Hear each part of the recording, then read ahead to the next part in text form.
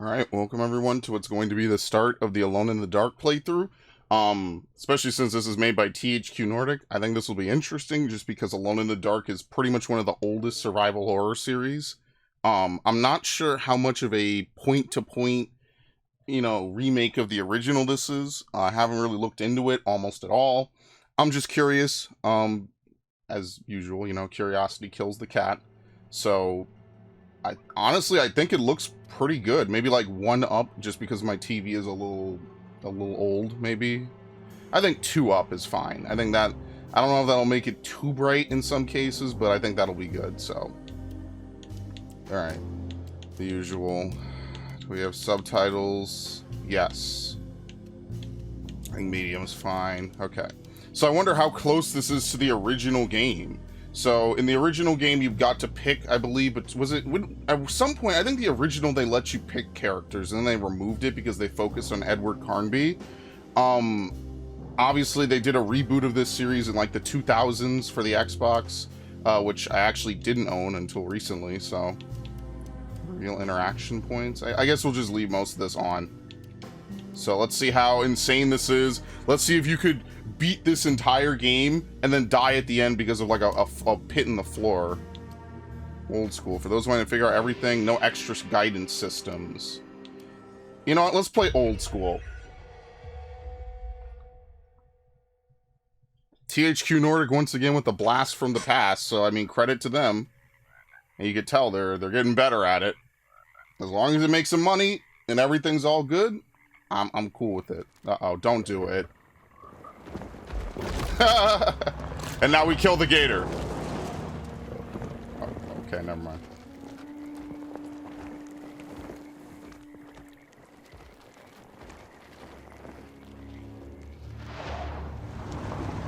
We're not murderers. Well, not yet.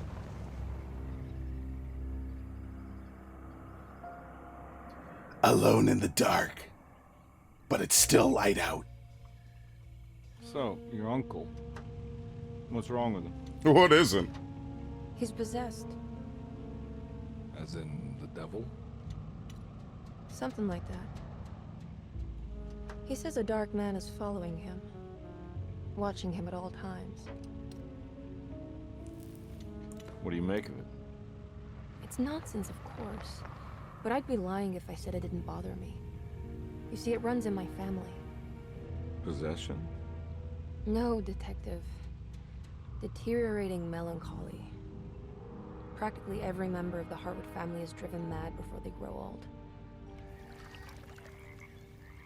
I think this is actually shot for shot, basically the same premise. But Jeremy didn't kill himself. Except they're both here. Is that why he's at your setup? Despite being convinced that he is truly possessed, he decided to put his last chips on Dr. Gray and his psychoanalysis, figuring he might stumble upon some cure.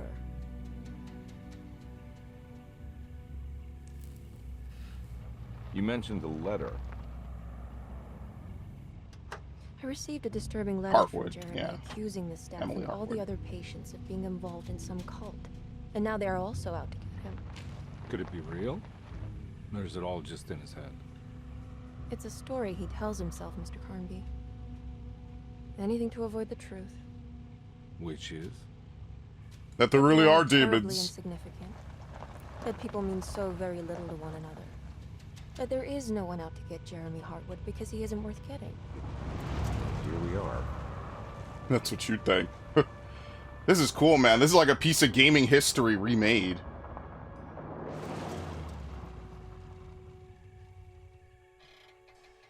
My uncle's not well, Mr. Carnaby. I want to make sure he's all right. Then what's my part in this? You couldn't get a cab? I just wouldn't feel safe going alone.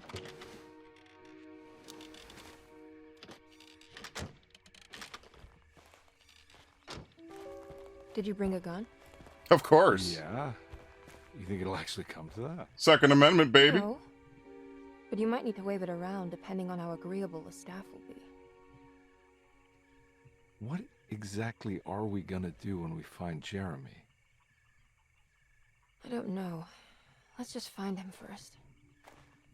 This will be interesting if she's around the whole game or if she pops in and out like a Resident Evil game or something. Here we go. So, much like the original game, you could choose your character, whether you want to play as Emily Hartwood or you want to play as Edward Carnaby. I'm going to choose Edward Carnaby just because I think he's a cool character. I believe it changed some puzzles in the original. So yeah, I guess, I don't know. Maybe she'll just disappear till the end of the game. I have no idea. So, okay.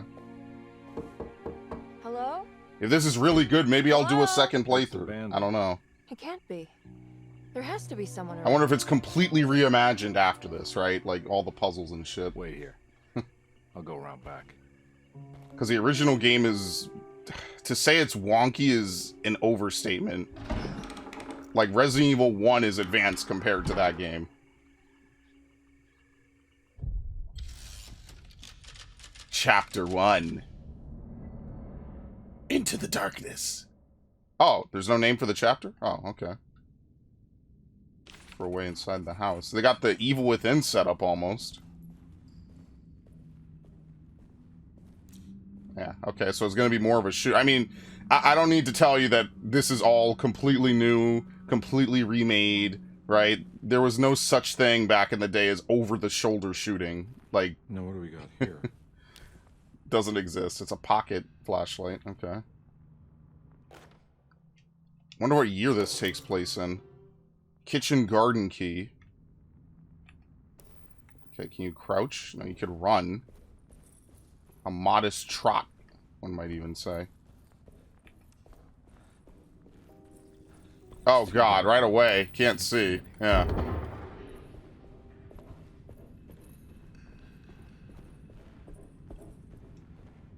Garden door. Gee, you could see the Resident Evil reach for the moon shit, man. Listen, I'm cool with this. This is dope. Hello. Where the fuck is it? Where did it go? It's a barrel that's half broken and it leads into like pitch blackness. What the fuck? It's like a dimension to another gateway. The one where the energy demons reach out and get ya. Okay.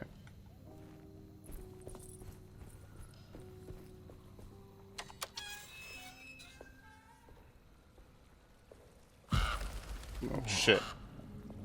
I hate crows. Alright, I'm guessing that's the correct way. It's chapter 1. I don't know if we'll find, like, a lot of stuff to interact with yet. Do we have a melee? We have a dodge. Oh, my god. This is your dodge. Housekeeper's key. Alright, how do we interact with our menu? Back. Edward Carnaby, P.I. Decatur Street.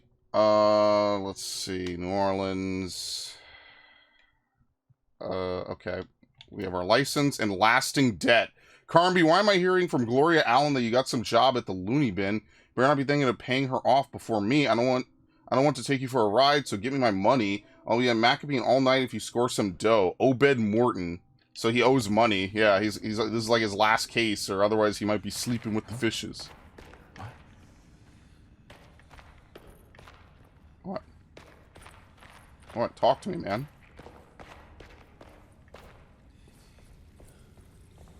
I'm gonna start seeing spooky shit out the corner of my eye.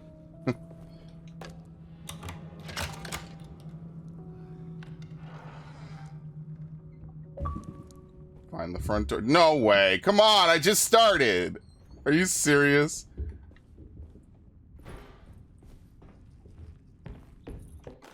A family Bible. Every day your silence weighs a little heavier. It's been a difficult year for everyone, and many have lost all hope. I read in the papers about people suffering. Pictures of dust-covered landscapes without a drop of water. I wish I knew if you were still tending the earth, or if you had turned your back against us. I have started to look for help elsewhere. I pray you will tell me if I am going down a path that you find disagreeable. With help from Baptiste and Charlotte, I found comfort in the practice of the voodoo. Oh. I've long been skeptical of that Caribbean cult, but well, let's summon up some demons. Use to me. It seems all harmless in my book. I say some words dreamt up by the Creoles, and I carry around a small pocket of gree-gree.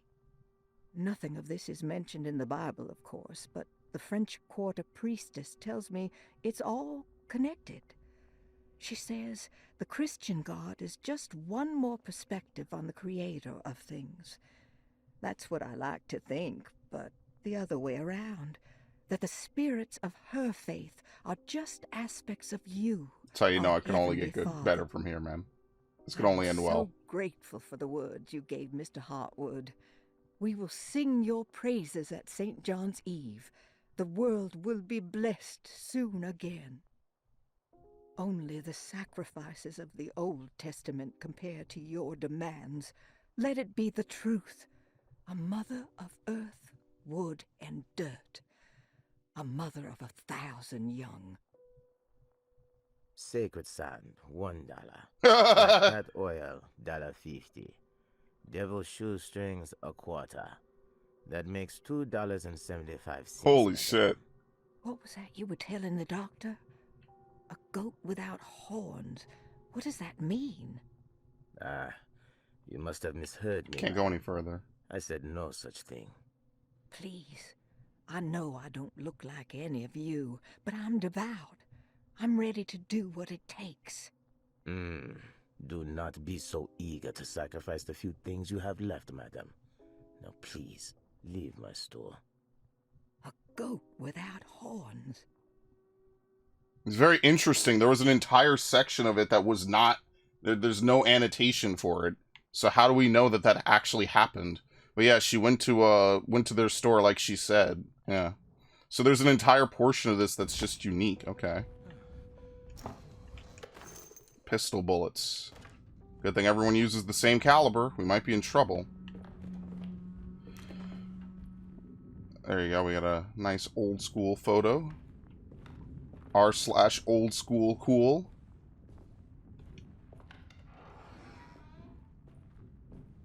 I mean, like, how big could the mansion be?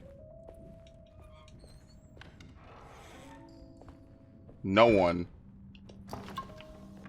+1 drink. You drink to get health back? Rat poison. So there's sets of items. Okay. Rat poison, a syringe, and something else.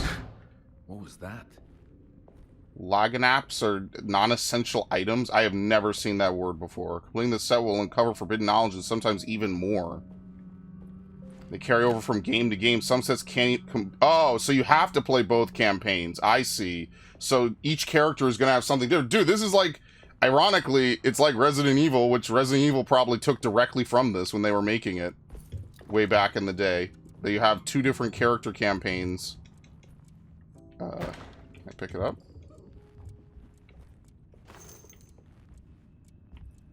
That's how original Resident Evil 1 was, so I imagine it's probably similar. Here we go. Look at that. Pork stew. I don't think I've ever heard of anyone doing pork stew, honestly. So she probably smokes. He probably drinks to get health back.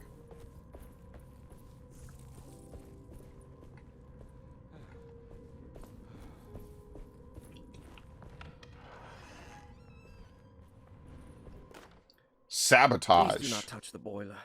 It is working after all. While the sabotage has caused a leak, only the decorative plate has been completely ruined.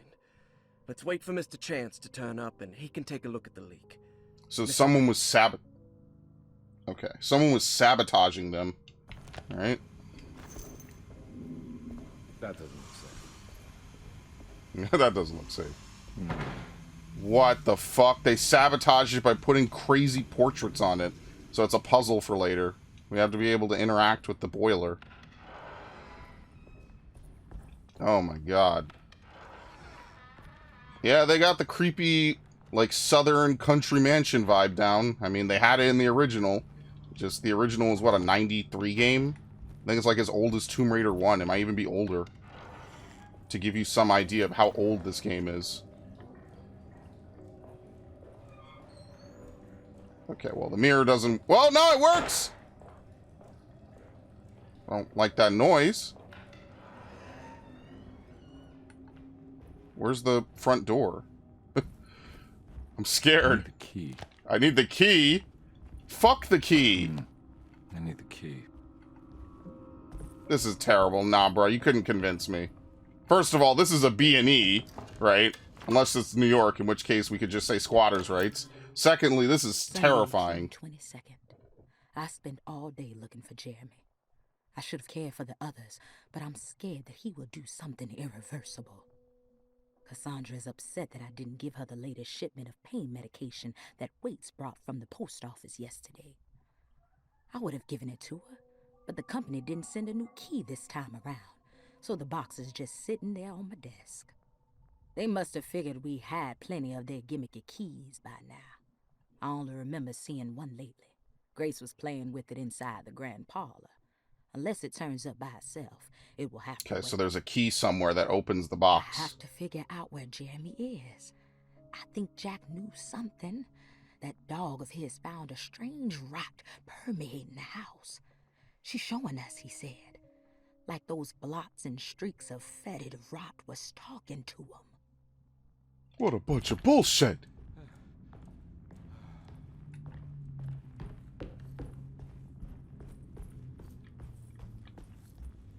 I mean, upstairs.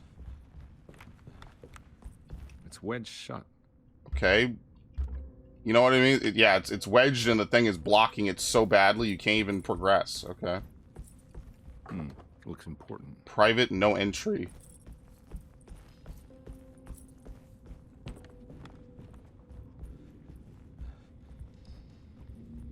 What? Go around.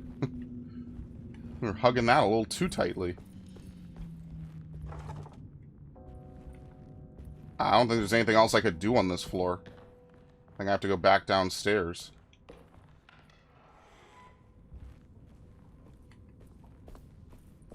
Mr. Carnaby, what the hell are you doing?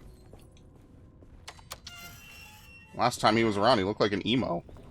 I never played that game, but I don't know. I'm going to go on a limb and say it probably wasn't that good since it never got a sequel. I mean, then again, maybe someone just fucked it up. Who knows? Streetcar ticket. The Crescent City.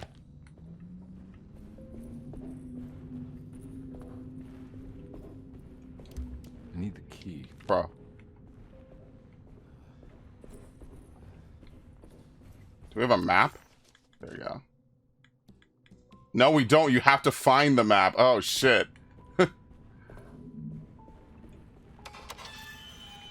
We're going old school, motherfuckers.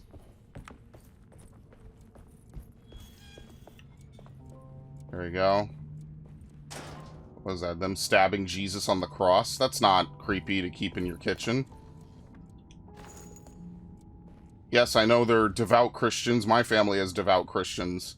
But, I mean, maybe it's just a different sect. Maybe it's fucking Methodist or some shit. But we would never...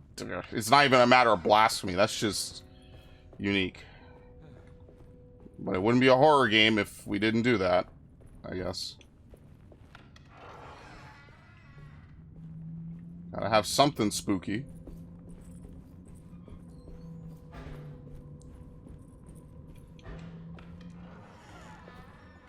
Alright, probably wasn't supposed to do any of that. Did I check these doors up here? Oh, they don't even open. Well, they're giving me all this ammo and nothing has shown up yet, so I don't know.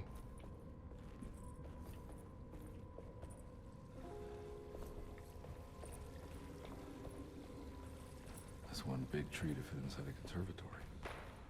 It's true. He said something like, what? Huh? When I was back here, but I don't know what he was referring to. We did find the housekeeper's key, but...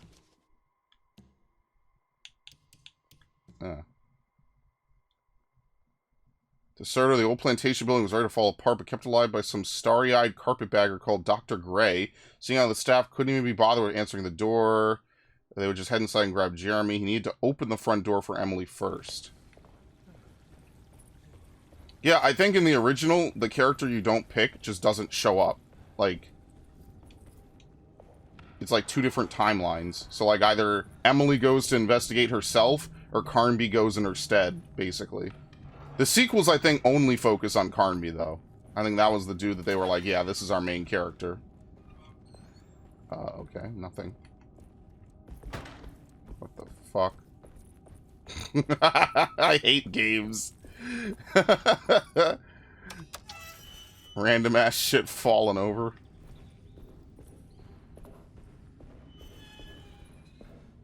I need the key. Just shoot it open. Seriously, why do people never just shoot locks open? Like, why does it have to be a very obvious glowing padlock first? Just my observation, you know. Oop. Can we solve this? Boiler. No, you can't. It doesn't let you interact with it. That's okay. I wanted to play on old school. I don't need a fucking objective marker. Now, if I get super stuck to the point that I'm not having fun, then maybe that's one thing I could change. But, like, I kind of want to play, like, an old school style game. So I gotta check everything twice. Oh, y'all got rats in the bathroom? Nah, get the fuck out of here, dude. Both of these are locked. Maybe there was a key in this room and I didn't see it. Oh, yeah. She was on the wall. Jeez. Pseudo floor plans. Orderly. The grand parlor is through the door to the left. Or I guess when I go out, yeah, it'll be on my left. Player location. How many floors do we have? 2, 3, and a basement. So there's another lockbox I went by in the cellar. The laundry room, kitchen, boiler room. The piazza key. Okay. Can you, like, twirl it around? No. Okay. Alright, now this is where the ghoulies are gonna come now. So this is the locked medicine box. We know the piazza key doesn't work on this. Because she said, oh, there must be a key or something somewhere. Alright, hold back to open the map. It's updated with locked doors and unsolved puzzles. I need the key.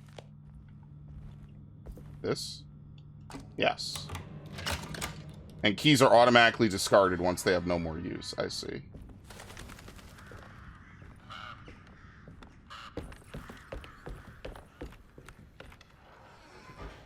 Oh, fuck. They got a bear? Get the fuck out of here. Listen, I know taxidermy's an art, but that scared the shit out of me, bro. They're gonna have the fucking voodoo spirits infest the bear at some point. The Great Depression. President Hoover raises tariffs on over 20,000 imported goods in an act to protect American labor. Following the collapse of the Wall Street stock market on October 24 last year... Which year is this? American I wonder. industry has Happens every year, I suffered. guess. Thousands of companies have gone bankrupt and left It's 100 large years part later, of the nothing's American changed. workforce unemployed. In an attempt to turn the tide, the Smoot-Hawley Tariff Act has been signed by President Herbert Hoover. By regulating commerce with foreign countries, the government hopes to encourage the industries of the United States to compete with cheap foreign imports. Meanwhile... Superstition on rise. New Orleans voodoo stores and spiritual mediums see increased profit during troubled times. What the fuck? While the market has faced hard times ever since Black Thursday of last year, voodoo doctors and snake charmers see significant rise in number of customers. With the coming Eve of St. John on the 23rd, the police expect increased cult activity around Bayou St. John, the southern shore of Lake Pontchartrain. Voodoo rituals in that area on the Eve of St. John have a long tradition reaching back to the first snake worshippers brought as slaves from West Africa. During the 19th century, its practice was popularized by the legendary Marie Laveau and has since been embraced by many of the Creoles and the surviving aristocracy of the French Quarter. Yeah, that sounds like a terrible idea. Author seeks asylum. And here we go. We know about Rumors Cassandra. regarding author Cassandra Beauregard making Derceto her home verified. Dorsetto Hospital is an old plantation building on the eastern shores of Lake Pontchartrain. While often considered an asylum for the It's actually a level insane, in a Bond game presiding ages Dr. ago. Elmore Lee Gray prefers to think of it as a convalescent home, a place where you can go to rest. The patient list is kept secret, but thought to include many of the black sheep of wealthy families, because at Dorsetto, treatment does not come for free. Yep. Local author Cassandra That's why we're Beauregard here. has now been confirmed by her own admission. She's been lauded as a powerful Creole voice and written many successful books.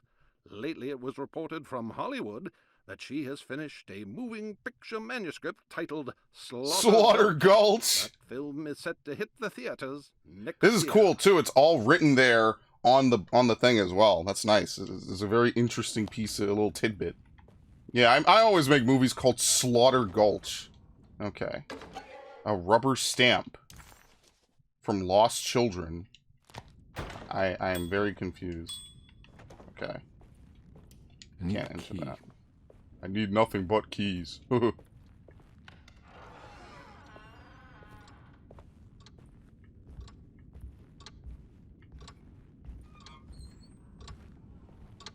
Okay. Barricaded? Yeah. We have a clock puzzle. It's a ticking clock where time doesn't move, although, to be fair, that could just be because of the story. I think in the original, time did play a factor. Like, I'm gonna go on a limb and say they probably removed that element of the game. That you only have so long to beat the game. I don't think mini games do that anymore, and I think that's an intentional choice. They don't want players to feel rushed. Oh, fuck. And now the bear comes to life. Oh. Thanks. What are you doing?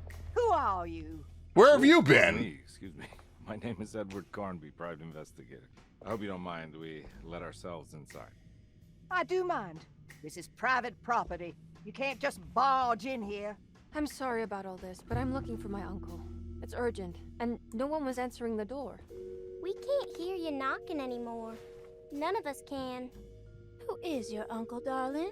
Where have all these people come from? She has that hotwood glue, doesn't she? That's right. I'm Emily Hartwood. I just came to make sure my uncle is all right. Well, he is unavailable right now. You will have to come back another day. Unavailable how? Is he sleeping? We can wait. He's lost. Don't I know you from somewhere? Who's your man again, Miss Hotwood? My name's Edward Carnaby, private investigator. Oh, he's real happy to say that. Enough! All of you, get back to your rooms. McCarthy, keep your eyes on the child. And you two, please leave immediately. Look, we're not here to cause any trouble. Just let us see the old man, satisfy the curiosity of my client here, and we'll be off. Jeremy has gone missing. There's What? No need to worry, but it might be You some lost time my before uncle. he turns up. The whole staff is looking for him. What? He ran off? I don't have time for any of this. Please, come back tomorrow. All right, in that case, we'll just wait in his room. You don't mind, do you? It's upstairs, right? Wait, you can't. Don't worry, we'll be discreet. In the corridor. It's the first door on your left. I'll tell Dr. Gray you're here. Excellent. Thank you, madam. I like how she had to have that information dragged out of her. Yeah, I lost your uncle. Nice artwork, by the way. Nice sculptures.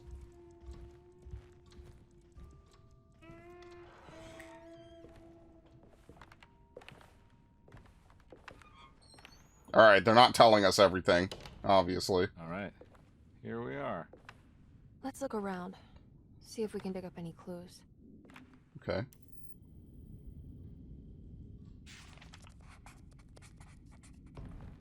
A locked steamer trunk. Can we read the thing? No. Okay.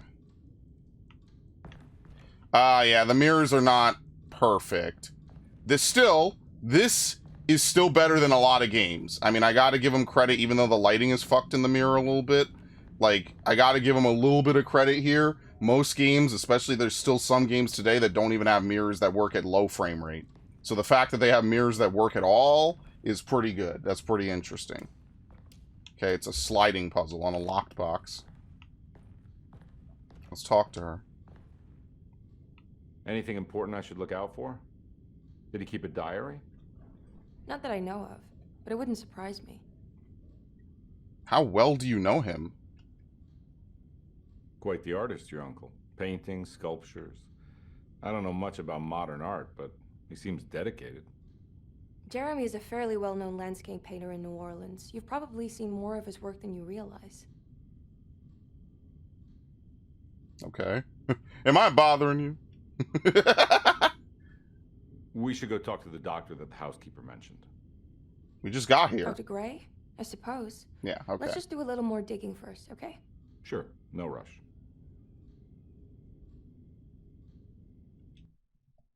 The Commonplace Book? Is this like an actual book that I just don't know the name of? Every night the dark man Oh, no. stands opaque at the threshold of my room, counting the days until my spirit spills out of my tired shape. Only his pallid mask shelters my remaining sanity. Staring directly into the face of that demonic sultan would surely sunder time itself. Would he have looked the same to my father as he struggled for his life? Does his veiled face haunt? Oh, damn it. I shouldn't have changed pages. Sorry. Oh my god. Every night the dark man stands Whoops. opaque at the threshold of my room, counting the days until my spirit spills out of my tired Wish you could like shape. fast forward or something, but it's Only fine. his pallid mask shelters my remaining sanity. Staring directly into the face of that demonic sultan would surely sunder time itself. Would he have looked the same to my father as he struggled for his life? Does his veiled face haunt my niece quite the same way? Presumably not I yet. wish so that I could rest my soul in that sunburnt convent of Teruel. Would I find you there, Juan? Or Senora Perosi, back from the beyond? Every night I hide from him, moving from one misshapen memory to another. Scenes conjured out of fantasy and delirium. Places I struggle to even paint. I wish I understood your death, Senora. Is there anything I could do for you but bury you in that bleak necropolis? That triumphant chapel rising above the ledges and the oven vaults shall be your sepulchre, where you may rest, and I shall weep. Oh, okay. It only reads one page at a time. How did you first Yeah. come to I understand mean, that's fair then. such things, Senora? It's like How 5 did you know entries that the instead of battered one. boil in the basement would lead me to Lafayette Cemetery? The boiler The leads old to the upstairs cemetery. with its astronomical motifs would take me to that hateful mound outside Okay. of Claremont Harbor. Those are my memories, my past. Is there perhaps a chance, if ever so small, for me to see Teruel? Oh, I want that more than anything. Please, let my talisman take me there. Let me sit with Juan under his Bodhi tree. Despite having sold me that talisman, Miss Jackson, the voodoo priestess, revealed none of her secrets to me. That's why I had to travel to Tonka. Instead, she cruelly told Baptiste, my caretaker, that he would be betrayed, What? killed in the Wow. most awful way. I mean, it probably will That the happen. one he loved would pierce his thigh with a sharp spear, and that he would be devoured by his own mother. What a terrible thing to say. In 2024, that's just par for the People of course. Deseto are becoming dangerous. They do not understand what they are doing. I must do something to stop them. I tried talking to Dr. Gray, but he confuses my worries. He's caught up in treating me. How can he expect evil to be cured with medicine and conversation? The orderlies, the housekeeper, and the patients are all deranged. They will call upon evil to enter this world. All will be lost. Everything. Unless I can find the clerk, Mr. Waite. He seems to be a clear-thinking man. Maybe Beauregard. I mean, that's kind of the point, is like, how much of this is just him going crazy? I got a picture of everyone I think that works here. Like, how much of this is him going crazy and how much of it is actually happening, right? Like, the setup could be that there's just a man who wears this mask who just stands in the door, because they know everyone that works here is rich, right? So they could be like trying to scare them, you know, manipulate their will, get some money out of them, right? And scare them to death so that way no one knows, right? I mean, you know, that could be potentially something that's going on. Doc Man offered me a prison, and I accepted. I signed that miscarried contract and entered the Dark Pact. Everyone is safe, except for me. And then there's nothing. So here's where they show you, I guess, some of the answers to some puzzles, right? So I think that one on the top right is the boiler puzzle. I think we've seen one of these other ones elsewhere as well. The painted tile. Motif suggests this being part of a larger picture. Like over here. Here's the tree that they were talking about.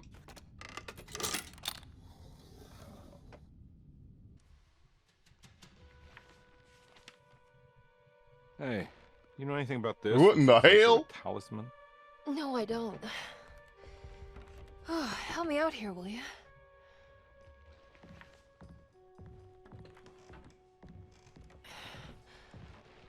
I would kill the guy to throw some of this stuff out. I'd be crazy too if I had this much junk lying around.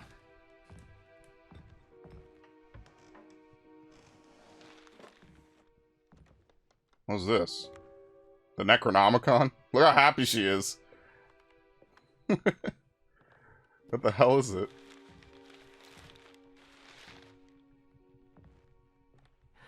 Oh, wow. That's striking. I want to save this one.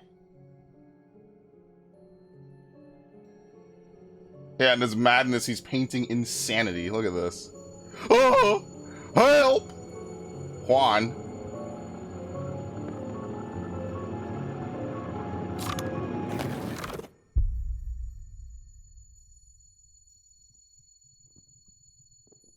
All right, come on.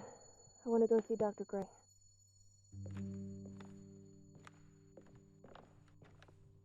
Come on, let's go. Yeah, I'm coming. Yeah, you ever had a moment where you zone out like that? It's not fun. Okay, that was a little weird. Miss Hartwood. Wait, what? Emily? It's like we stepped into Silent Hill. Look at the time of day.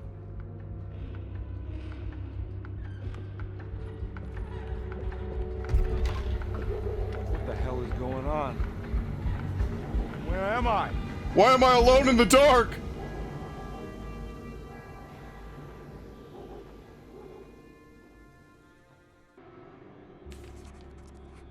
Investigate the corner store.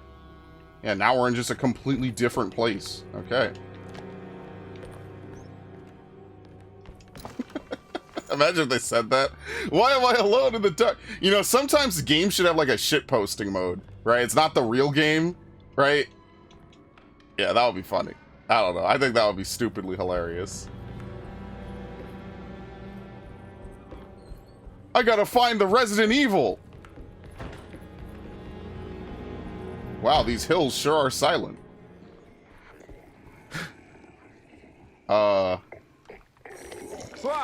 Oh shit, right off the bat they get you out of nowhere.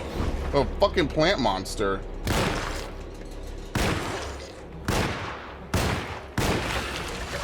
God damn, okay. Now you're on the trolley. Thanks. The first enemy of the game is a bait and switch. I'm playing a Souls game, apparently. You'll see like one enemy run around and another dude swats you off the fucking ledge as soon as you show up. Oh boy. Oh, there is something here. I can't go that way. And there's no trash in the trash bin, right?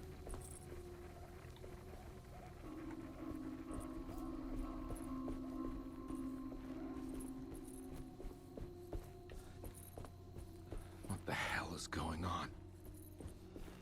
Alright, well, I've been sprinting the whole time. I mean, L to sprint is very common in a game like this, so...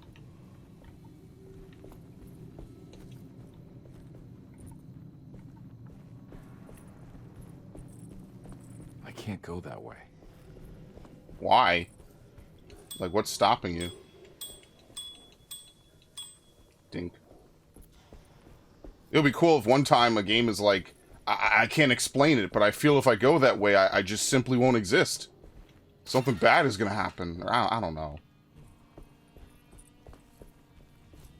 Items can be thrown at enemies or used to distract them. What item? Oh, here we go. Did I throw it automatically? Oh, oops. I guess you have to get close to the item. You can't actually pick up the item. Yeah. Is there any way to cancel this? No, you can't just pick up an item. So if once you pick it up, you have to throw it. That's interesting. There's no option to not throw.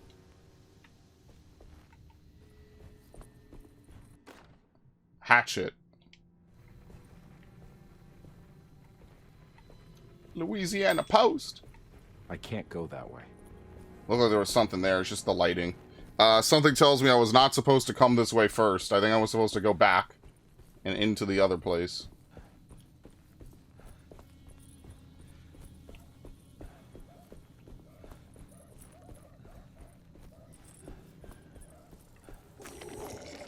Johnny the Conqueror. How do you swing? Oh, here we go. I was about to say, they never even...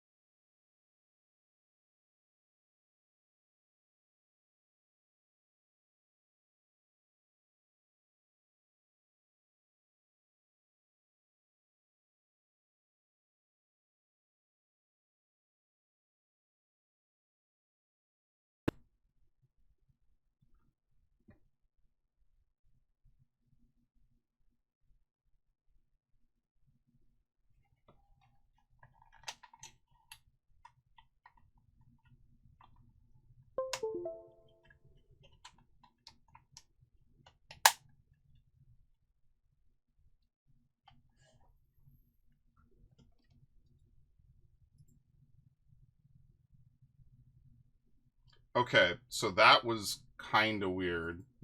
Alright, I think we're good. My fucking sound cut off again. I've been having USB errors. Oh shit. Shit. Okay. There you go. Oh my god, it broke! Alright, so the sound is a little bit delayed. Things are a little fucked on my end. There you go. Alright, so melee weapons inevitably break. Gotcha.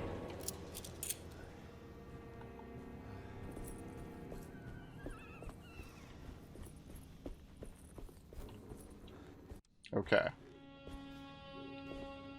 Johnny the Conqueror. I think this was the store, the voodoo store that they went to, right?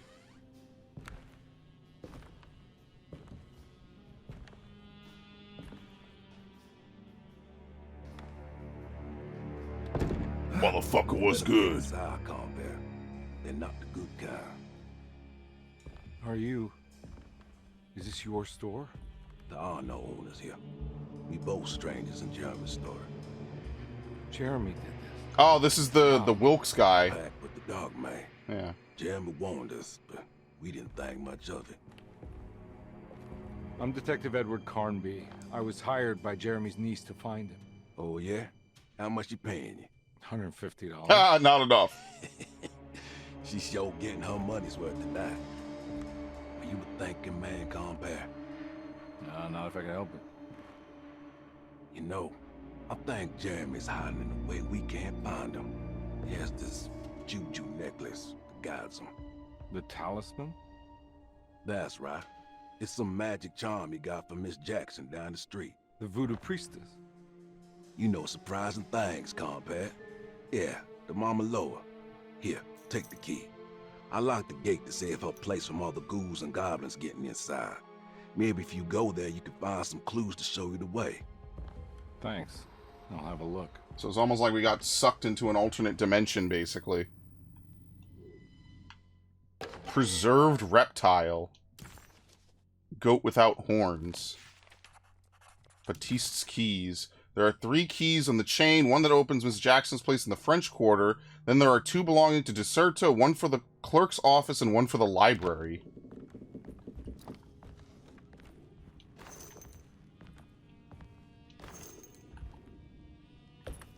Okay. Pistol bullet. Where did he go? Alright. Oh, here we go. You want to come along? Nah, I'm gonna stay here for a while. Southern accents sound pretty good to me. And most of my family is Southern. They don't have that heavily of a drawl. But, you know, most of them, this is pretty decent, I'd say. Not that I'm a Southerner. Why are there never any, like, Southern Let's Players? Or, like, super Southern drawls? That could be someone's, like, entire gimmick. It's actually really weird. There's so many people in the South, but I never seem to find any of them with, like, a heavy Southern drawl. Here we go. Now the enemies show up like this. God damn!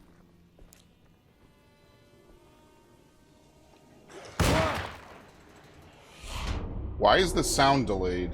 Hold on, is my thing, like, super messed up? It doesn't seem like it. No.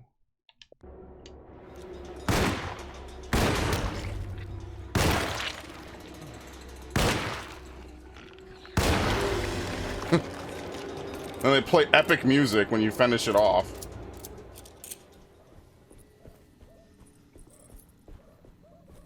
I mean, I'm gonna be real with you guys. Like, if THQ Nordic, of all people, can make a Silent Hill-style game, obviously I know Alone in the Dark existed long before that, why couldn't Konami do this? There's just really no reason. There's no excuse. All they would need to do is just this in Silent Hill, kind of. Would it be the most clean game ever? No, but would it keep the franchise alive with some good writing and some interesting puzzles? Yeah. Oh, 1 bullet. Never mind. Oh, shit. He slammed the gate on my face. Fuck! Shit!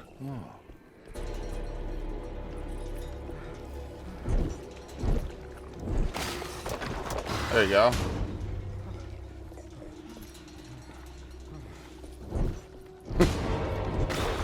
There you go, light him on fire. Now I only needed 1 bullet to kill. Nice. Bonfire night. Now this is taking me back. This is gonna be one of those games that gives you, like, non-stop achievements, basically.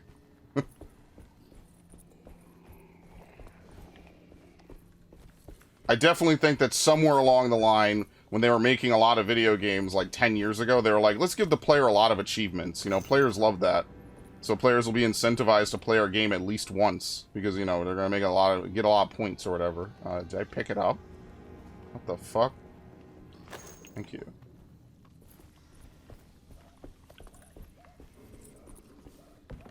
Why am I alone in the dark? Oh shit! Oh fuck! What is it doing?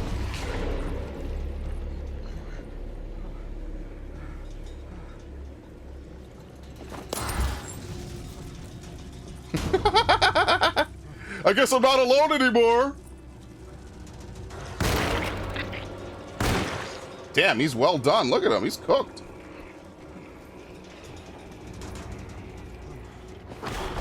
Nice.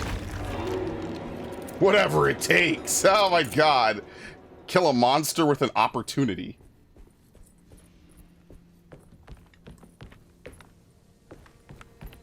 Oh shit!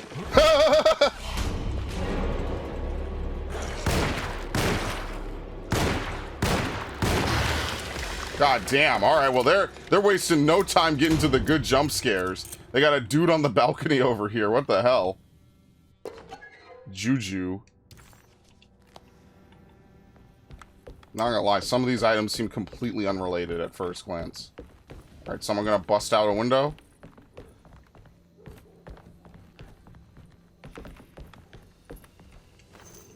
Alright, we're getting decent ammo. I recognize this place. It's Miss Jackson's seance parlor.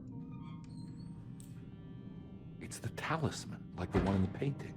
I don't know if we should be holding it.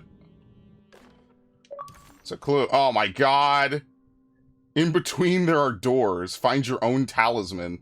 Shaped over centuries, the engraving of the numbers looks to be less than 100 years old, but the base could be from antiquity. The polished black sunstone in the middle has a glass finish that occasionally gives the impression of hiding a picture within itself. Use the talisman to get back to Deserto. I think it's meant for the talisman. Well, hold on. So I guess we'll be back here later? It's not letting me interact with this. Okay. Maybe there'll be like the other world and then the real world. At this point they might as well just buy Silent Hill from them. I think it needs numbers, like coordinates. Maybe there's something in Jeremy's notes. Okay. So to access notes you have to go here. Let's see.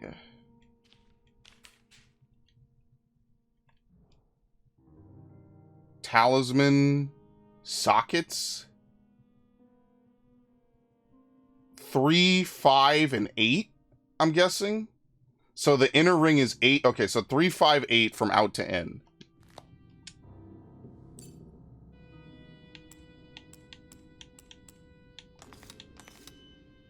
Do I put it here?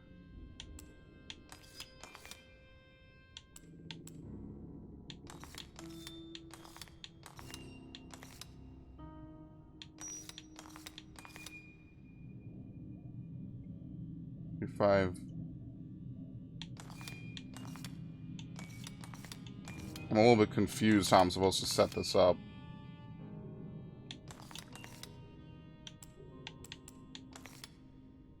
Oh no, the 8 is in the inside. Whoops.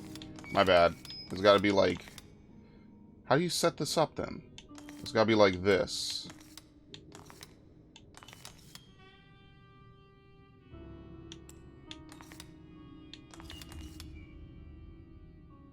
Okay, how does he have it set up in the note?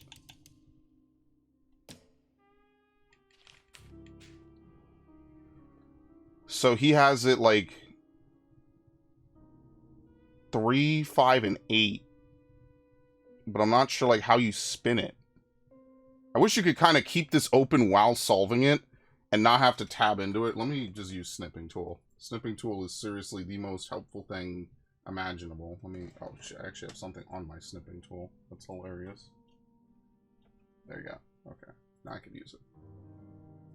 They never replaced it, by the way. They were going to replace it with some other shit, and they never replaced it. I'm very grateful for that. Okay. So we have this big circle. How do we mark a number on it? We put it like this.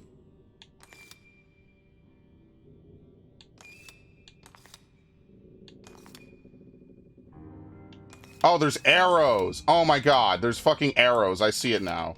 So this will become 5, right? There.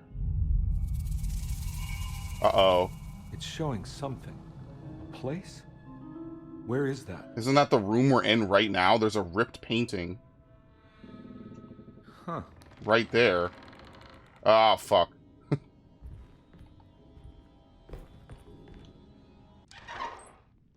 Detective, I was wondering when you were going to show up.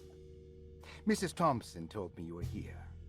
I understand you are working for Jeremy Hartwood's niece. Yeah, I guess so. I mean, you're not wrong. We came here for her uncle. I just didn't expect... I didn't expect this. You are Dr. Gray, right? That's right. You don't happen to have some identification, Detective. I'm not keen on having strangers prying into my business. Here. Oh, It's actually Detective legit. Edward Yeah. Carnaby, Decatur Street, New Orleans. Enjoying the Vieux Carré, Detective? Those old French quarters, the voodoo people, the gangsters. I'm sure you live an exciting life. Well, that's not quite like the stories, Doc. Just trying to make a living. Aren't we all making a living? Well, welcome to Deseto, Detective. I hope your time here will be useful. Now, what can I do for you? Why don't you tell me where I can find Jeremy Hartwood? Why wouldn't that make for a short visit? I wish I could tell you, but I'm afraid I don't know. A drink, Detective? I'm Brandy. good. Yeah. Oh, you do belong in the French quarters, Detective. Armagnac or cognac?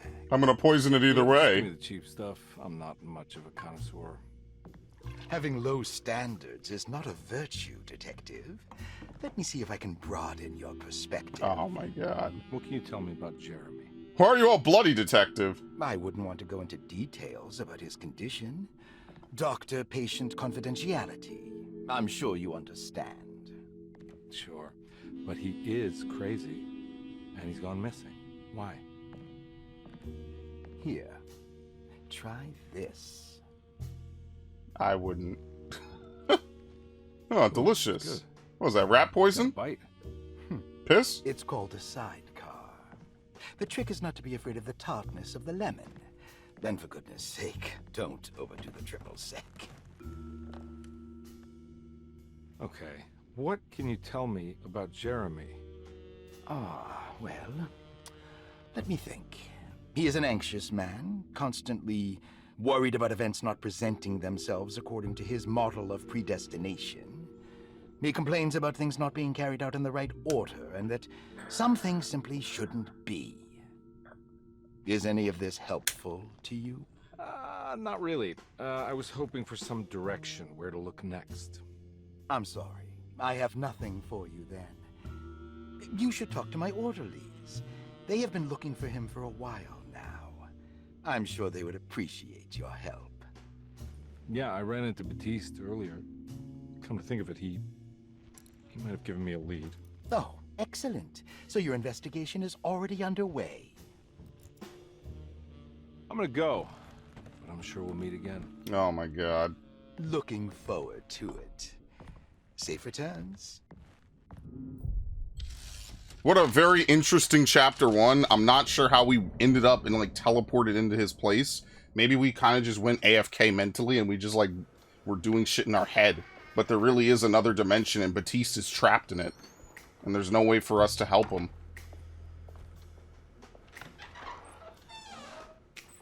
Detective Carnaby, how did you... Exactly. Where did you go? I was just talking to Dr. Gray. You disappeared. No, it's not what you think. Have you found anything strange going on here? Yes. Everyone is being incredibly evasive and I can't figure out why. No, I mean something you can't explain. Paranormal even. Huh? Detective? I really... Yeah, I'm paying you for this, asshole. Forget it. I'll figure it out.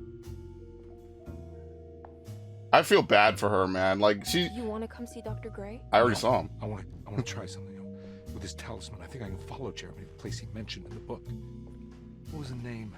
Do you remember something Spanish? Tarawea. Yeah, that's where I need to go. Detective? Are you gonna be alright? Yeah, of course. Go talk to Dr. Gray. We'll rendezvous later. Okay, he's all happy. Okay, good. She's gone. Yeah, so on one hand, you have a lonely family girl who wants to try and find her missing uncle. Meanwhile, this dude is losing his mind. If Jeremy can travel so easily, then he could be hiding anywhere, even Tarawea. If he can do it, so can I. I just need to figure out how the talisman works.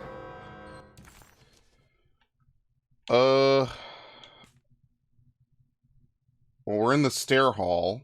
We have Baptiste's keys.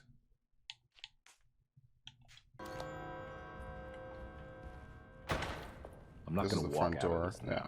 I need to help Emily save her uncle. Imagine if that was like an alternate ending. Were there multiple endings in the original? I actually don't know. What the fuck? Oh my god, what the fuck is going on here? It's stained. Looks like some kind of rot. I mean, it could just be corroded, but I'm gonna assume he knows the difference between corrosion. This must be the clock that Jeremy wrote about. Looks like the plate that held the talisman in the seance room. But it's broken and missing some pieces. Right, so we need to find those pieces. I need the key. Alright, so we're not done with Batiste's keys.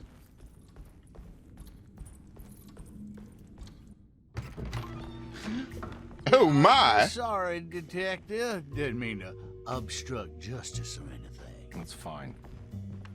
You know, I'm kind of busy with my own case of a missing person. I was wondering if you've seen Grace, girl about yay high? Can't say that I have. Why are you asking? Well, I'm looking for her. Is she in trouble? It's such a quirky game, man. She's just hiding somewhere. We can't have a rascal like that running around unchecked at a time like this, you understand? Well, I haven't seen her. Well, let me know if you find her. I'll be around. I'll keep an eye out for your man, Jeremy. You scratch my back, Detective, and I'll scratch yours. Okay, anyway. Weirdo. They're probably all in on the cult shit, too. How many babies did you sacrifice this year? Barricaded. Here's his room again. Back to normal here. Yeah. Can't open the steamer trunk. You know, if you're willing to forgive some jank around the edges, this is actually pretty nice. Emily is here. Emily's here. Emily's here. Emily's here. I wonder if throughout every chapter in the game, it'll update with more things to say. You know, like another picture or painting or something. Funnily enough, the last game I know that did that, Luigi's Mansion. You could water the plant, and you're supposed to every time from Area 2, Area 3, Area 4, and Area, you know, the finale. You're supposed to water that plant in the downstairs area. I need the key. And when you do, it gives you a lot of money at the end of the game if you do it every single chapter. If you don't, then you don't get it. It either wilts or you don't have enough time to progress, basically, for lack of a better way of saying it. That's what I mean. Like, again, I don't think they took it from that, obviously. It just reminds me of that. Now, obviously, certain aspects of this are like Resident Evil a little bit, things like that. There you go, the fountain pen. We're missing the dog collar, I guess. Boxing gloves. So here was another artist. Much like the place in Alan Wake that all the artists were going to. This is kind of similar. All the people that had, what was it, creative blocks? So I don't know if we could go any further this way then. The mezzanine. Yeah, I think the mezzanine's blocked.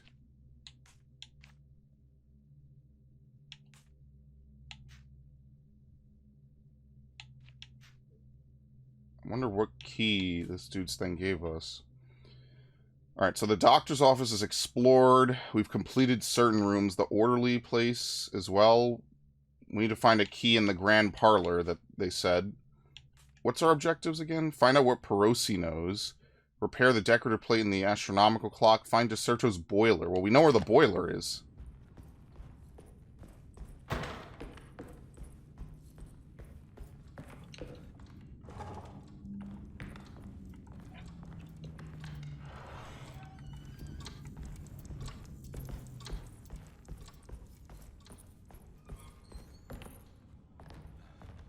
Yeah, if you could forgive some jank, this is actually a pretty decent experience so far. The question is like how much is it, or you know, rather how worth it is it going to be, right?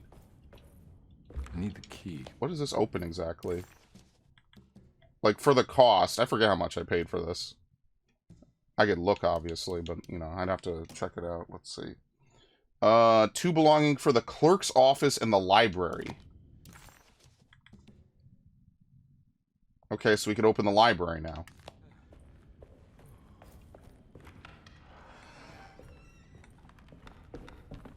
Why are you telling me how to sprint here?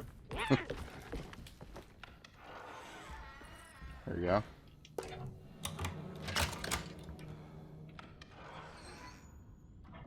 That's not an ominous shadow.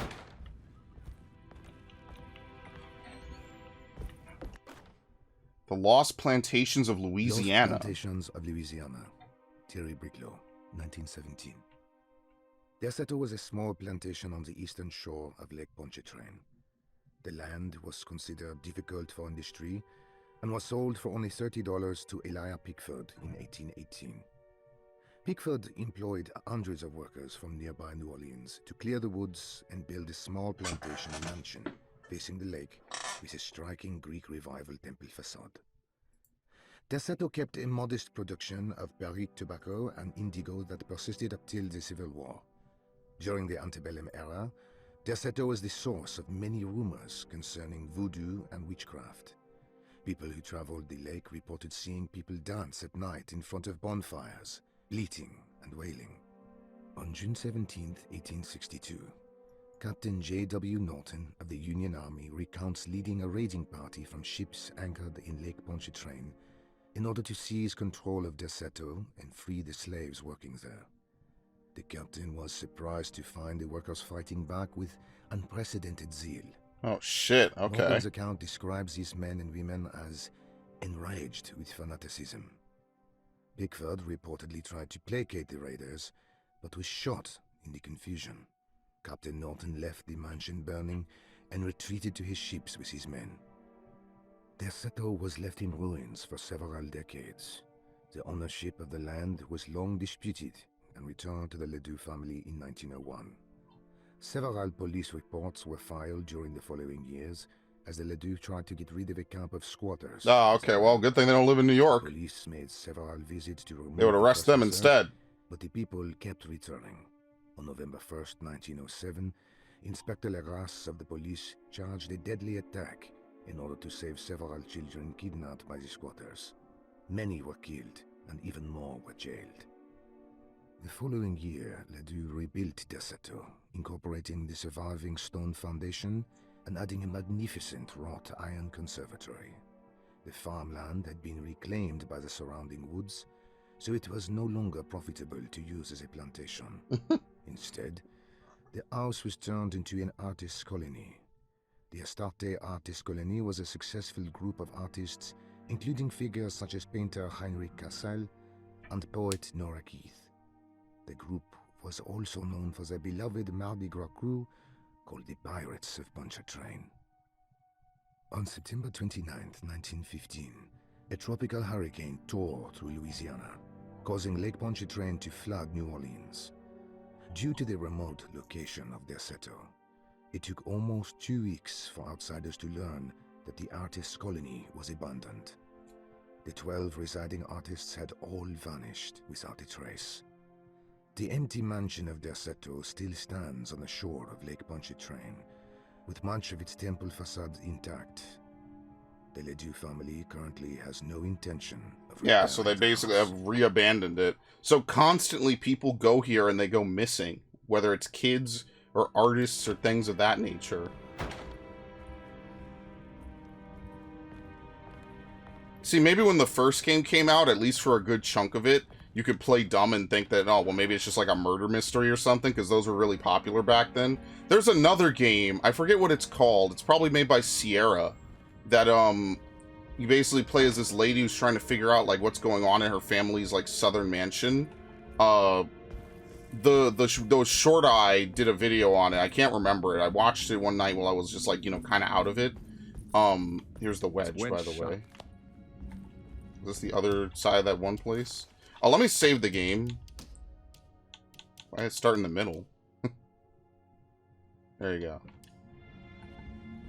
Yeah, and there's like a killer running around killing people. Oh, Jesus! Okay.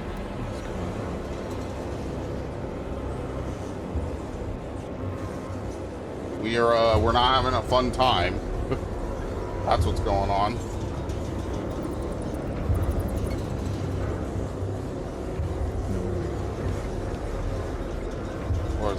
cutters.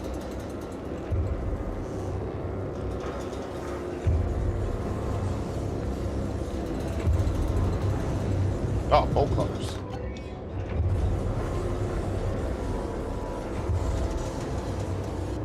I actually was not expecting that. I thought we would have to do a couple things first.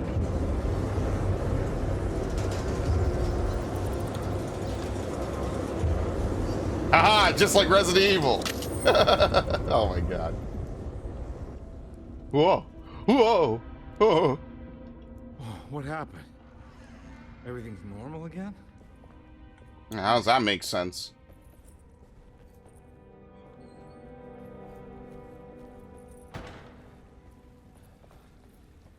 So we need to do that to get bolt cut. For some reason this door doesn't open now. So we need to do that to get the bolt cutters.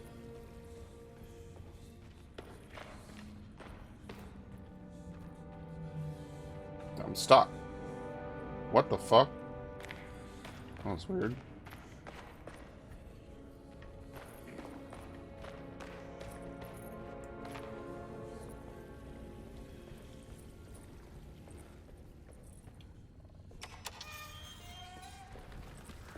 Yes, they're forcing you to kind of go this way. There you go. A garden hose.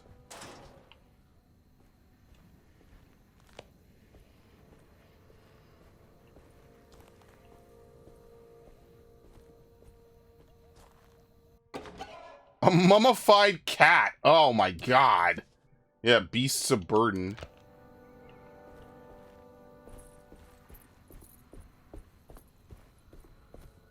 There we go. We could bolt cutter this. Wonder if this is going to be more like Enter the Matrix, where like both characters have their own stories going on, or if they just swap positions, you know? Water hose. Okay. That's an interesting thing, I think personally, to try to, you know, play and see, right? And I like how the cutscenes are like really janky. They just kind of like come out of nowhere. It's like, what the fuck? Where were all these people? I was wandering around here for 30 minutes. No one heard me? Huh. Okay. Now we need to turn on the water, which is probably its own puzzle.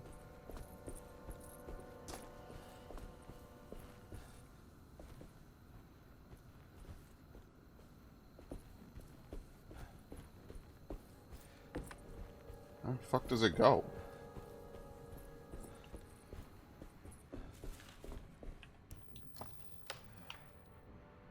Oh, is that a fork?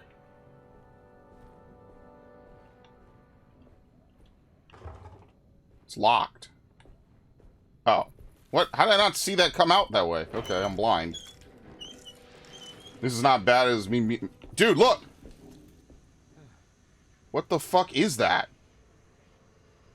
I don't want to waste a bullet if it's nothing but like a cool Easter egg. You know, like... But when you get close to it... Well, it did shut off before. Now it doesn't. I guess, I don't know, the darkness is getting stronger, guys.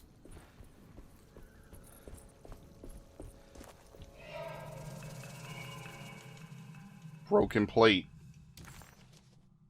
A piece of a larger decorative plate. It has a dark and burnt quality. Okay, what else? Dude, if this is old school... Emily's here. If this is old school, I wonder what new school or modern is like. So is this enough to repair the decorative plate? Let's find the boiler. Alright, so we're done with the garden. We need to somehow go back there, but that door's now blocked. So we can't go back that way. So both of those doors are blocked. The only way to continue is to go climb this ladder, I guess. Emily is here!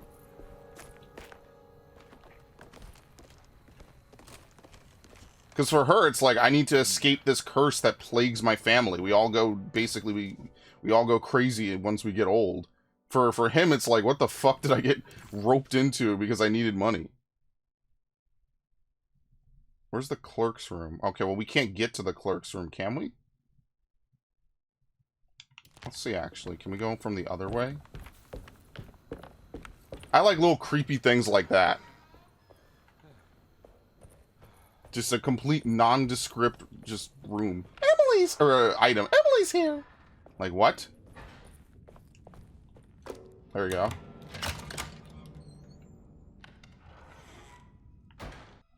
Repairing the boiler. Saw you notice in the boiler room.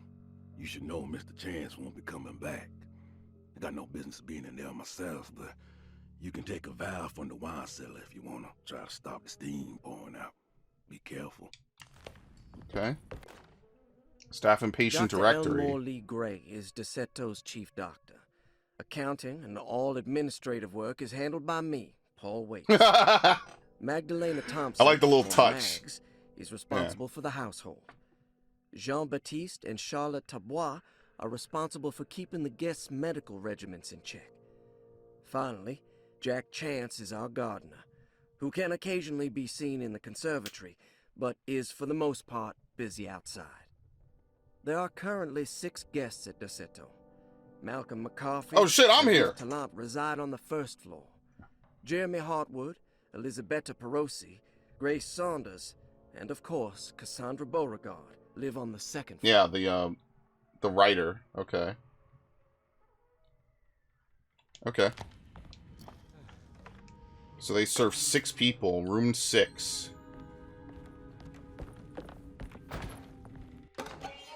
A Rorschach. When it makes you worse. Patient files. Looks like all the patients are accounted for. Except for Jeremy. There's no way I can get into this thing. Better leave it alone. Man, I'm liking this. This is fun. I hope we get a complete revival of games like this. Obviously, maybe like, you know, bigger areas, more puzzles, things like that. I like that. Right about the plates on the boiler and the clock. Yeah. They have been sabotaged, and I think I know who did it. They have something to do with Jeremy's episodes and how he seems to disappear at night. Right now, it's important that you keep an eye out for any of the pieces. I want to find out if I can repair the plates. Let me know if you find any of them. Lottie. Tell Lottie to take a look at the well in the kitchen garden. Alright, well, we already did that. Lottie.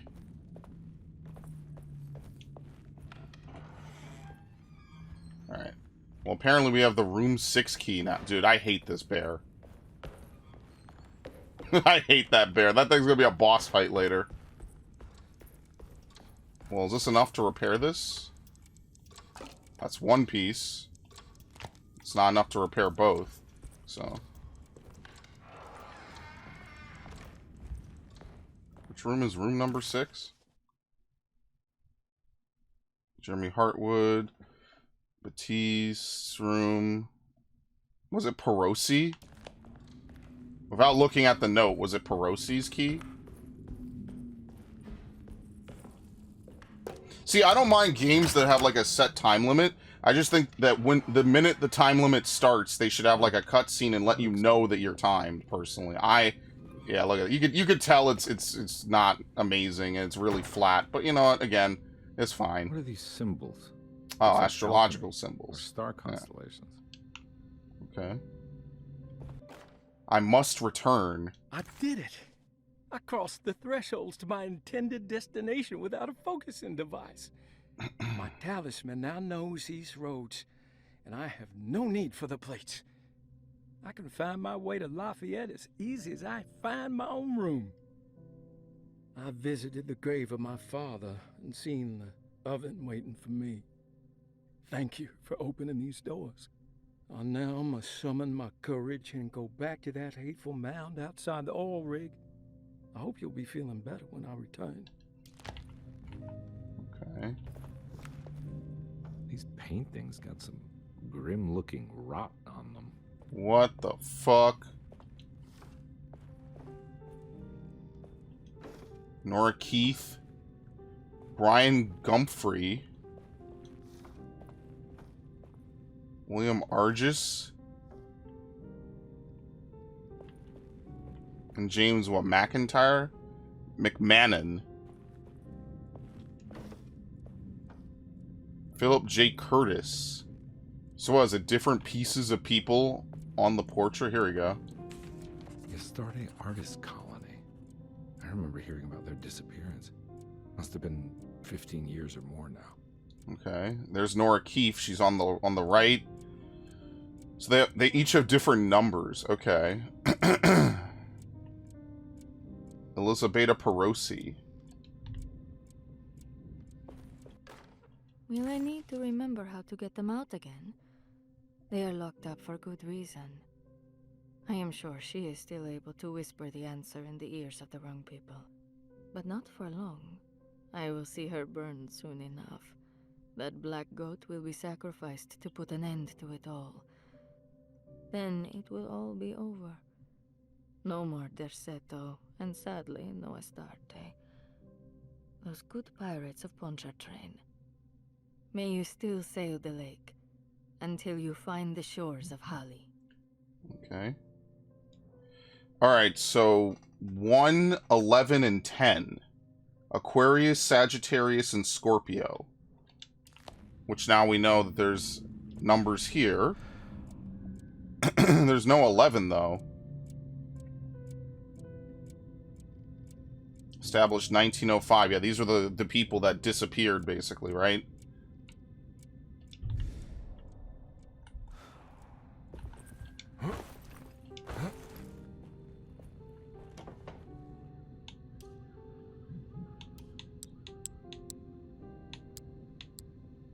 What were the symbols again? Oh, no. They gave us a lot of stuff here, so that's why. Broken plates? No. Patient files? What? There you go. Cassandra Beauregard.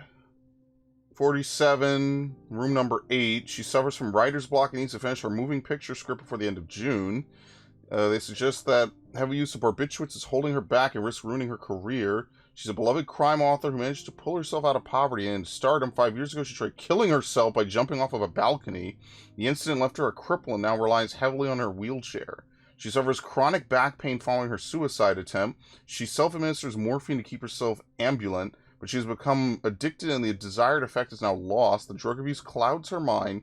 She is unable to focus on real life. To save herself from this insight, she instead makes up stories to fill out the gaps in her own thought process, resembling the Korsakoff syndrome.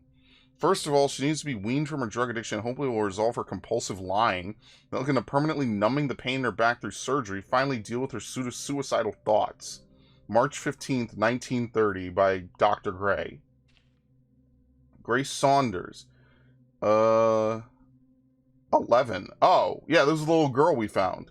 The mother insists on strict supervision by a proper gentleman to avoid further perversion of Grace's adolescence. Grace's family possesses modest wealth and status. Her childhood seems ordinary, spending most of her time with private teachers and family friends. Grace's father recently passed away, leaving her mother the sole caregiver. Grace has trouble dealing with her father's death. She willingly suppresses her feelings on the matter and isn't properly acknowledging the trauma she suffered. Grace needs nothing out of the ordinary. She simply needs parental guidance. Eventually, we could work on her feelings toward her father. Malcolm McCarthy, 54, room number 1. He admitted himself to DeSero, simply saying he needs some damn rest. He claims he used to work as a lawyer in Baton Rouge, but he says he can't go into details because of some legal dispute. His background remains largely a mystery, except for the occasional clue he drops in conversation. He is an anxious man and an alcoholic. He often tells half-truths due to some deep-seated inability to trust other people. McCarthy will take some time to open up. Spending time with Jack's dog or the child should be good. Their harmless nature will help him build his sense of trust. Elisabetta Perosi. She broke into Deserto and was found wandering the Grand Parlor. She was confused and suffered partial amnesia. She insisted she belonged here and offered to pay for her stay. She claims to have been a member of the Astarte Artist Colony some 20 years ago. Claim that seems contrafactual due to her due to her young age. She looks to be and even thinks she is 33 years of age, though I make her a child at the time. Seems fair to say that Perosi's story is untrue, deliberately so or not. Perosi's story is peculiar because she retracted her story about the artist colony. She no longer claims to be the same person as Elisabetta Perosi. However, my staff research confirmed that there was a Perosi at that time who was in her early 30s during the time. I wanted to contact the real Perosi, but it seems the whole colony disappeared one night, September 29th, 1915, during a hurricane. I'll have to take it slow and figure out what this spell of impersonation could have been. No, I think it's her. I think she came back from something, and she just doesn't have her memory. Ruth Tallant. Ruth's father wishes that his daughters removed from New Orleans nightlife for the foreseeable future. He fears her overly free spirit is tarnishing the family's reputation. She comes from considerable wealth. Her family owns several hotels and restaurants. Unlike the rest of the family, her sense of adventure has taken her around the world, including France during the Great War as a photojournalist. The last decade, she has provoked many rumors of being a debauched flapper bordering on nymphomaniac. Despite her father's frivolous reasons for her to be admitted, Ruth does seem to provide an interesting case. She is refreshingly open and doesn't shy away from talking about her life during the war or her continuous celebration after returning to the States. She is admittedly a sexual deviant and feels no remorse. Simply staying at Deserto should do wonders for Ruth. If not, at least for her family's reputation. Ruth doesn't need to change, but with therapy I might be able to share with her some sympathy towards her family. I doubt she will settle down and become as dull as the rest of them, but at least she might try to be more discreet in the future. Oh, that's it. That's the last page. So these are the people we met, for the most part. Oh, I could have just read it from here. Oops. Will The fuck? Yeah, there's an 11. So Sagittarius, Scorpio, and Aquarius.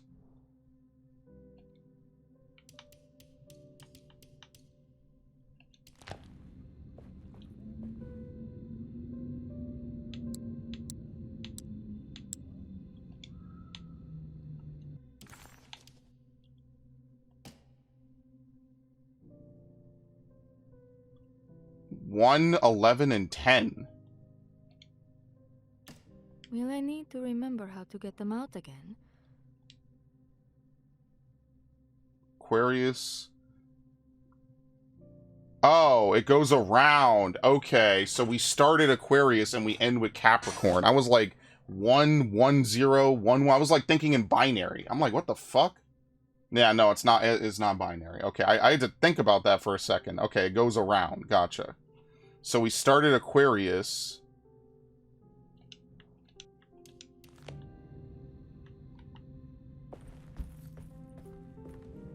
I'm guessing we care about William Argis, Franklin Mosig, and Nora Keefe, right? Because they're the ones that have the rot on them. So William Argis, what was it? William, Franklin, and Nora. That's what we care about. So William, Franklin, and Nora. So 294. And then lastly,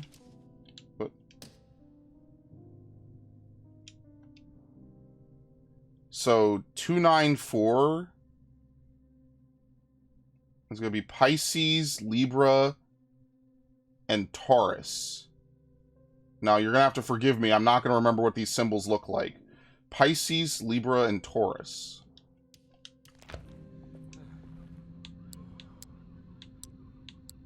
Fuck, what was Pisces?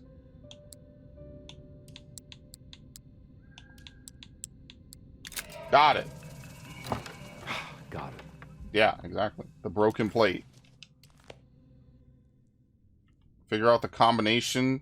Was that even added to my objective marker? Now I feel like something's going to happen. Yeah, the painting's flipped. Oh, boy. This is going to be fun. What's going to happen? Huh. He's like, what? Oh, jeez.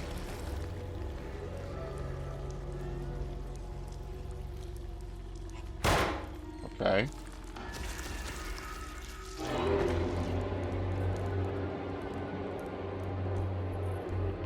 I think I'll be going back now. Yeah, huh? What? Huh? Who? I mean, the room isn't different, the lighting is. Huh? Oh my god, the trigger is going through the door? Please say yes. I don't think the door is going to close again, though. Huh? What? Here we go. They keep replaying it every time you go through the door. That's funny. Huh? What? Alright, listen, man. Nothing wrong with some hentai. Don't tell me y'all are afraid of tentacles. Especially the women out there. Oh, Jesus. There you go. Now I can solve the broken plate. Okay. So I still have the thing open. There you go. So it makes like a 4.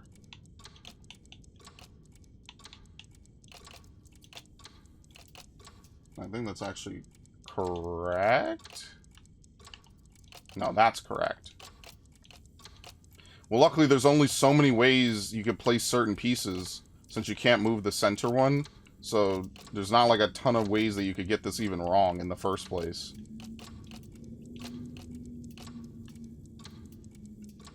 There was something in the commonplace book about this.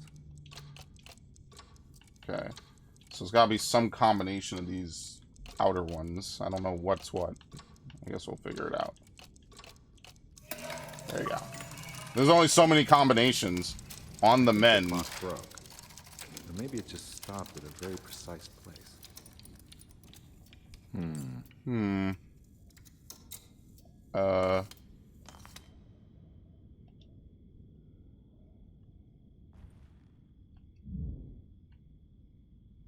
Here we go.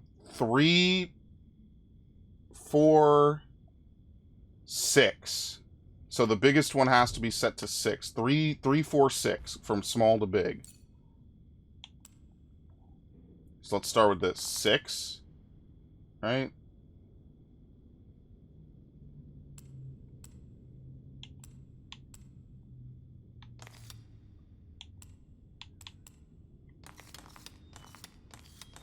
There you go. 3, 4, 6.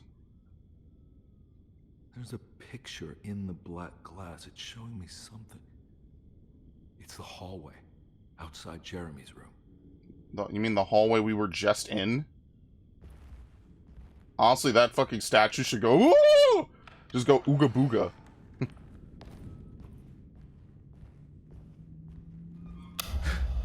Who turned out the sun? Oh my god, dude, how much are they gonna do with this hallway? Holy shit. Hello? Oh my god, we got a nice view inside his eyeballs. I made it. I entered another one of Jeremy's memories. That doesn't sound very good. Alright, well, we can't go this way.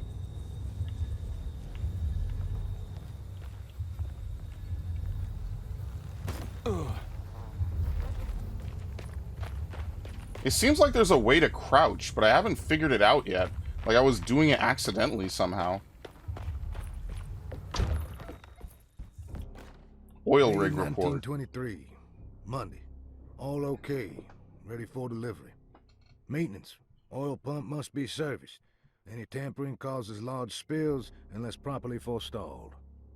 Tuesday. Shipment delayed but delivered. Maintenance.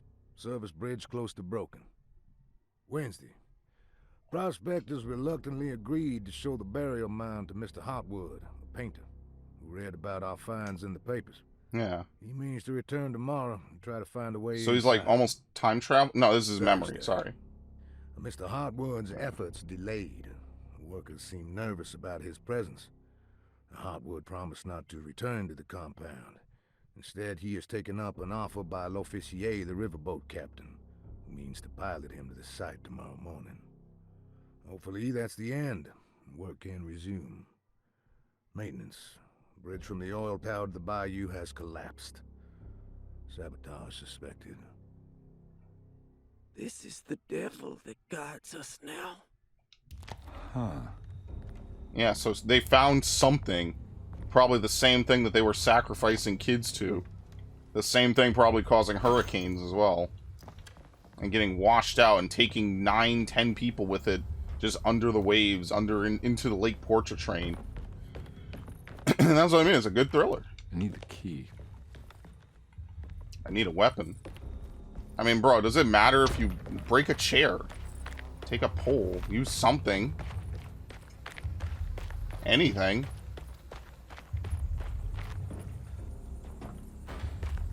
Yeah, what are the controls? Just out of curiosity. Button mash is going to be a thing. Y is stealth. Okay. Melee, examine, aim, investigation, hold map, pause, consume, weapon 3, weapon 1, hold for weapon 4, weapon 2, sprint, camera, the camera control. Like, I thought there was an actual camera you could use. Okay, so it's fairly straightforward controls. Y is stealth, though. I didn't know that. Wonder if, like, stealth will be mandatory at a point. Or if it's just something you could do to, like, get a you know, a melee attack on something. Locked.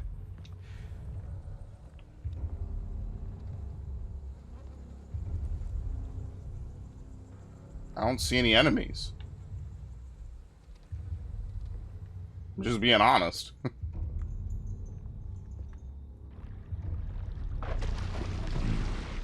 There's something missing. Yeah, I don't want to get in that bayou water. No, sir.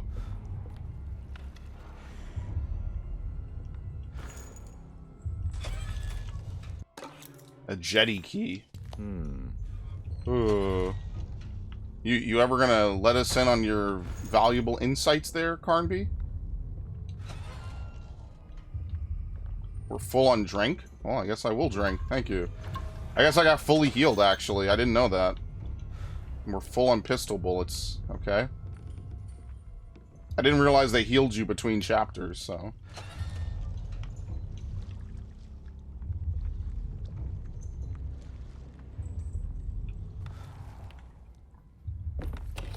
There you go. Unlocked. Alright, who's gonna show up now that I have the jetty key?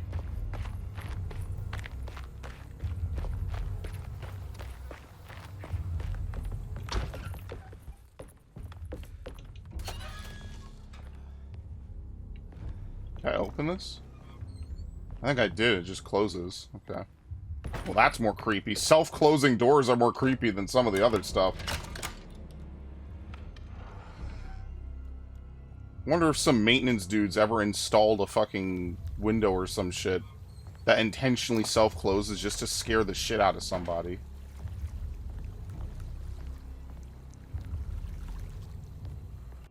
A pipe. I mean, since these weapons break, they're not that valuable, but whatever. Bridge lever. Got it. Well, you knew that was going to wake something up.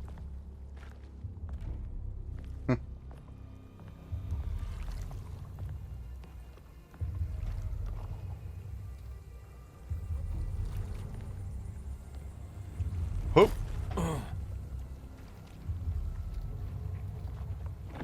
Oh, shit! It's the crocodile from earlier. He now burrows underground. See, that should have been a quick time event right at the start of the game. He's like, oh, are you paying attention? You drive over the crocodile, he becomes a boss later.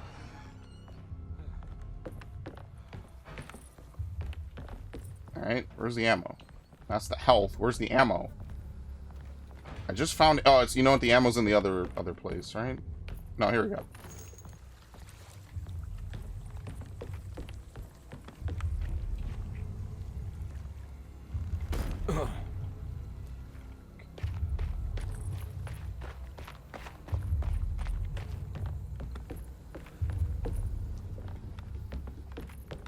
Okay.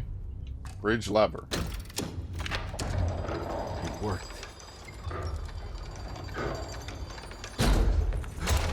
What?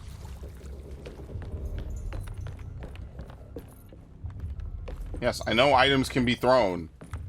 I have intention, like, because you can't hold it for later, like, the usefulness of it is limited. Alright, booga booga. Booga booga. Wow, you could get infinite pipes. I think I'm just picking up the same pipe over and over. I think I was supposed to use a pipe on that thing. More health? Dude, okay. Something's coming. There's no way they're giving you infinite pipes and infinite ammo and shit.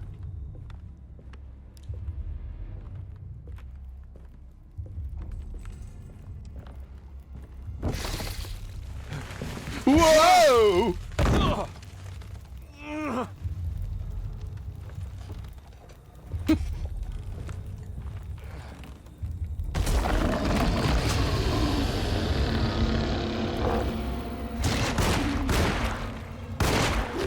Okay. Stay strapped, brothers. Second Amendment.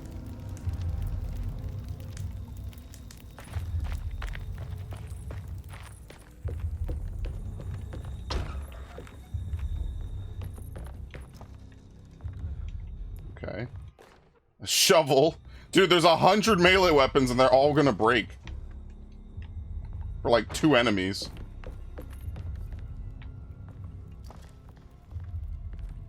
Okay, nothing again. Maybe it's like opportunities to get more loot. I'm assuming that maybe they just expect people that play this are like really bad. So they would rather err on the side of caution and make the game too easy than make it too hard, like Resident Evil or some shit.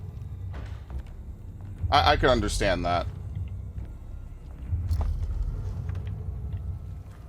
Makes it kind of like the perfect thriller experience, you know? It's like Until Dawn and those kind of games, but with more gameplay, you know? More choice, I guess. Shit.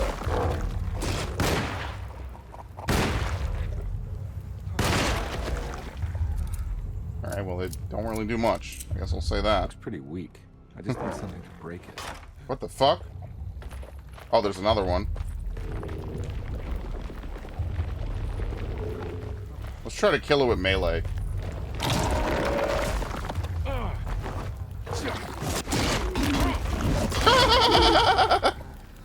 The Silent Hill ass combat. I mean, actually, believe it or not, it's better than Silent Hill's combat. That's actually funny. The thin veneer of civilization, break through a barrier.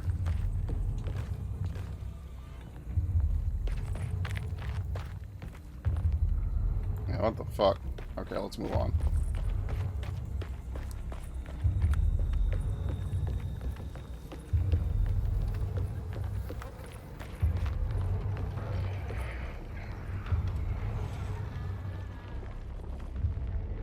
We got more of them Bayou Crocs. Of course you're awake. Wouldn't expect anything less from a plant monster. Obviously it was awake.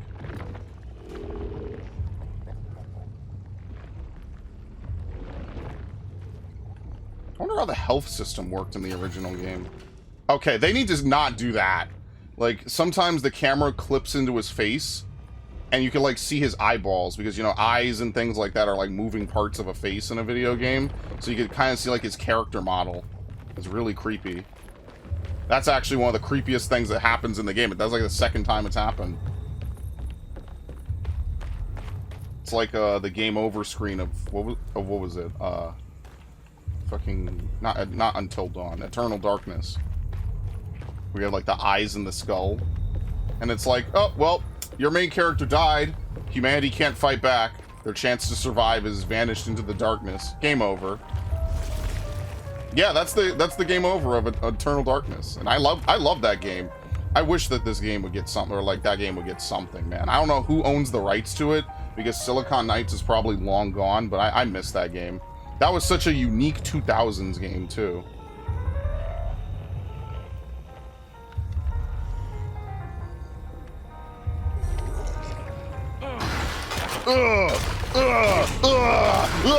I'm not alone in the dark anymore. I'm not even in the dark.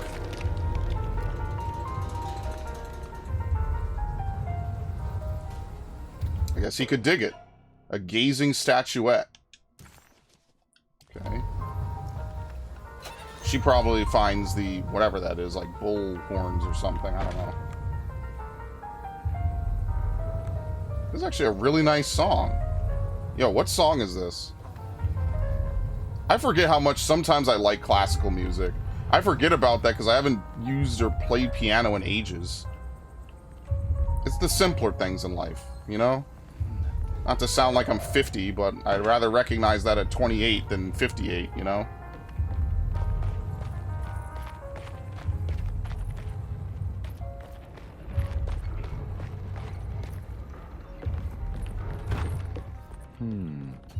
What? Talk to me. At least talk to yourself. Damn. Okay, that's my phone. I wasn't sure if that was like an enemy grunting at me. Oh, shit.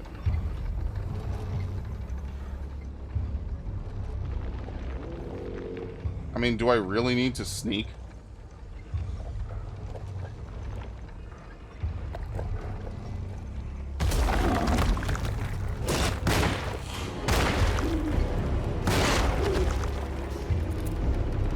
Seems like I could just blast him.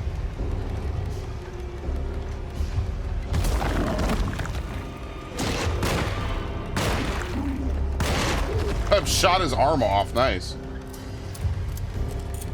Alright, well, didn't we just find bullets in one of these houses? I can just go get them. There you go. 4 bullets.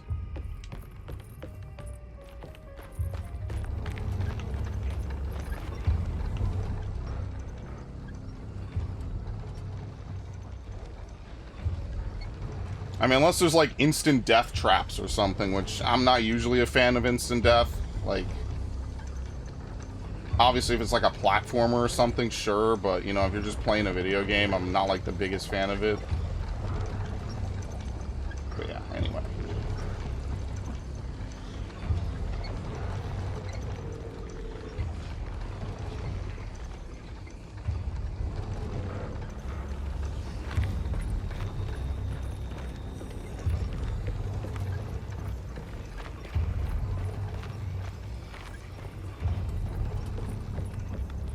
Be a way to get to the other side. What do you mean? Just shoot him. Let me introduce you to my friend. Ow, shit. What the fuck? Shoot him. Now, why did this dude come out fucking swinging? Here, let me drink to that. Cheers. Oh, God. Now everyone's coming out. What the fuck is going on?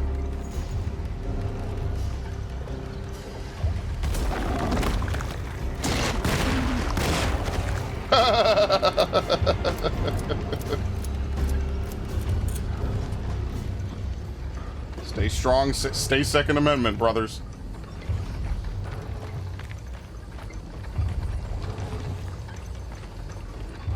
Keep your rifle by your side.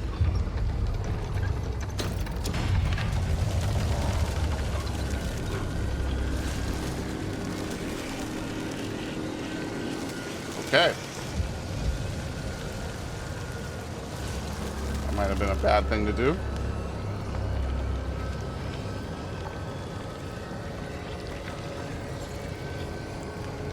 The floor is lava.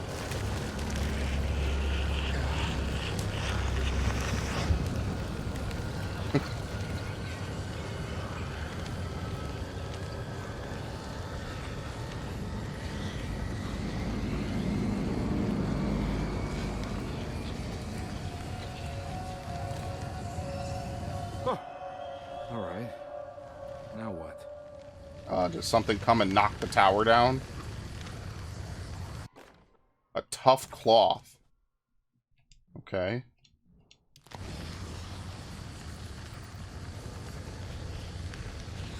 Yeah, come on, Carnaby. Wouldn't you rather fall to your death than go up in flames?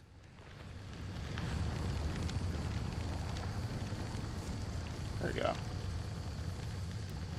Tough cloth.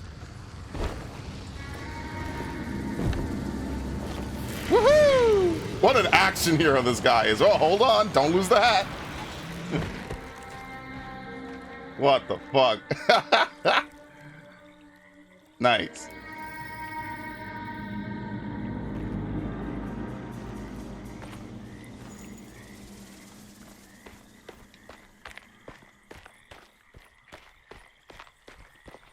Yeah, I wouldn't want to be out in the swamp late at night either, just saying.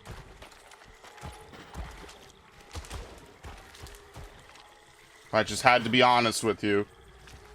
This is not where I would want to be and what I would want to do.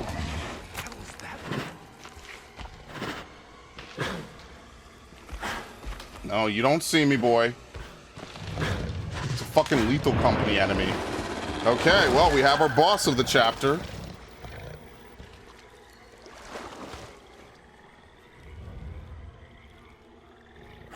Murk the shit out of him.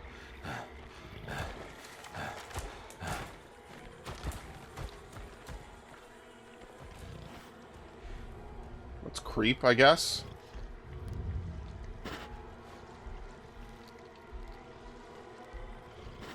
I don't know if we need to, but I will. Could be like the Killer Croc segment.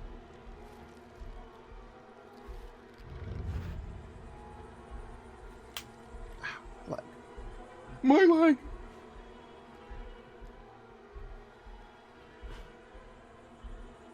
It's the hateful mound Jeremy talked about in his book. Okay, well, we got to it. Okay.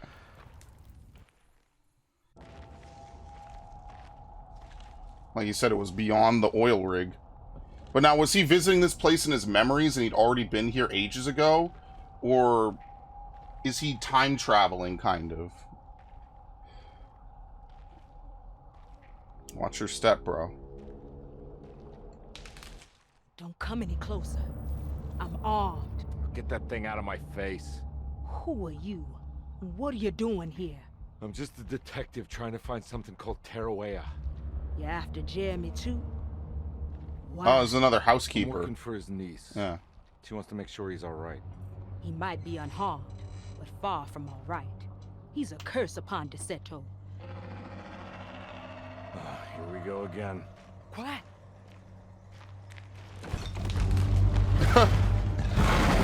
Hi. Now is a bad time to fiddle with the flashlight.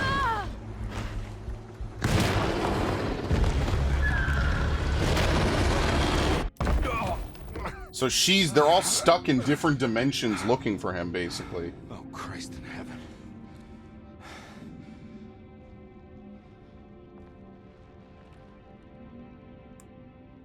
Shotgun.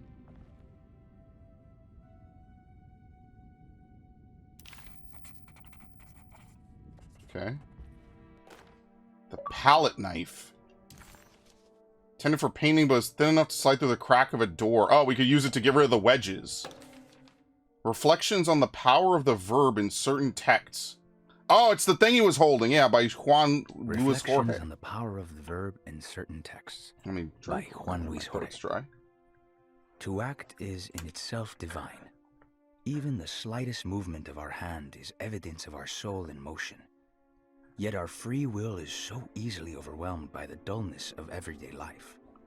Our actions become rote and rigid, in spite of luxury and comfort.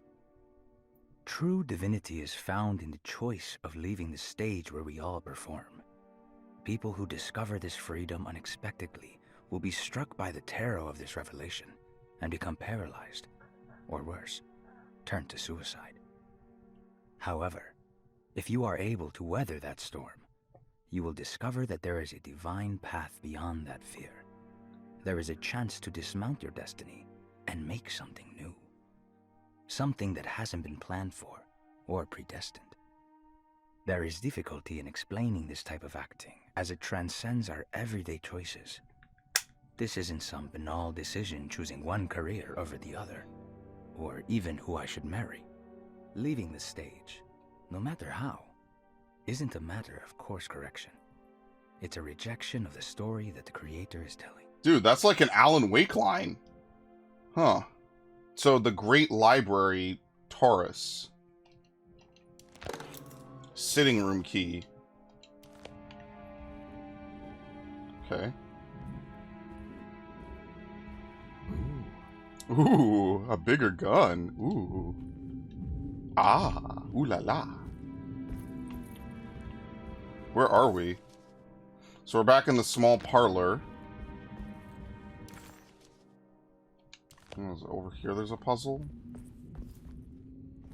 playing cards. Other side of the room. Yeah, here we go. We can remove the wedge. It's wedged shut. Whoop. It worked.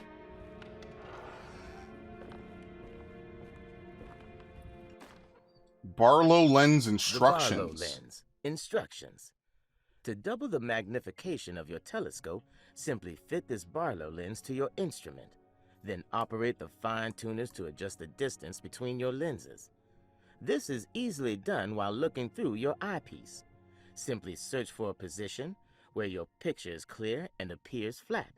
When correctly tuned, your telescope should present a clear picture with magnificent magnification. Okay, so we need to find a lens, unless this is it. No, that's a key. The cellar key. The dog collar. We finished this. Yeah. Unlocks the shotgun cabinet. Okay, don't mind if I do. What's this? I got. He's not even aware of the significance of the random shit he picks up. I don't think I have everything I need. Yeah, no, we need to find the lens. Okay.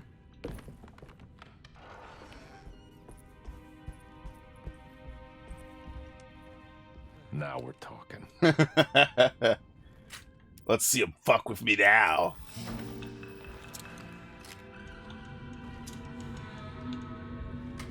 There you go. Okay. I guess shotgun ammo will now start to populate.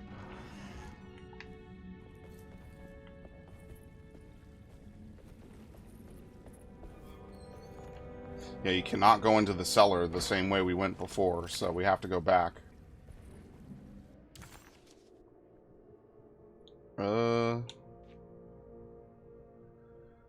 The drawing room puzzle, Lottie's room. I guess we could. No, we still have access to the grand parlor, so we can't go back to Lottie's room.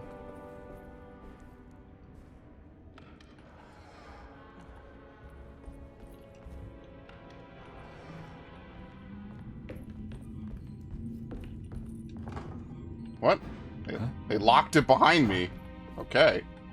Whoa! Oh, it's a crypt! Oh, shit! Ow. Well, this gun wasn't that effective.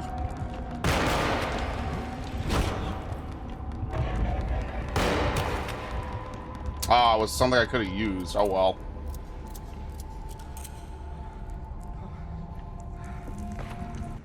Pickaxe. Shotgun shells.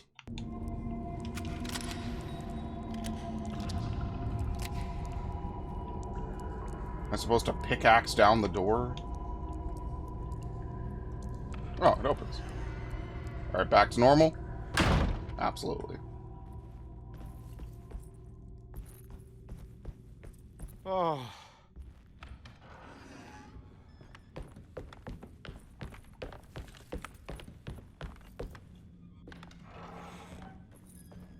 Okay. Where can we go now? There's another wedge. I forget where. Oh, we get no, it's right over here. Yeah.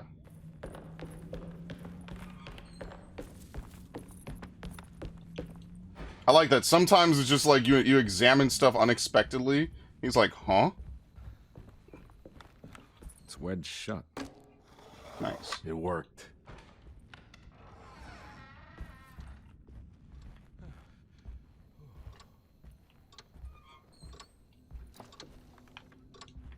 Does an alright job of setting the atmosphere, I think. You know, in an era where jump scares are done to death, you know. I think they do a pretty okay job. Like, when you compare that this is the same company that made Darksiders 3 with probably, like, a skeleton crew, like, this is actually really impressive. Uh-oh. I forget which of the women this is. Is this the Nympho? Detective Carnaby, how good of you to come. Let me pour you a drink. Ah, I like pink lemonade, but I don't think I'm gonna drink with you. What happened here? This place looks like it was hit by a bomb. Welcome to the madhouse, Detective. Thanks. Did the ceiling just collapse? We partied too hard. I heard it was something in the attic, something that was supposed Like the to ceiling happen, can't hold but us. didn't. How that could have such consequences is beyond me. The truth is, I don't know why the room looks like this. But I bet your friend Jeremy does. You know where I could find him? Oh, somewhere in his past, I suppose. He keeps going on about that mysterious dark man. I think he is hiding from him. Or maybe he's with him. I can't really keep up. Aren't you more interested in me, detective? I don't worry much. Take a look around this room. You may think it looks spectacularly devastated, but I just think it's finally found its stride. It fits perfectly with the state of this place and its loonies. The same goes for the nonsense with Jeremy. In my eyes, we finally managed to match the wild ride inside all of us. Well, I'm happy you find the evening so harmonious. I hope you don't mind me setting things right. Jeremy's business, that is. This room looks beyond my capabilities. Good luck, Detective. Hope to see you again soon. Yeah, I do. Yeah. Evening, miss. See you later, ma'am. Yeah, she was not pleased. She was like, you supposed to spend the evening with little old moi?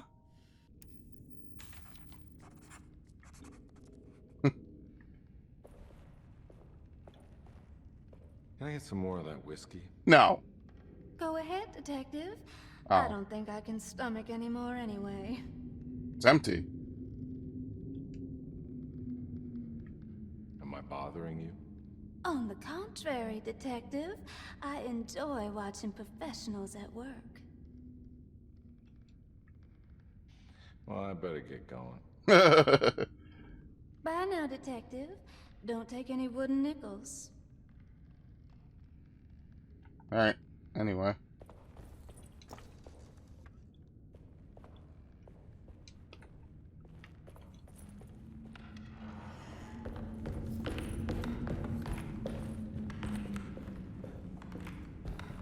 This isn't creepy. Yeah, you know what it is? The tornado, or the tornado. I need the key. Cellar key? No. And we cannot just jump down. The hurricane came through here. They never fixed it. Like they said, they abandoned this place, basically. They had no plans to fix it up. Syringe. That's for the Great, or a Great Depression. Medicine box key. Finally, we can open the medicine box from the beginning of the game, if you could believe it. This is the Grand Parlor. That totally doesn't look like someone, obviously. It's like a Scooby-Doo villain. That and the eyes in the painting? Bro, why did Pokemon have one of the best jump scares of my childhood?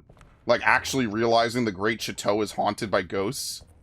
Like, obviously, they don't do anything to you. It's more creepy than anything, and I showed most of it when I played Brilliant Diamond. But, like, holy shit, man. Why did Pokemon do that so fucking well? On the commonplace of evil. On the commonplace of evil.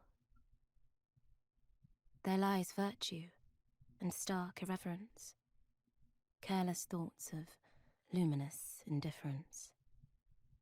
But blame not the beast we once were, which science so often wished to refer. Not the wicked full of sin, it is you who stand and grin. All our good intentions aside, whereupon we build our pride. Sunless solitude, follow not this corrupting light. Prophets of confidence always crashes out of sight. Hear me, for we all bear this mark.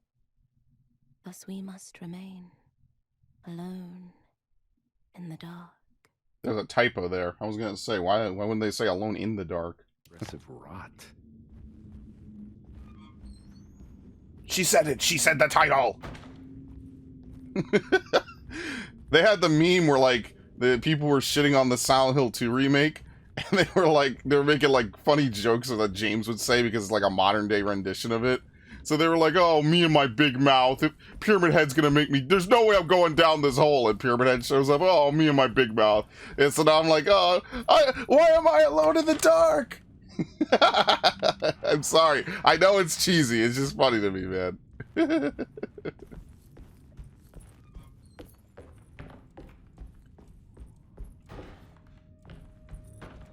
Okay. The window closes. What the fuck? The nurses watch. 1,000 young. A trumpet and a cross necklace.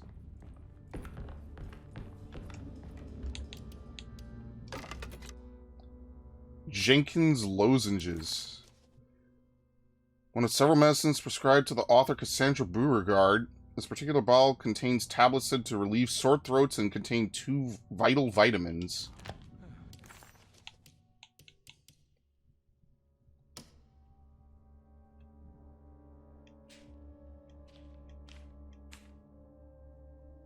That was Perosi. Yeah, that was Ruth. Ruth Talent.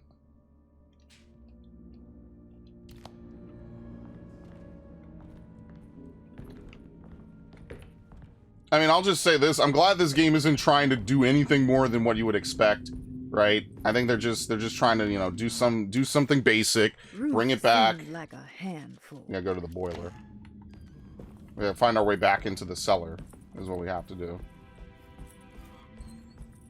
Because they could totally go way out of pocket, do some crazy shit. You know, I'm just glad to see THQ Nordic is not punching above their weight. You know they have IPs that people know about, right? Even if they are a little bit more niche nowadays than what they would have been before. And I can respect that. We'll probably have another freak out vision in there. Here we go. Let's go in here first.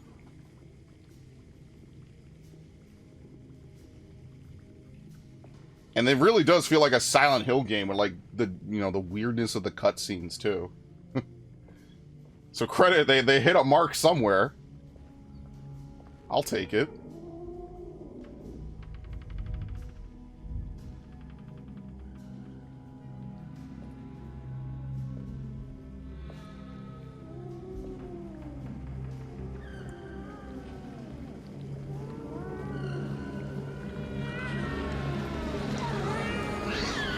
What are you doing in my Oh my god, where'd you come from? I assure you. I'm sorry, I didn't... Mr. Hotwood I is was just nowhere looking near my for- kitchen, and neither I'm sorry. Don't I let me didn't kick mean you out to... of this house. Sorry. Now get out. Yeah. Crazy. God damn. She probably knows all the secrets too. She knows where the bodies are hidden. I can believe that he's like so psychosis, like she came in behind him and he didn't even hear it. Cellar key. Alright, we're gonna have another flip out on reality down here.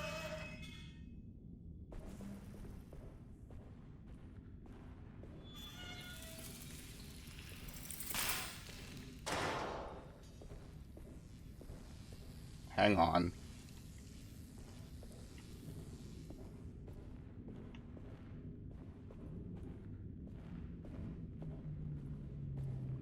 What the fuck? Who wired this place?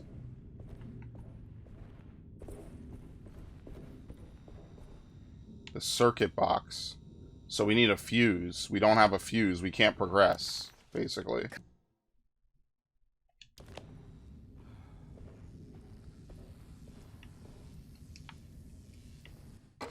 Oh, found it. I was going to say, who knows where I'm going to find that?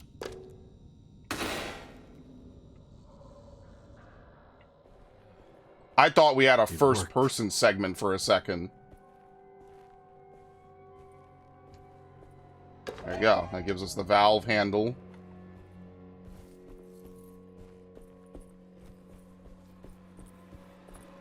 Oh, nice. You can't flip it back. Wow.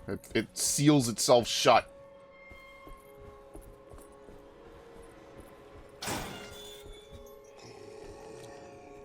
Yo!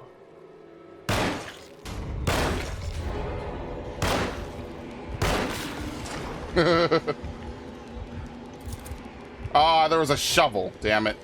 And I had a pickaxe I forgot all about.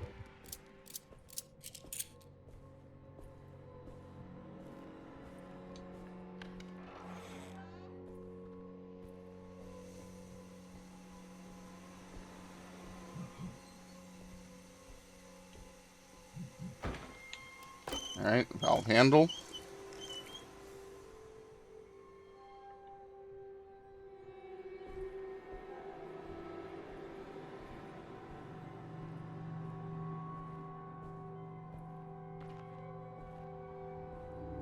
Jeremy? It's definitely not him. What the hell is going on? Barnacles!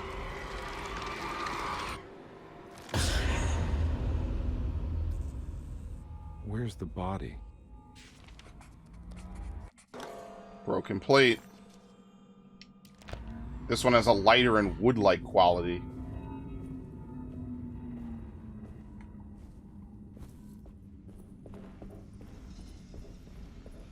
It's another plate for the talisman. Like the other one, it's broken and missing some pieces. Alright, so we're still missing a piece on the boiler puzzle. So I wonder what else we're supposed to do. Apparently we're not done with the food and wine cellar. Okay, I'll go back there. Drawing room puzzle, the clerk's office, which has the safe we can't open. There's apparently more stuff in the grand parlor if I were to go up, which I did not. I guess we could actually get to the attic probably by now.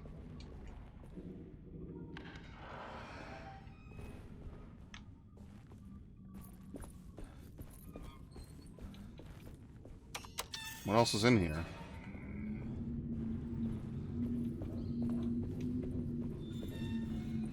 It's got to be something through the gate, because that's the only new thing that we have. Ah, here we go. Forsaken Crucifix. There you go. So I guess because the map is like... I mean, let's be fair here. If you've watched my channel long enough, this is kind of like how the map is in Luigi's Mansion.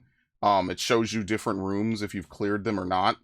I mean, basically, this is how the map works. So we know when we've solved something. So now I wonder what's in the drawing room. Oh, that's the telescope. So I guess we go back to the grand parlor now because there's not really anything else for us to look at.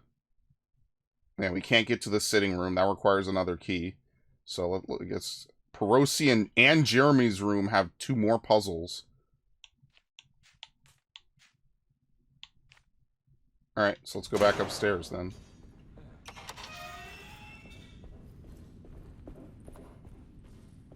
Obviously, this is way more playable than the first game. The first game, the original game, is very... It's got the, you know... let's be fair. It's a Resident Evil predecessor. Fixed camera angles, right? The combat is, like, notoriously janky.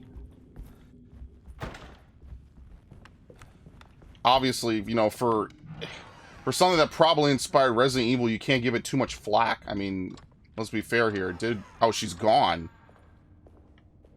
Oh, uh-oh. Brightness from afar. Vagabonds.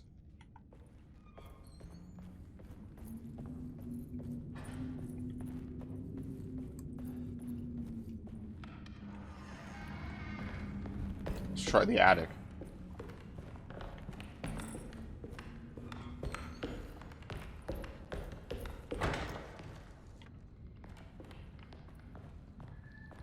Okay. Okay, that sounds good.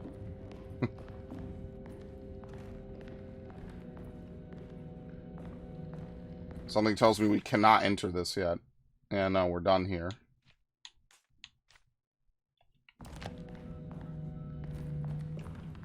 Yeah.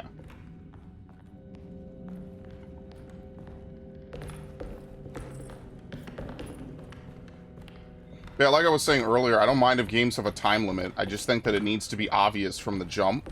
Like, I don't know whether you have an introductory cutscene or somehow you weave it in. Like, I would just hate to think that, like, you play a game for, like, 5 hours, and then the game just ends.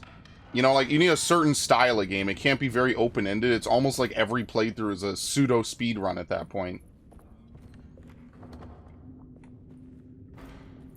Which, again, isn't necessarily something bad, but, you know, I like to take my time with a lot of games, you know? The mezzanine. Can I get up to the 2nd floor? Oh, here we go. Yeah, like you open things and sometimes there's just nothing in it.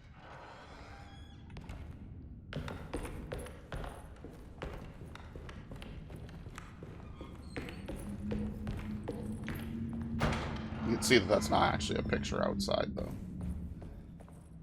Bro, how can we squeeze past this? This is ridiculous.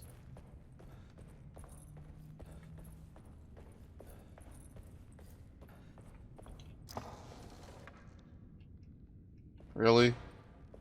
It's like 3 paintings barricading this door. Big net.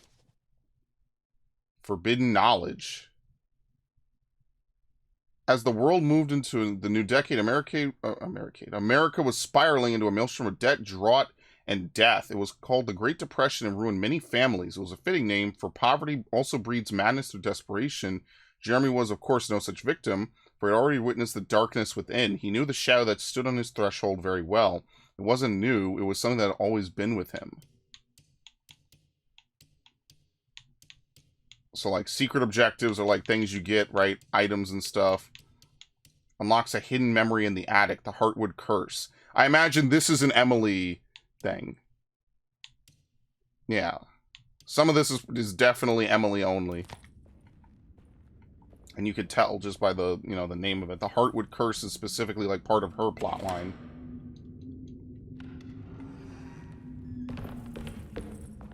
Yeah, it was 007 Everything or Nothing, the Pontchartrain Bridge.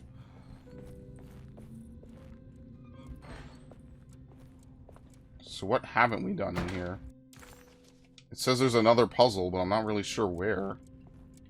Yastarte Artist Colony. I remember hearing about their disappearance. Must have been 15 years or more now.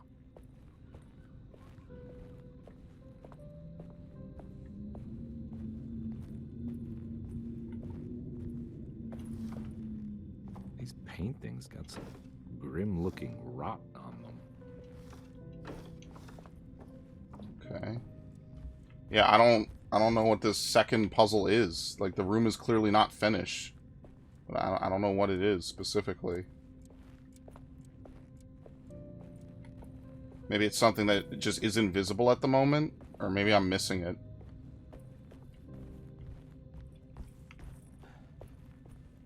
Yeah, I don't know.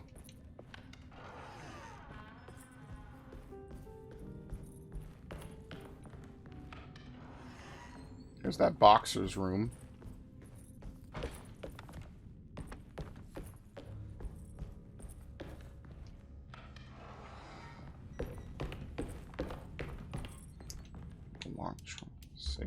Where is the sitting room?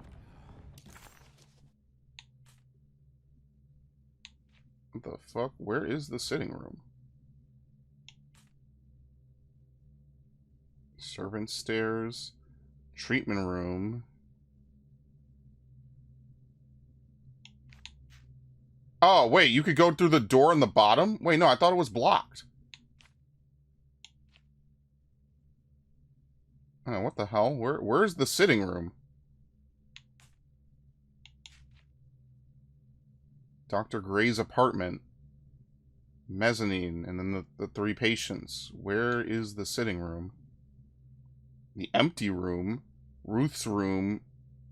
Coffee's room.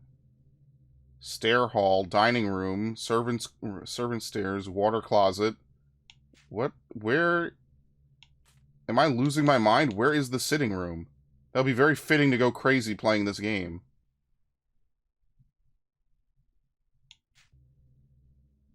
Treatment. I have no idea.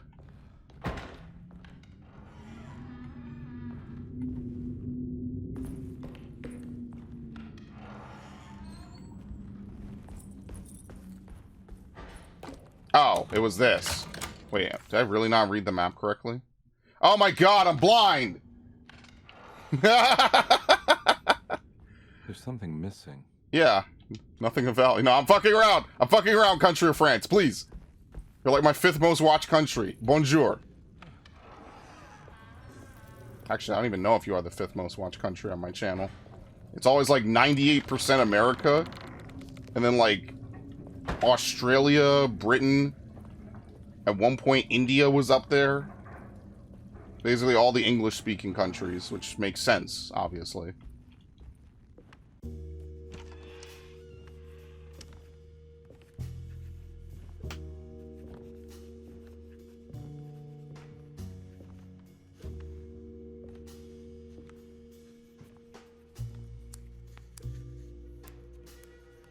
God damn it.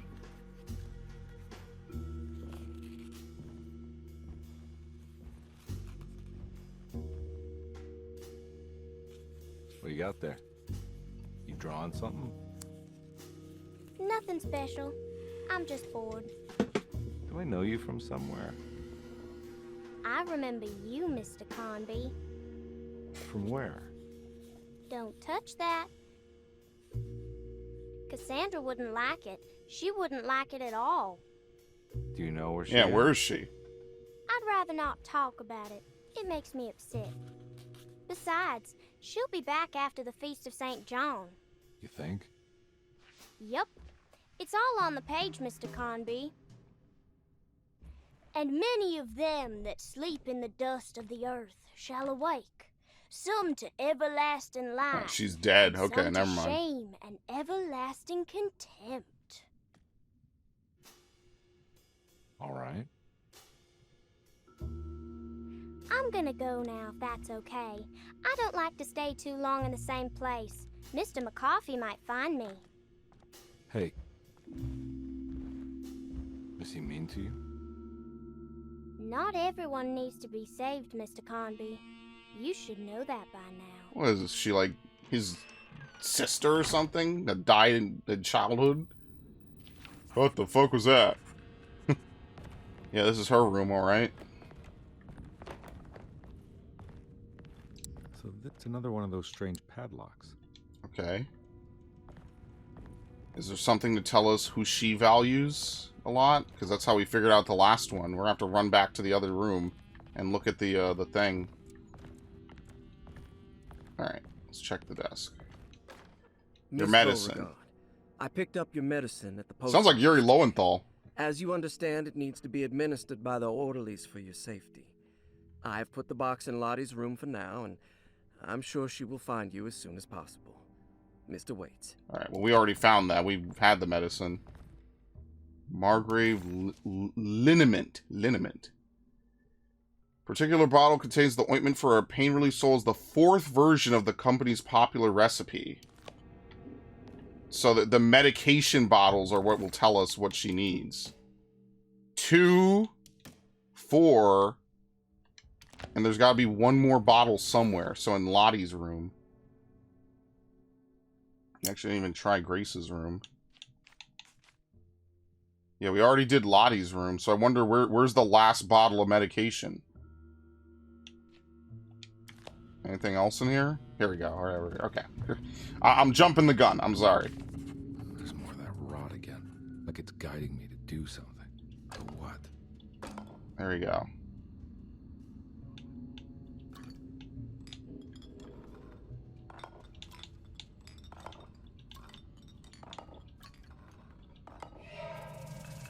Two, The 5. shape of a snake.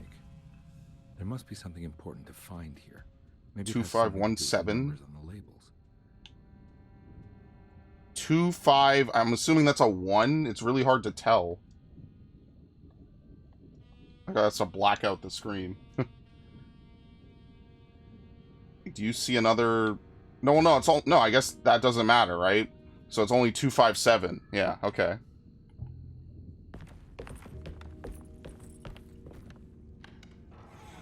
Wait, do we even need to go back? We don't need to know the people's names. We have the bottles for that. So we know the code.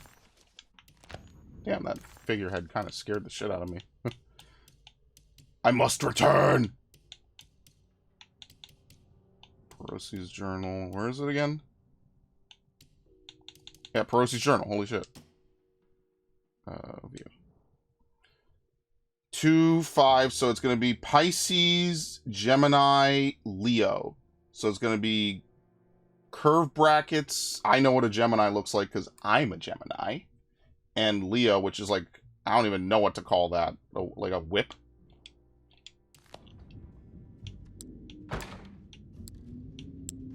Pisces, Gemini. Done. The broken plate for the boiler. Alright, jump scare.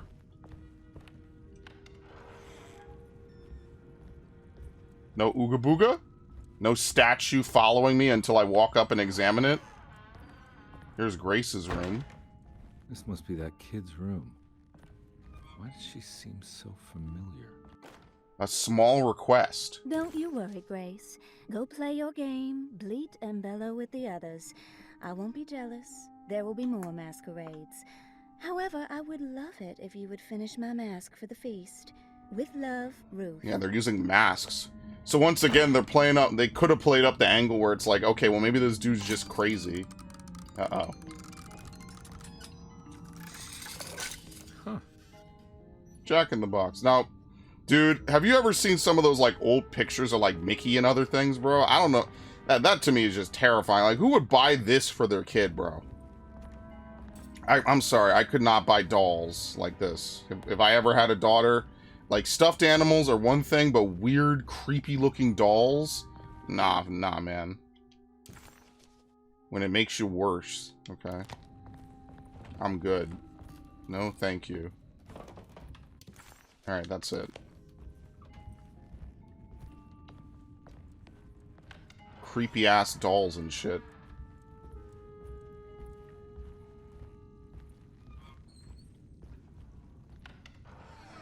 This is the bathroom.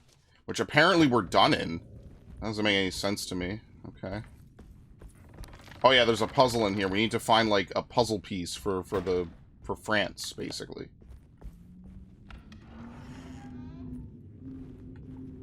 I'm assuming that camera is, like, checkpoint. Dude, chapter 2 is, like, really long.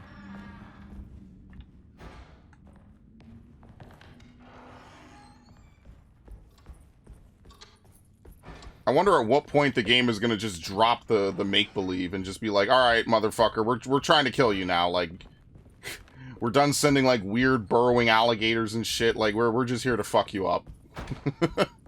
You know, you get to that point in these psychological games where you know, either some force or the game is just like, listen, man, you've had your fun. Now we're really coming for that ass, you know? Not just your soul, we want that ass, too. You know, Mr. Waits, I saw a piece of the plate that Liza broke.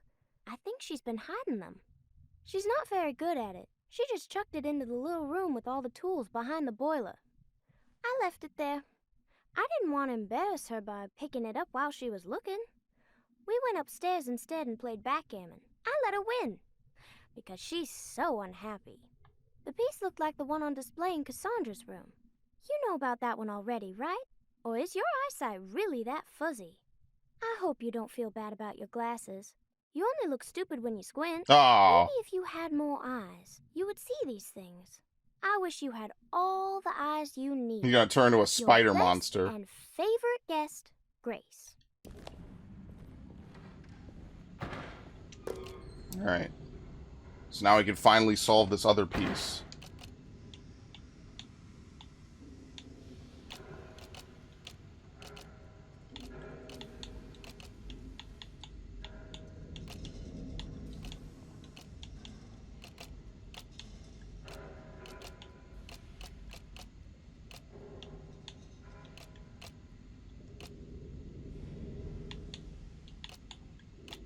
I mean, like I said, there's only so many pieces, or so many places some of these pieces could even be. Just purely based on how they look, so...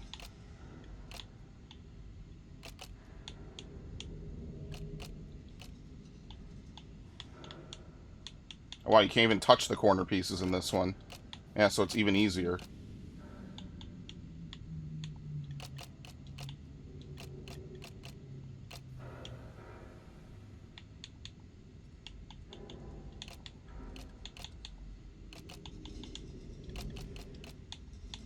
That's not it.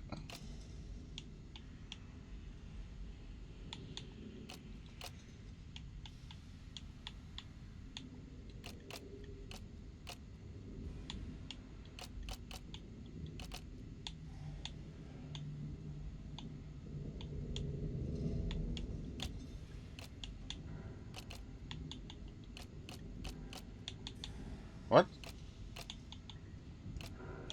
Yeah, there you go. Find the talisman numbers hidden on the boiler. 759.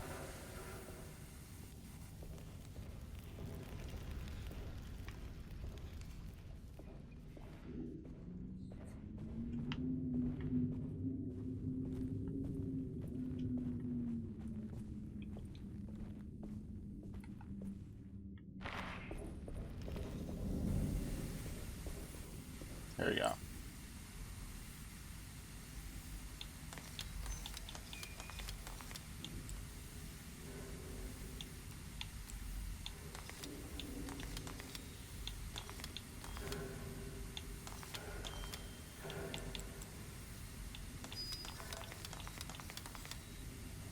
Is that not it? Oh, I'm sorry, wait, what do I read it from? I have to look at the size. Sorry, 9 is the big one. Alright, so it's 579. Excuse me, 579. Starting with the smallest, of course.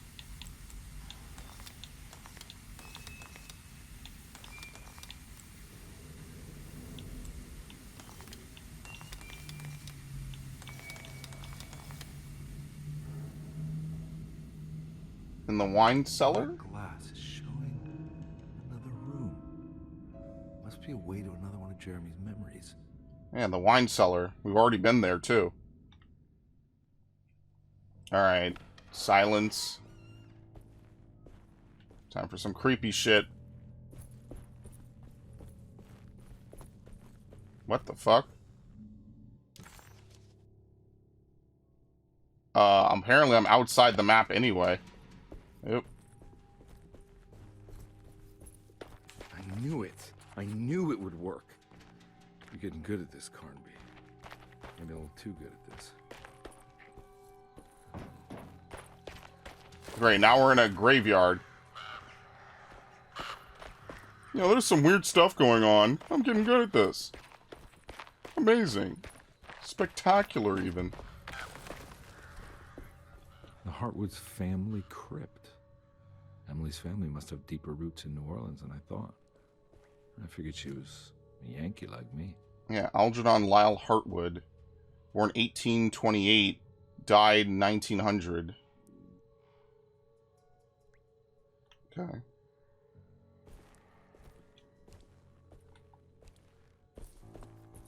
I don't know if there's anything special about this place besides that. You know, just letting you know that she has deep southern roots, basically.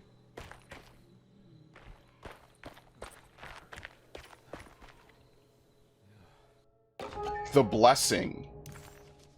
A rustic plate adorned with a lost allegory. What's this? Now, what do we got here? The Blessing. Got it. Alright. Taking this. A sledgehammer. We had the pickaxe the whole time. It just wasn't visible on the character at all.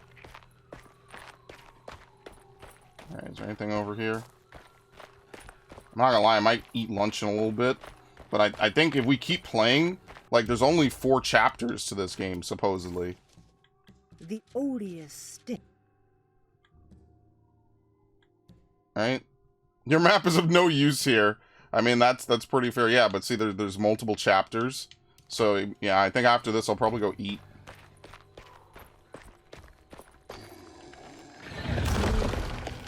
Oh, great.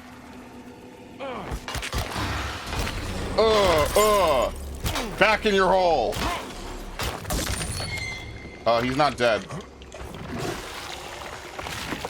Wow, the sledgehammer was near useless. How's a sledgehammer break after like 10 swings, bro? These are the most made in China shitty fucking weapons I've ever seen. The kind they sell you for dirt cheap at like a fucking 99-cent store. And it says high quality and it breaks after 2 uses.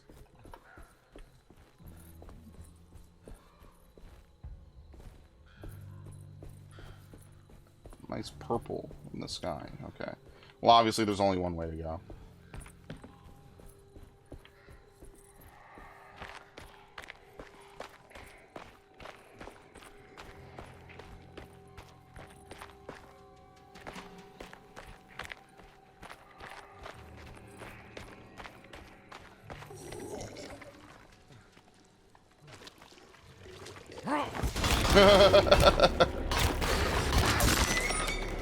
There, have that. Are you dead? Yes. I mean, listen, the melee weapons just seem like a decent way to not have to spend a ton of ammo. Oh my god!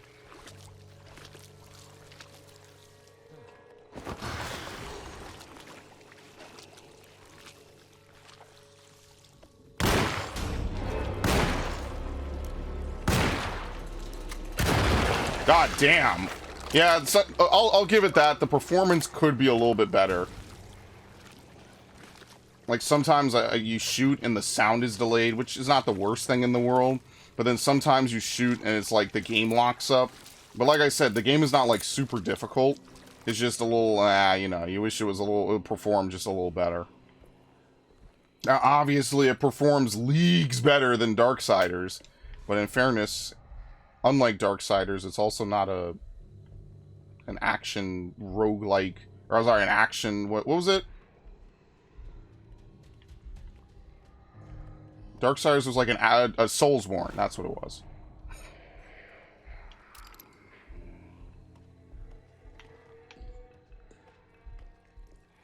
What the fuck? Did you see that?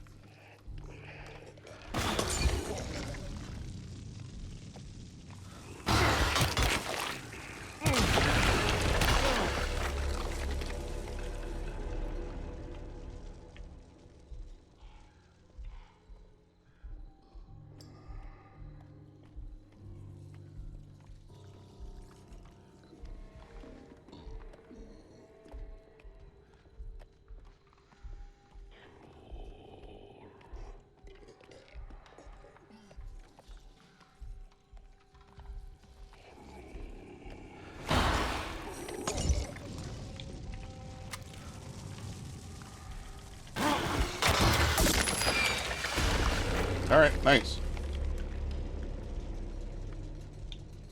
Probably, well, I mean, there's a cap on how much you can even have anyway. So I was gonna say, probably at the end of the game, maybe, like, they want you to use all these alternate methods. It'll be easier for you to defeat the final boss. But I guess not. What the fuck? What? Okay, anyway. But I guess not, because there's a limit on how much ammo you can carry. It's blocked. Excellent. Shouldn't you be, you know, scared while you're trapped? I'm Carnaby. I'm the greatest detective in the world. I'm a video gaming icon, though most people don't know who I am. Before Chris Redfield, there was Edward Carnaby.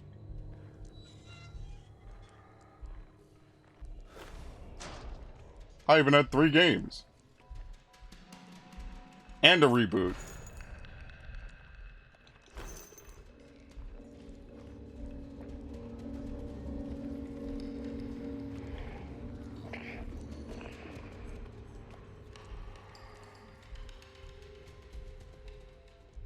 Nice. Blood in the crypt. Oh, I'm sorry, those are roaches. Never mind.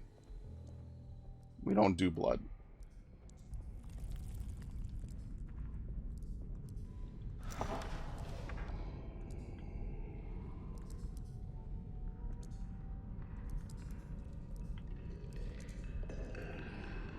Seems like if you sneak, even if they look directly at you, they can't sense you. Drink. The Omen. Rustic play adorned with the Lost Allegory.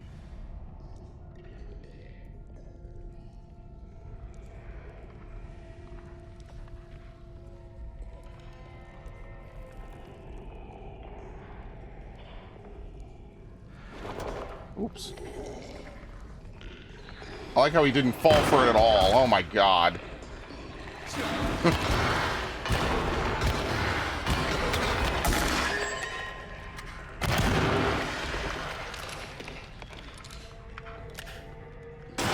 Oh shit. Hi.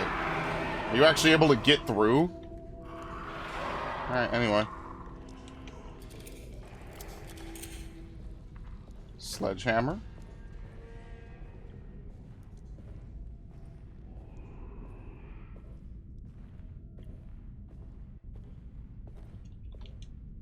Might as well drink then. Whoop. Bottoms up.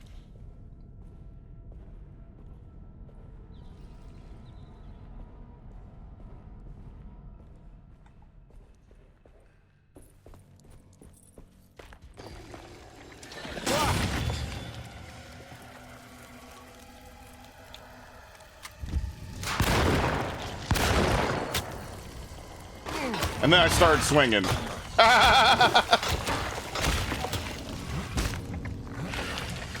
Ow, I'm on fire. I think he died. What the fuck?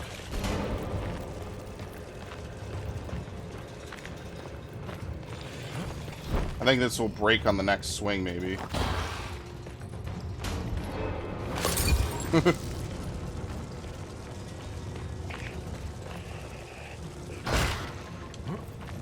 I took more damage from fire than from the enemies. Grab it. I can't grab it. What the fuck?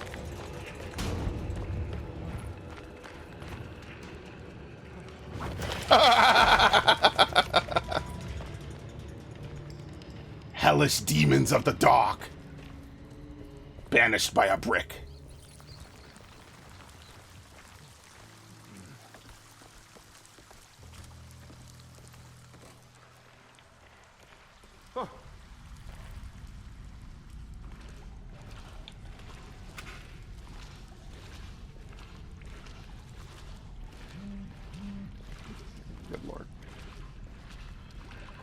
I mean, like, well, the map doesn't work here. Like, if I progress this, I'm probably not gonna be able to go back. So let's make sure we have everything before we move on.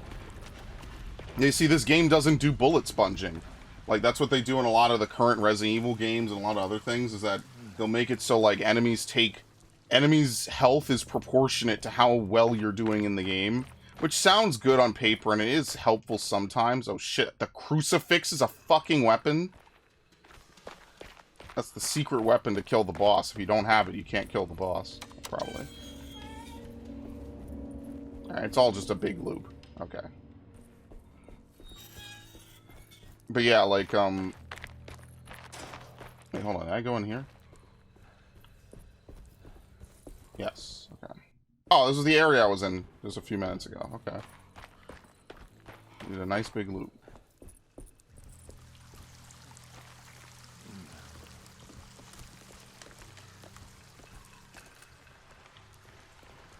I forgot what I was talking about.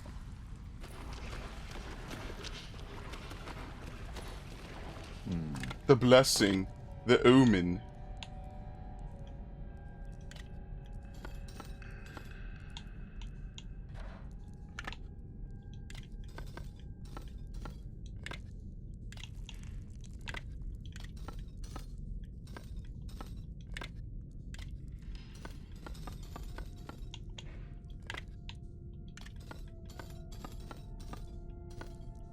No? Oh, there's the symbols around it. There you go. Maybe. Yep.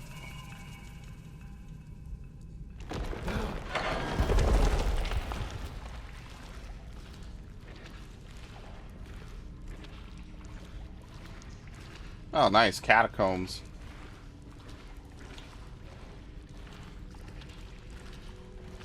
I wonder if the crucifix will be an instant kill.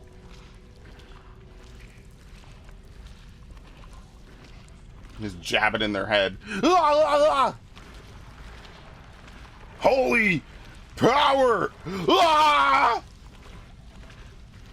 the fuck?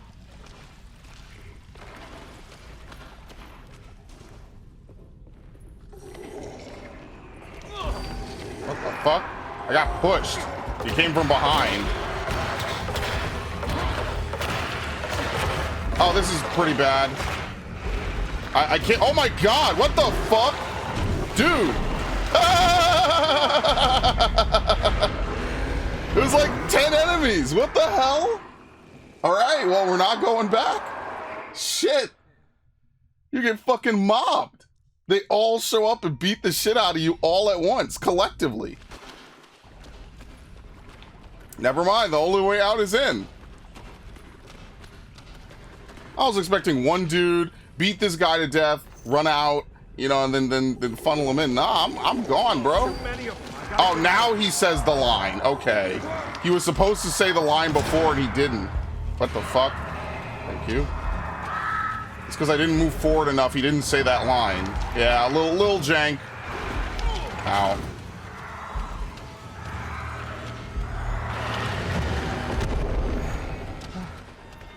Okay. I was like, what the fuck? How am I supposed to fight all of them? Like, I know it's a survival horror game, but shit, you never have to fight that many dudes at once in a survival horror game. Unless it's like Resident Evil 4.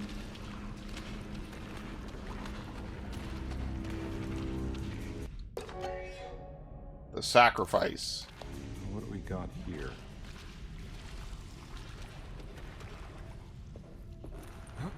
The omen, the blessing, the sacrifice.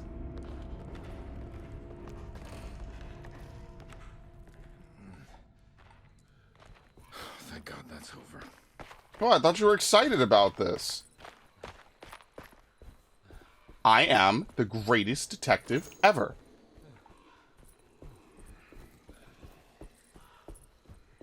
Huh.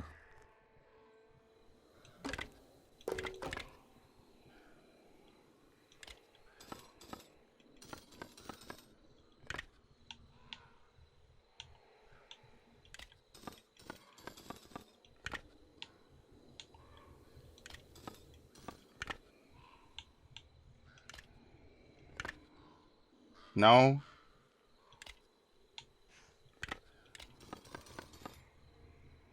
How would you know what goes where?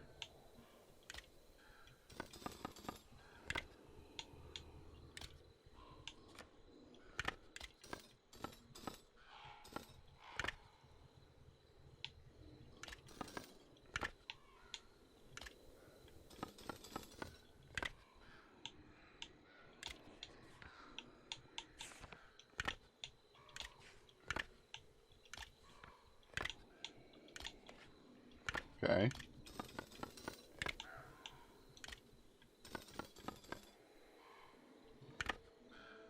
I have no idea what I'm doing. Just saying. Maybe they go upright? Oh, it's 1,000 times easier than what I think it is. Oh my god. It's way easier than what I thought it was. Oh, man.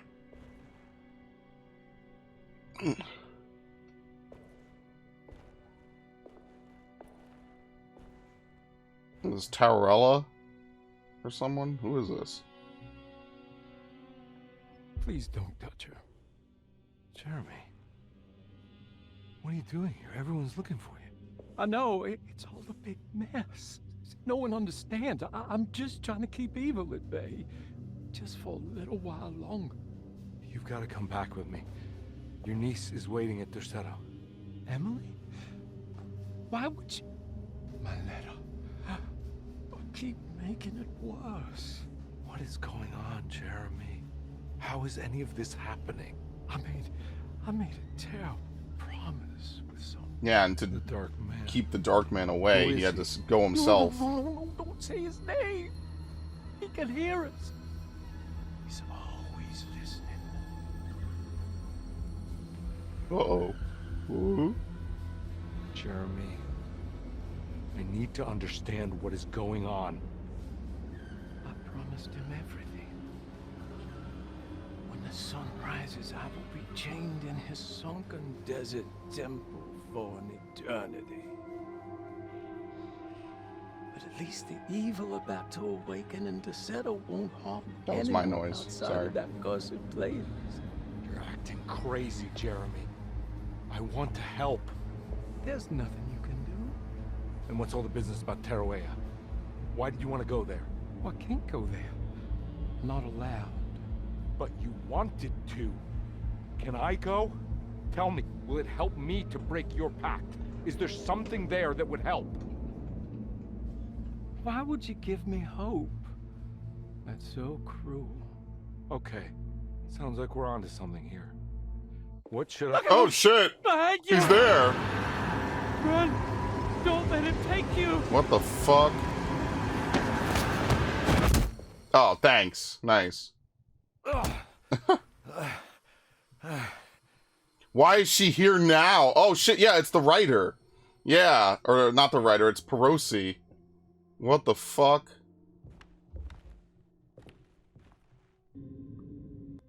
My everything. I've seen so many strange occurrences lately. Memories explode into existence and then burn out like tired glass bulb filaments.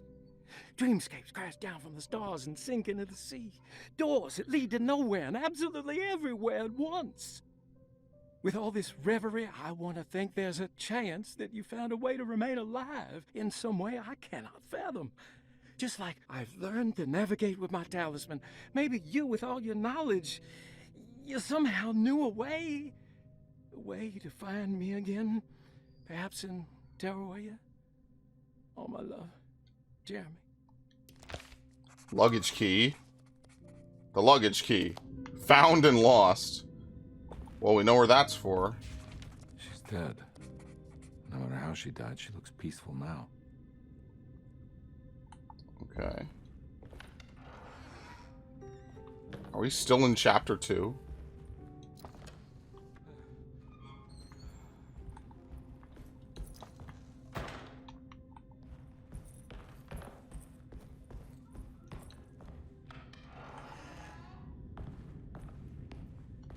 Okay, the luggage key.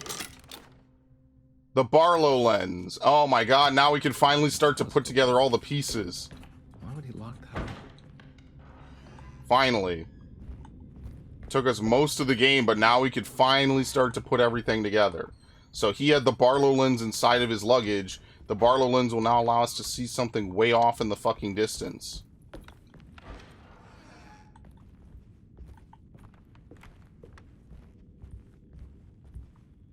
Autosave here is a bad sign, not gonna lie.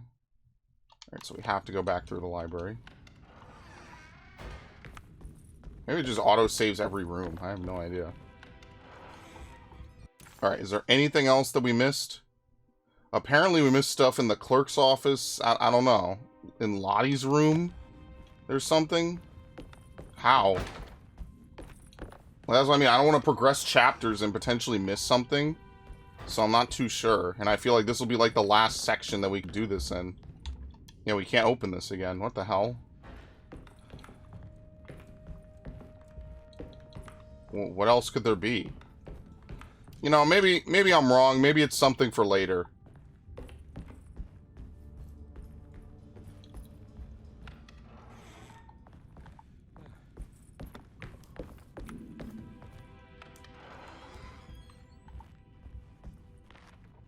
What the fuck? There's like an invisible wall here. There literally is an invisible wall here. That's not creepy. It's like there's an object there that's loaded but invisible.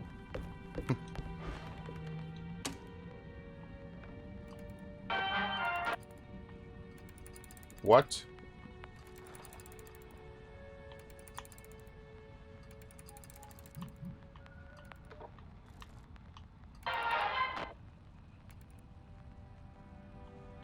It's a telescope, not a radio.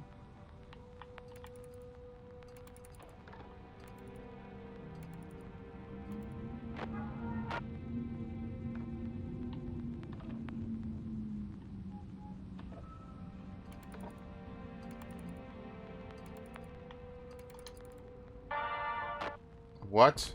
That is so weird.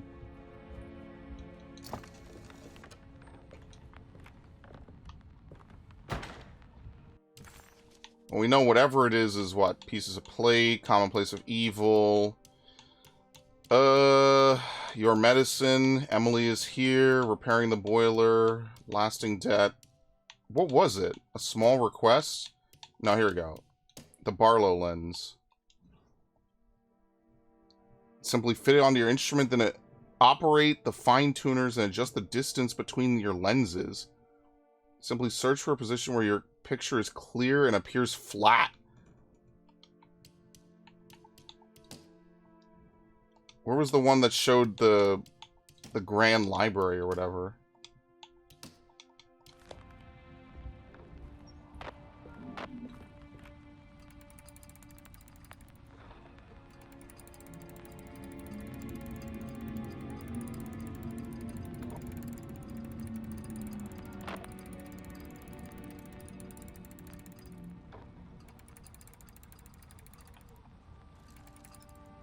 Oh, you have to push left and right as well.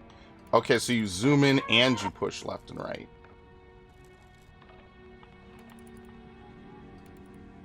There we go.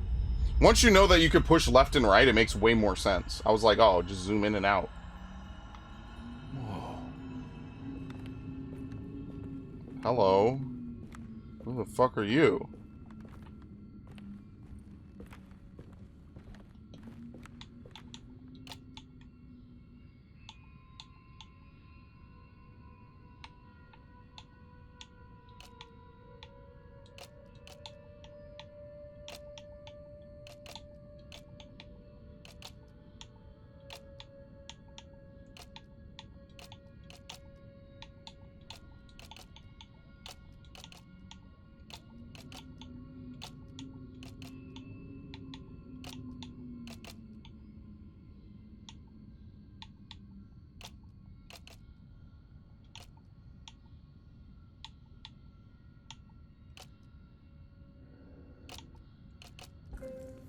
$947.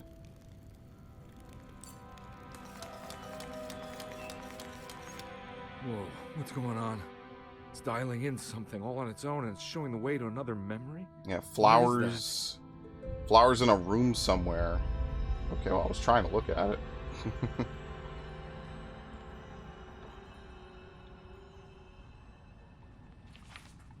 Flowers in a green room.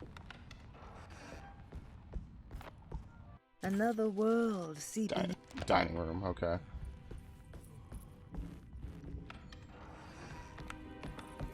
I mean, I was going to consult the map, but they literally open it right to the objective screen.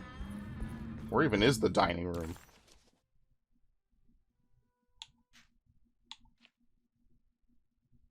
Oh, it's right over here.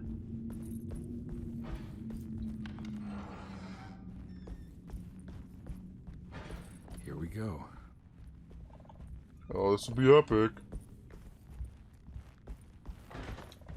Oh, it's this door right here. Yeah, dude, chapter 2 is long. Holy shit. Oh, as soon as I say something, it's over. It's like the weirdest cutoff. Yeah, the cutoffs between the chapters are a little weird. Here's the guy under the tree with the book. The Juan guy, I think he was saying.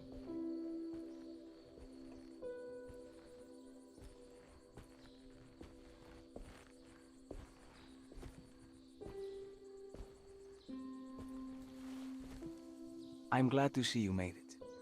I had my doubts, but the hope you instilled has yet abandoned me. I guess this must be Tarawea. Who are you? My name is Juan Luis Jorge, and this is indeed the convent of Tarawea. You'll have to excuse me, but Yermi never got your name. The name's Edward Carnaby. I'm a private investigator. You're not a patient, are you? No. I'm the author of a book that Yermi once found important. How does that work? Are you part of this memory as well? Is this even a memory? I think calling me a manifestation of Yermi's subconscious would be more correct. And so is the convent of Tarawea. I'm a man Yermi has never met. And we are in a place that he has never been. Yeah, so now we've left the realm of memories. So you're here to guide me or something? This is just something completely different. I simply am. I will happily help you, of course, if I'm able.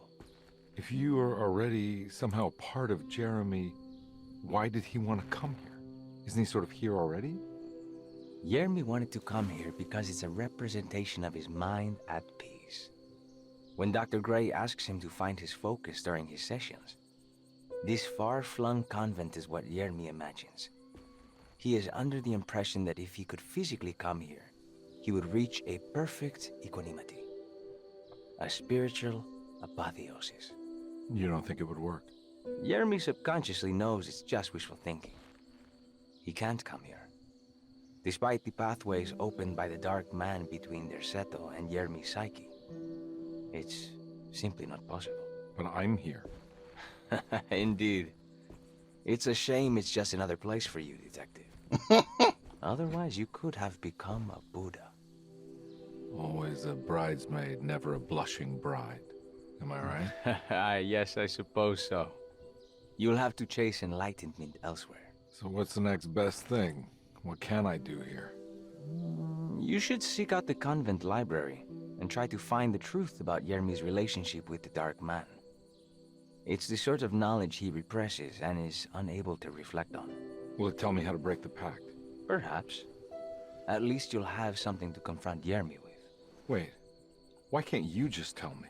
I don't know such things.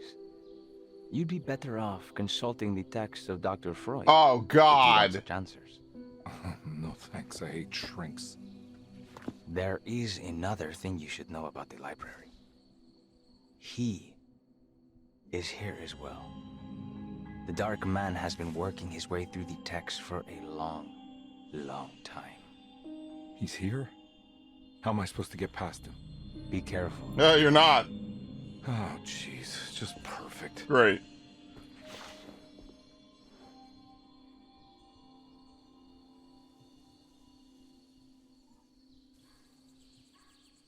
Alright. We made it to Tarawea. Somewhere else entirely. Alright. Really briefly, like I said, I'm gonna get something to eat. I gotta start you in the middle. And then when we continue, I will continue. Alright. So when I say, actually, I don't know if this console is updated for daylight savings times. Actually, it is. I took like a 4 or 5 hour like break. I actually fell asleep. Go figure, right? Okay. So let's continue. Wait, did I continue? Yes, I did. Okay. Okay, let's talk to him. You have any advice on how to deal with the Dark Man? I suppose suppression could work. Dude, just pretend he's not there. Ugh. I know you said Jeremy's never been here, but does this place exist in real life? I think it's supposed to be Mexico. But I am not certain of Tarawea's origin. Alright. Anyway, we're not getting much out of him.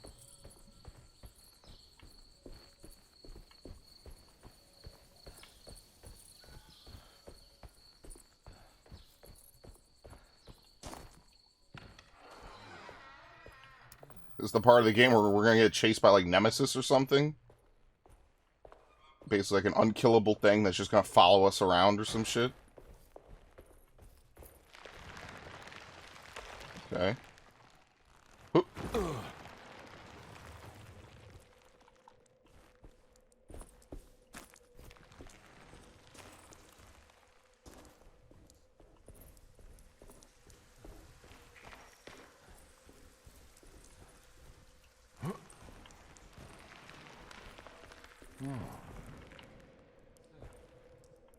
What is that thing on the bottom of the screen? Do you see that? That's weird. Okay.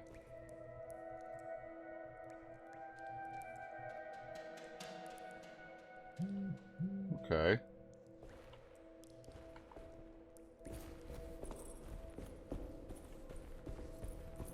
It's almost like people are frozen in place, like they were trying to do something. But like they said, this is just a part of his subconscious. It's not actually the real place. He's never been to the real place. He's heard of it, but he doesn't know exactly what it looks like. The Hollow Cross.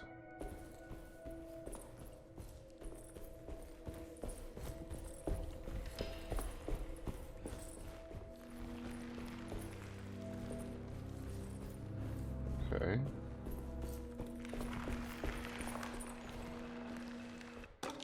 The Great Library. The Great Library was endless, beautiful, and terrible. An Akashic record for the universe inside the mind of Jeremy Hartwood, now corrupted by a story forced upon him, told by a maniacal liar, an evil conjured by science and secrecy. I will suspend a room and lock away the foundation of his character. Its key will be left to the librarian, the only thing invisible to the Prowler. Yeah, I'm assuming it's the cross as it is depicted here. Yeah, the key of something. And it's the cross that we need to progress.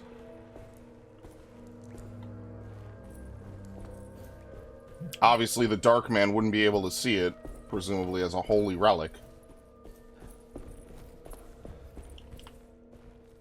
What was that? You see that? Okay. Maybe this is used in something later.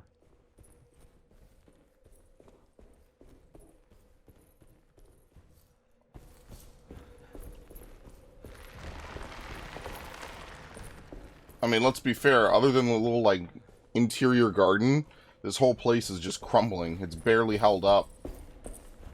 So eventually, presumably, it will just fall apart. The key of Hubertus. After the suspended room was built, its key was given to the convent librarian Hubertus to keep Jeremy's darkest secrets safe from prowling eyes.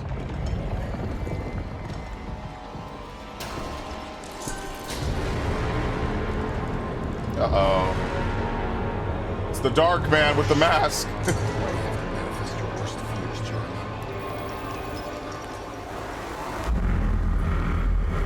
Oh my god, you bleed HP. What the fuck?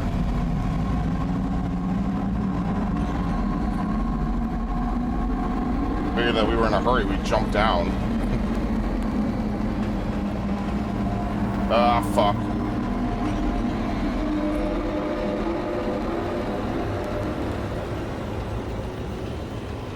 Let's drink.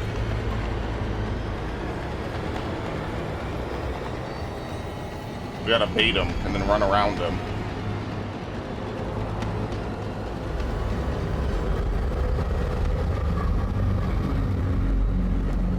Basically, as long as we're not super close to him, he doesn't take any HP. Come on.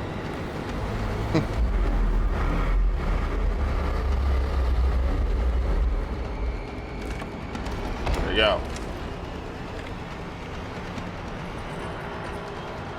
Up, up, up, up, up, up, up. Where'd he go? Okay, he left.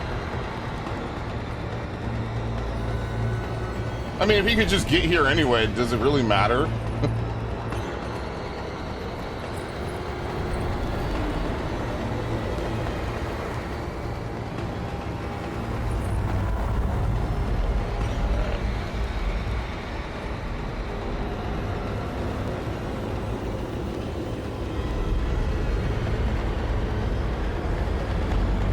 Hi. Oh, shit! I didn't think he would actually start walking.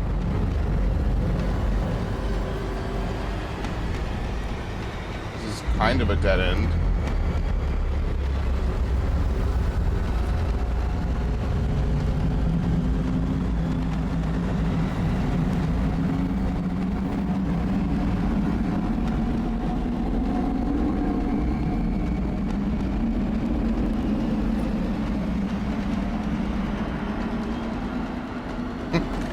There you go, we use it again.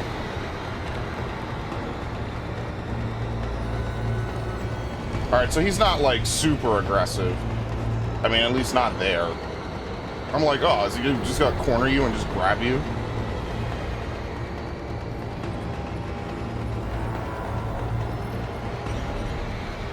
Alright.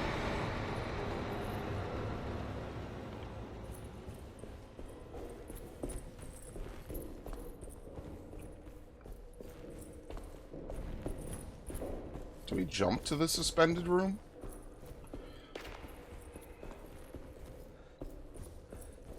What is the darkest secret? Maybe Emily was right. The darkest secret is that there's nothing special.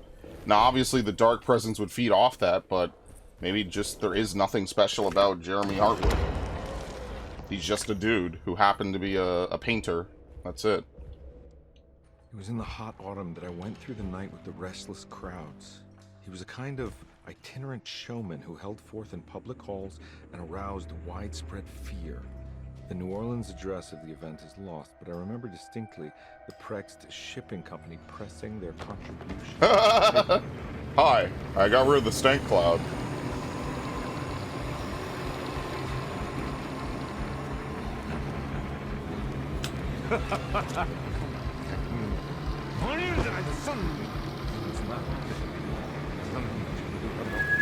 Oh, okay.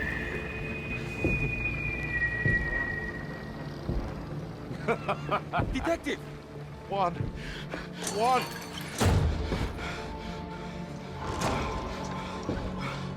I hope you found what you were looking for. I fear there is no going back.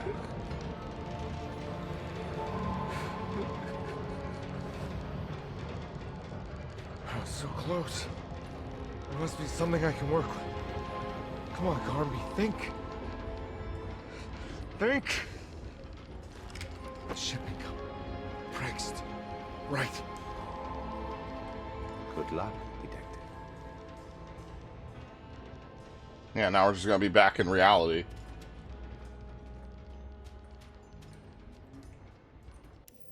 Nope. Okay. That elevator hasn't worked in years, Mr. Carnaby. Thank God you're here, Detective. Sitting all alone in a place like this. I'd never live it down if the papers got wind of it. Hey.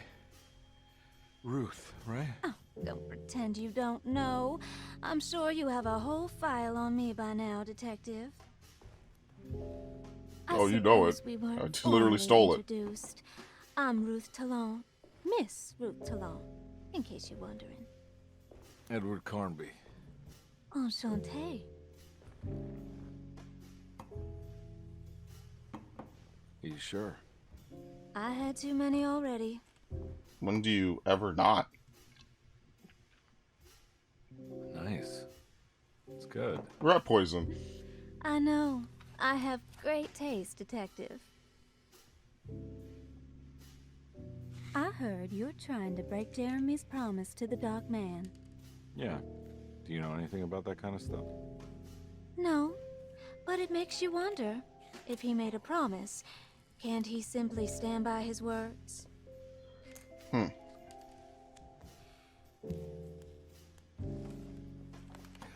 Look, I'm just trying to get Jeremy out of a bad deal, so he'll come back with us to New Orleans. Well, if all fails. What are you doing? It's a sign of submission to the Dark Man. Oh, everyone here is already submitted to him. She probably is. What?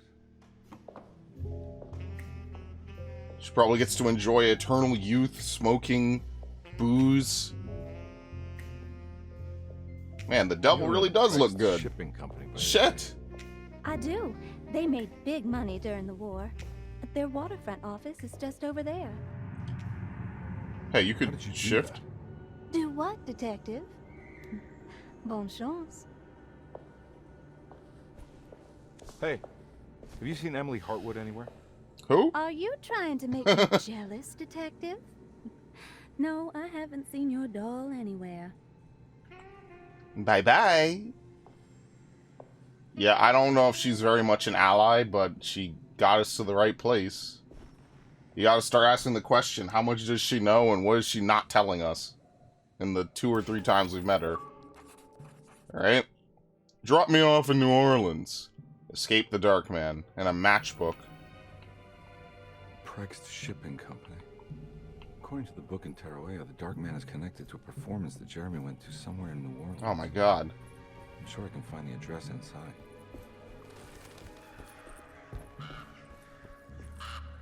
Let me guess, locked? It's locked from the Yep. other side. I played video games before. It's locked, gotta go around.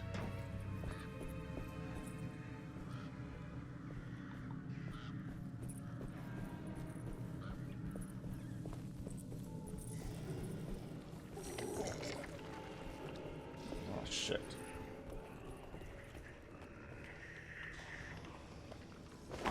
Oh my god.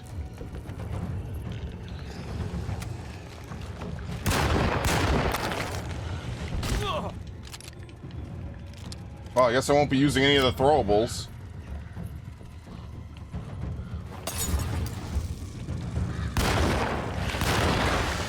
Never mind. He broke apart. Alright.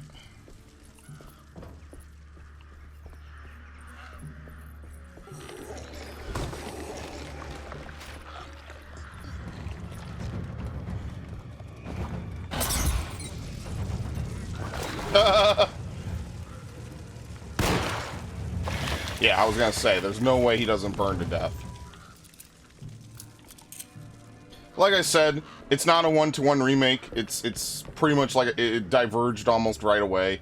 What I do like is that it is more of like a super murder mystery now. You could argue that a lot of this is modernization, but given how eccentric and weird the last title was, I don't know if that's inherently a bad thing. I think the one thing that this game is going to end up being is short. I think that's going to be like your biggest like claim to fame, I guess. Oh great, there was a lot of stuff I could have saved. Oh well. Didn't even have to come over this way, do we? Debris is a weapon. Nice. I like the shovel.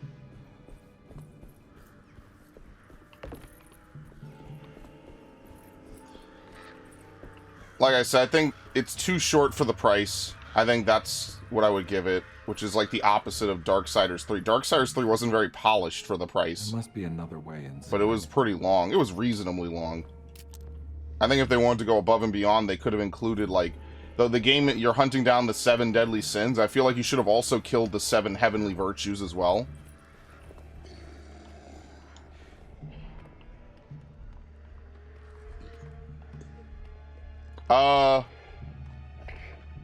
He's stuck.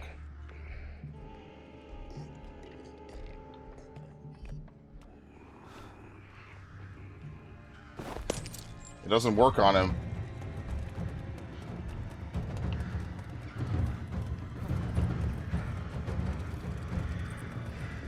Well, he can't get loose, so who cares? Barricaded, key, locked.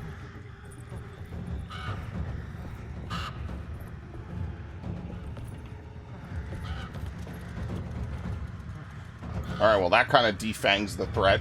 He spawns inside of one of the little debris things, so what is there to be afraid of? But you could tell that they're getting better at it. You gotta look at them as like a AA studio, or maybe even just A, you know? They're trying to keep alive a lot of legacies with very limited staff, very limited talent. I mean, like, my biggest complaint probably is that this is not a $60 game, right? I feel like even a decade ago I would have said that. Now, it does have a good amount of stuff in it. I feel like this is at best 30, maybe so far. Now, granted, there is a second category and a second character to play, but I am a little bit worried that, like, it might not be exactly the same, so I guess we will play Emily Hartwood's story as well. And you can see the inspiration that they're taking is pretty damn good. Oh, shit, you're free now? No, okay.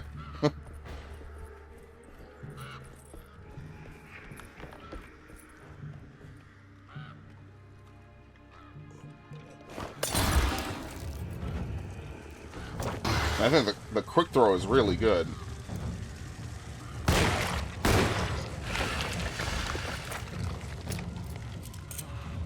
No way I can get this out of the way with my bare hands. But if I get that crane going, that should... There you go. You a smart man, detective.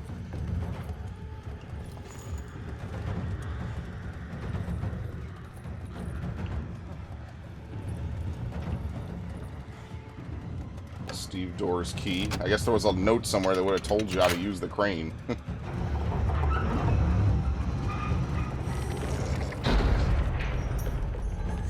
Hold up. What? Oh, I'm about to get fucking bodied in here.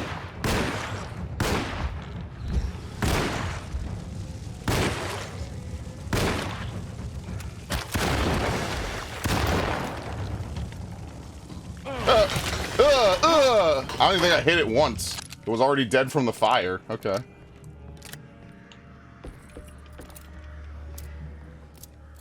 Apparently there's a machine gun somewhere. I wonder if it's like super missable.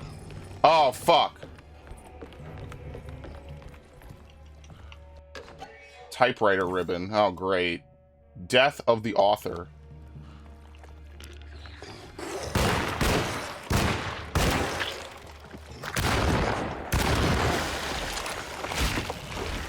Jesus, I can't heal. I'm dead.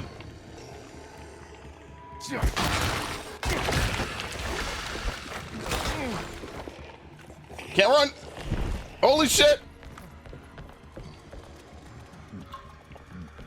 Damn, you have to drink a lot of booze to not fucking die in this game. Okay, well this enemy could just fucking body you.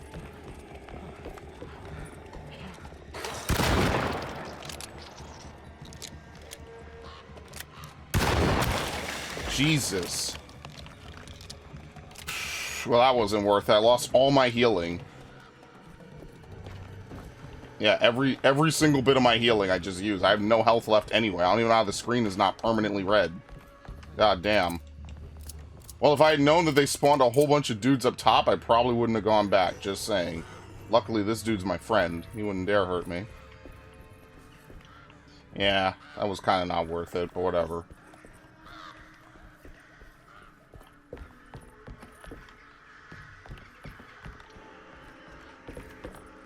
See, what you were probably supposed to do was you were supposed to make a break around, and you could, like, run around the whole area, kite them.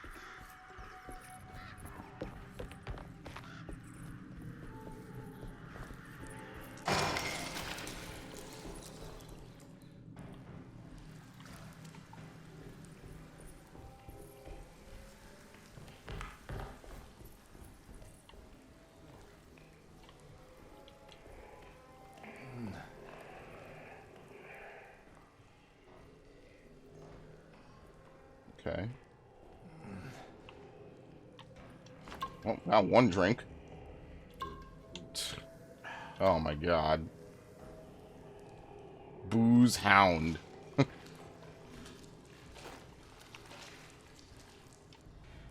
Wonder if I could sneak up on him and hit him with like a super special.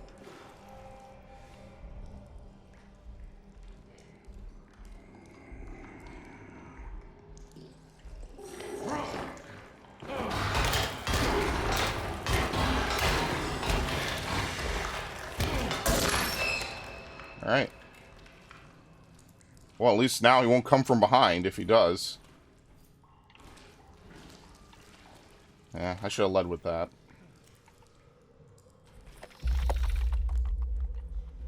Okay.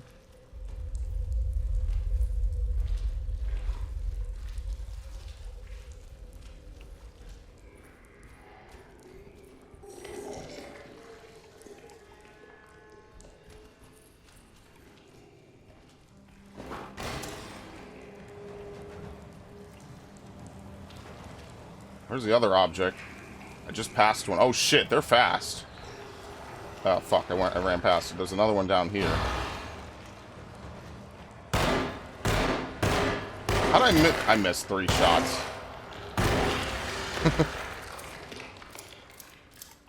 I guess you don't really need to go for headshots in this game. You're fine enough just shooting in the body.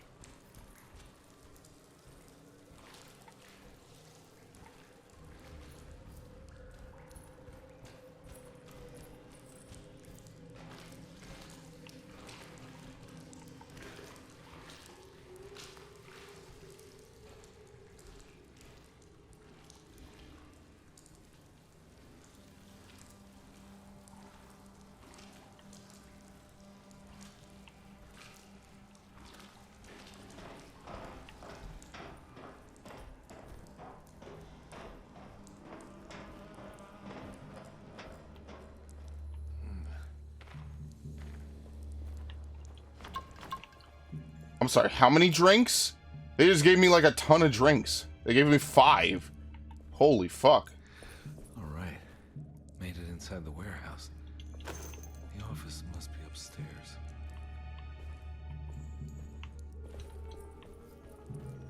Well, you know we're getting chased here. They got Molotovs. Let's see, what else? Some more ammo. No, the horn. Yeah. The horn, which is part of that one set.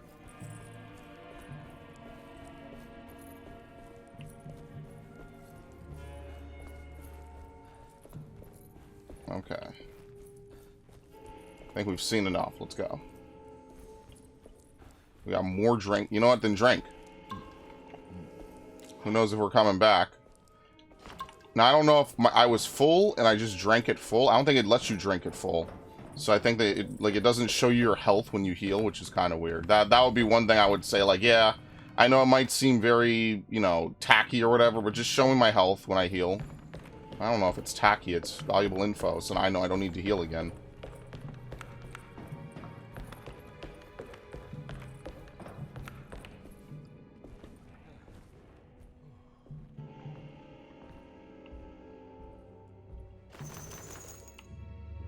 I don't even have a machine.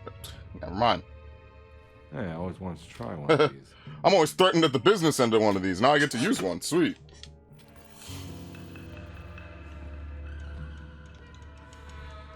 Now I'm a mobster. Okay, we don't know the code, whatever it is.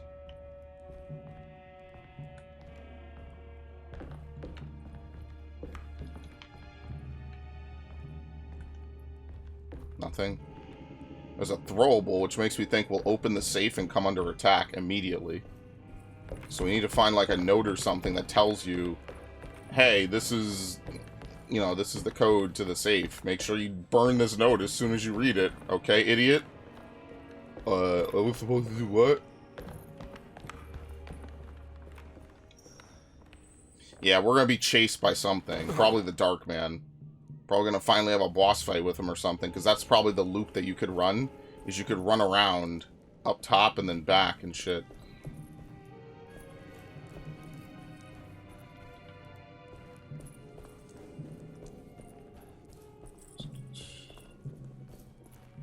Over here?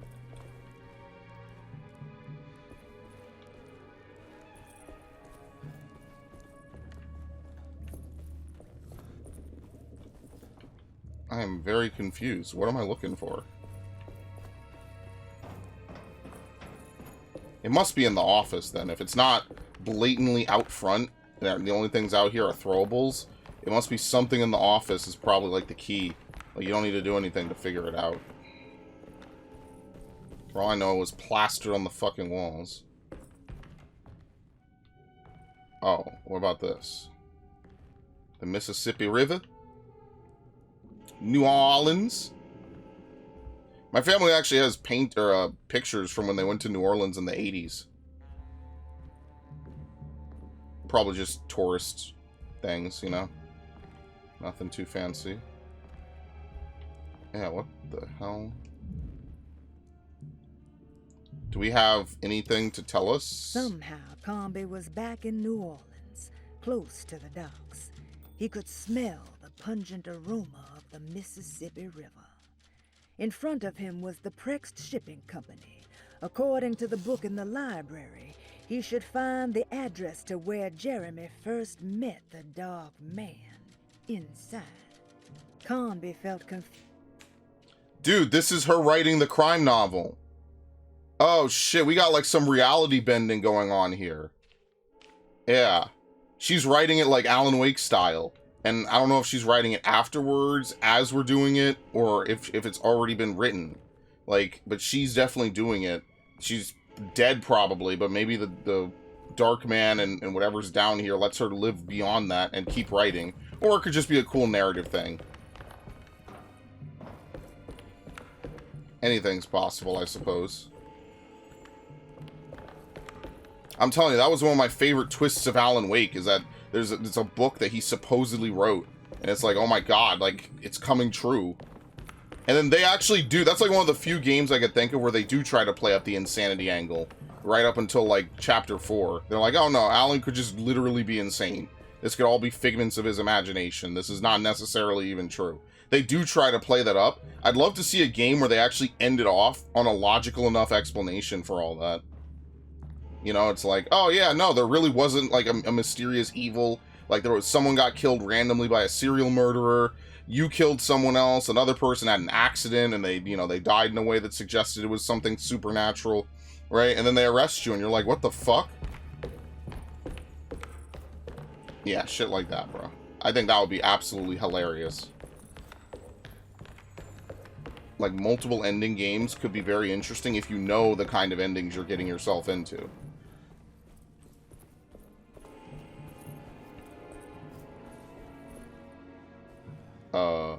But no, I don't know where this is, so what the fuck? Can we go down? Do we need to go back down into the sewer? Like, I don't know. You would think that we're done with the sewer now, where we're up top over here. No, you cannot enter this door. So maybe it is in the sewer and I missed it. Or maybe there was like a note or something. Because there is nothing up here. I've looked multiple times now. So maybe we go back into the sewer.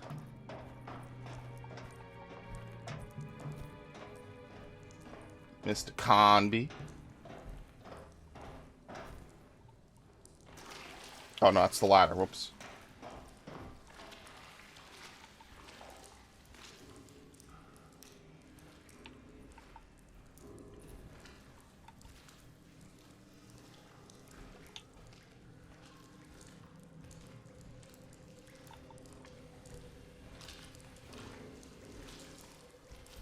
Yeah, I don't think there's anything down here. I think I've already seen everything down here.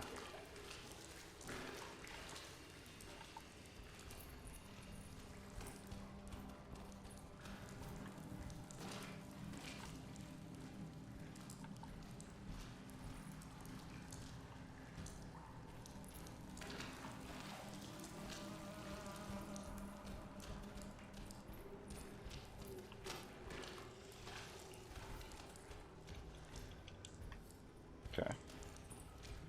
Yeah, I don't know. I'm gonna be honest with you. I have no fucking idea. Can you drink at full health? No, you cannot. So, that nixes that. Yeah, it must be something in the shipping room. There's no way it's anything back here. Like I said, this game is not hiding stuff that fucking well, right? It's not one of those obnoxious, like, oh, you couldn't find this thing games. No, this is not one of those games. You didn't find the secret key item, so you get a bad game over. Game over, you and your friends are dead. This is not that kind of game. It seems very straightforward. It seems very linear, which I guess would be the only other thing I would say is, like, maybe they could have taken a little bit more from Resident Evil. That initial portion where we were doing house crawling was kind of cool. Because it was like, okay, well, you don't know what you're going to find, right? You know, the people show up, the house still feels just as fucking vague and haunted, right? Stuff like that.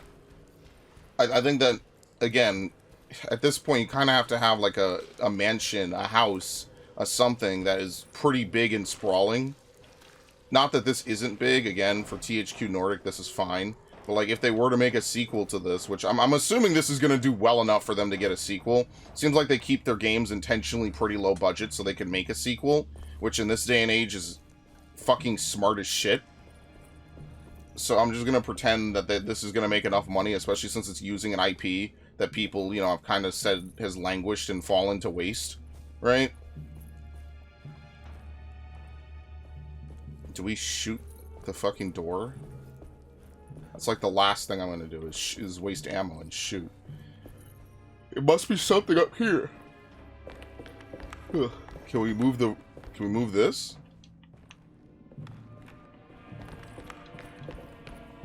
I need detective vision, dude. I need alone in the light vision. No, they would just call it dark vision. It would be like a... Oh my god. It would be like a Silent Hill vision or whatever the fuck that meme was. Alright, what the fuck? Seriously, what do I do? I think I reload the game. I'm gonna be honest with you.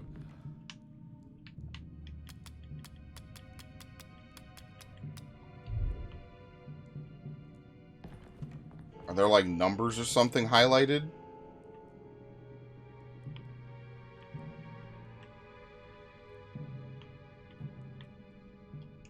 Oh my god! There was finally a note in one of these fucking cabinets that you open up. You know how many cabinets I've opened up that have had nothing in it, and there's finally a note in one of them. The ship was raided Oh my while it god. docked. All of his things were recovered, but blood was shed. Several men were carried into the Mississippi River and drowned by ones who live in the deep. All items have now been signed and delivered. Now let's keep the papers safe. What is left? Later is right, and hell is back again. What is left later is right. Hell is back again. So what? 454 for the letters of what later in hell, or is and hell part of it? The ship was raided. Oh, does it keep the papers safe? So what? 454 or 457? Because let's do 457 because it's capitalized. 2, 3, 4. 1, 2, 3, 4, 5.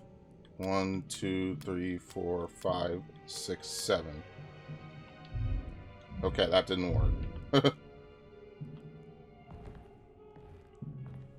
I can't believe it. There was a paper in a cabinet. We've been doing this whole fucking game. The Great Library? Oh yeah, we've already been there. In hell?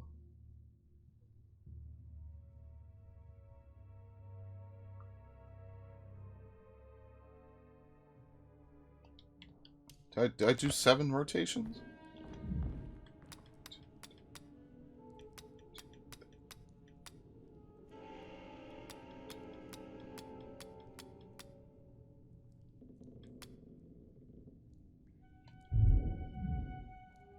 What the fuck?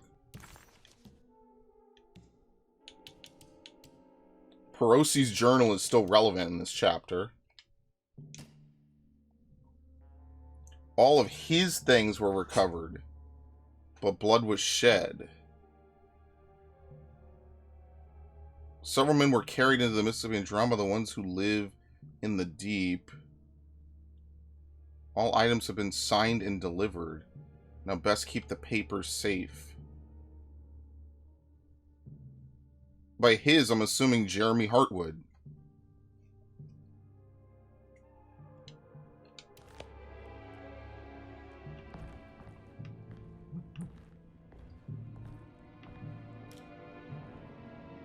I am very confused. This is actually probably the best and most nondescript puzzle so far, right? So all the items have been delivered. The only thing left to do is to fiddle with the safe. There's nothing else I can do besides just try to guess, and there's no way you could guess with a dial safe. Excuse me.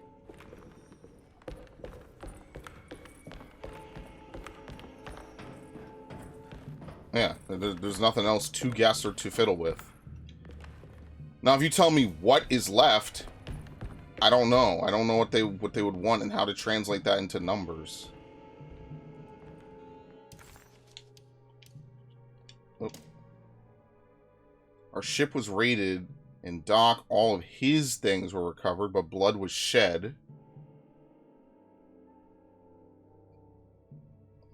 What is left? Later is right. And hell is back again. I have no idea.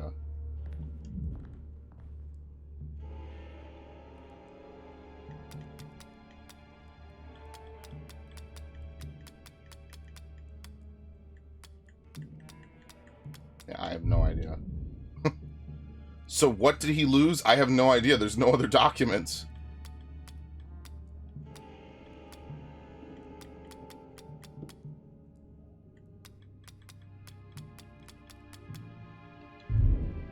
Good lord.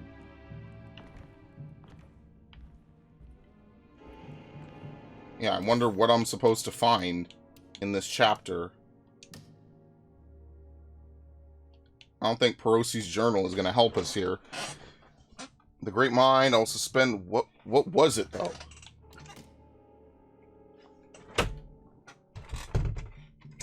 Okay.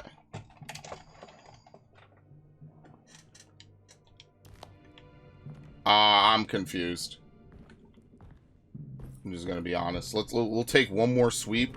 Maybe this will open something now that wasn't open before us taking this note. But I think genuinely it must be around here somewhere. Maybe there's like another note.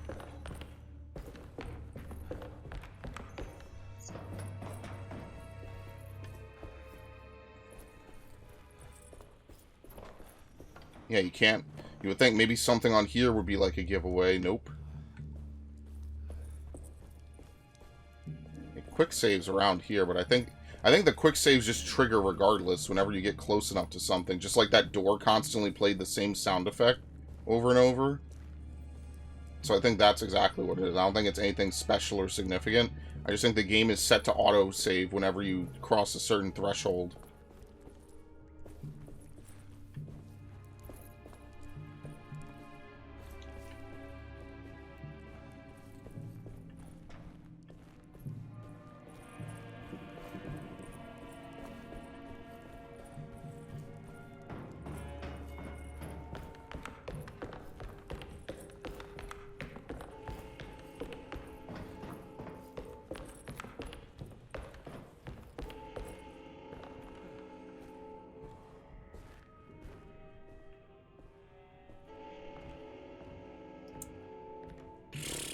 I don't know, man. I'm gonna be honest with you. Like, I don't want to look it up. I'm starting to get to that point where I kind of feel like I am actually stuck. Like, I don't know what I'm supposed to be looking for here or what they're referencing in this very obscure note. Like, at all. First of all, the fact that the note was obscured in this cabinet was already, like, ridiculous in and of itself. But I don't know what they're looking for. And as you can see, I've run all around the place. Like, the only thing I think is that you have to go back to the docks.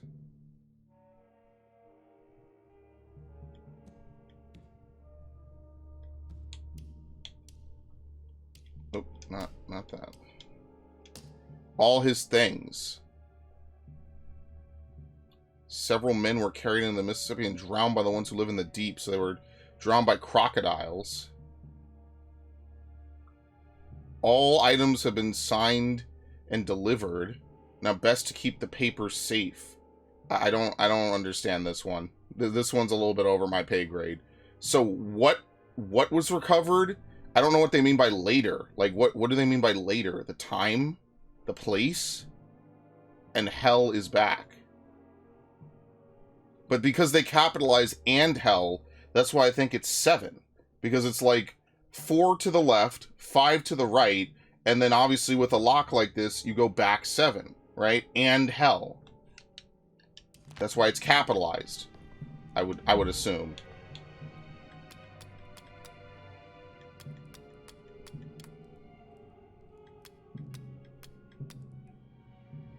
See? 5, 6, 7. So what will we do? Oh, hold on. 2, 3, 4. So it could be 8. 1. 817. 1, 2, 3, 4, 5, 6, 7, 8. 1. Oh my god! What? How did that make any sense? I don't understand how I did that. So, 8... What to the left is 8? Back is 5 is 1? And then, again, I only moved 1 again. And hell is... dude, I don't understand that. That doesn't make any sense to me. What is 4? That's how I found 8. Back, or what is it, later is 5. Which is 7, which gives us 1. But why did the 7 not work? Why did the 7 not work and allow me to open this? I don't understand how this puzzle works. This puzzle makes no sense to me. I clearly must have half of it. I don't understand it. Well. September 19th, 1892. Breck Shipping Company delivered 4 steamer trunks, 1 Egyptian sarcophagus, and a large wooden crate belonging to the showman called the Black Pharaoh. The Black Pharaoh. Performing at Gallatin Street. Wait. Bro, this is literally the answer to the puzzle. You go 4 left, 1 right, and then back. What the fuck? How would you know this? What? This puzzle's backwards. The address where Jeremy first encountered the Dark Man. Hold on.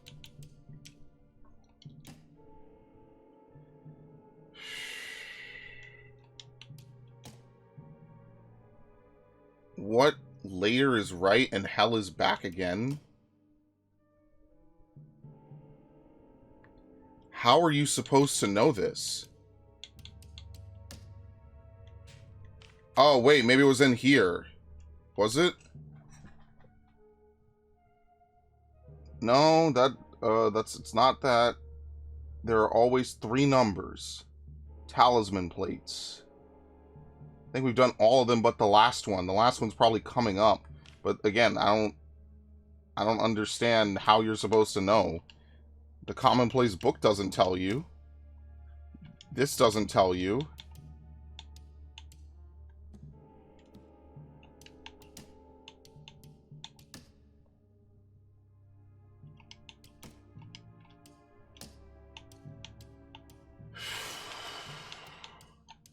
I'm gonna be honest with you. I have no fucking idea. It's almost like you're supposed to get that note first, right?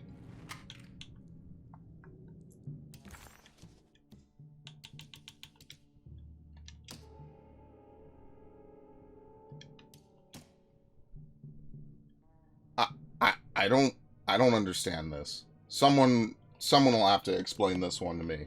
That to me doesn't make any sense. Like, if you try to solve it the way I did, you'll solve it, but it doesn't really seem very logical. It seems like you were supposed to somehow find 411 through some other method, and maybe it's something I'm missing, or maybe they just don't explain it very well. Anyway, time for a boss fight, obviously. Let's save, so I never have to do this again. Because that made no fucking sense to me whatsoever. I'm not like a master level puzzle solver, but that genuinely made no fucking sense.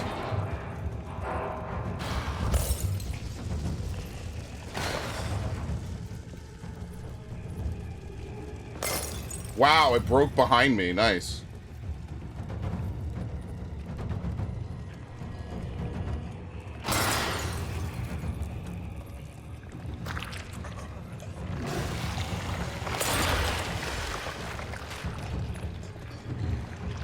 Oh no, they're coming for me.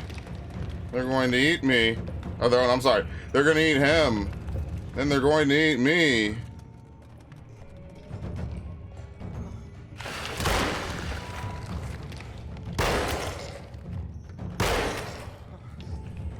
Oh my god.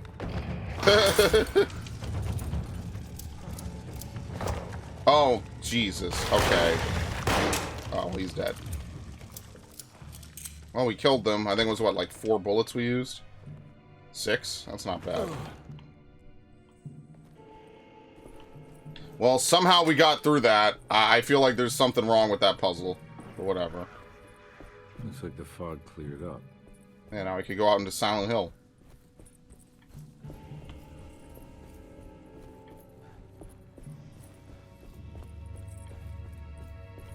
I used to love Whispering Oaks.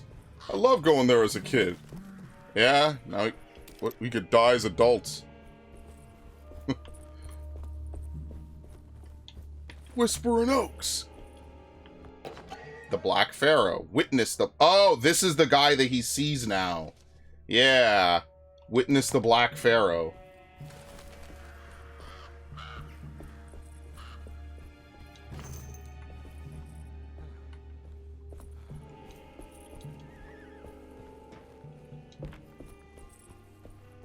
Oh, what's that? 1 bullet.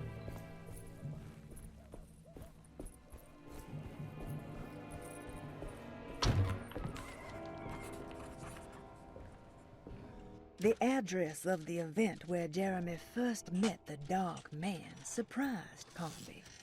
The infamous Gallatin Street didn't exist any longer, and he wondered if he would be able to find the right building. Was it still standing? Did it matter? Maybe this world was not just another place, but another time as well. Well, we already know that, or at least he should know that at this point. A lot of those memories that we got dropped into were not modern day. We especially just went to an entire place that doesn't even exist. It only exists in his mind, how he imagines it.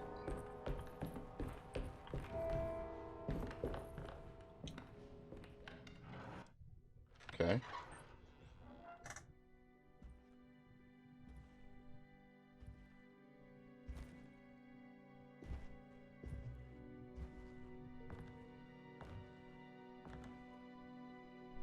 You want to tell me what this is all about? Welcome, Detective, to the greatest show this side of the Mississippi. Now the hotel, the Black Pharaoh, the ancient magician who lived 1,000 lives and wore 1,000 masks. I can see why you settled on calling him the Dark Man. Saves your breath. So, you got scared by a stage magician, and now he's living inside your head. You can mock me, Detective. But you would be the crazy one to think his presence can be ignored. Look where we are.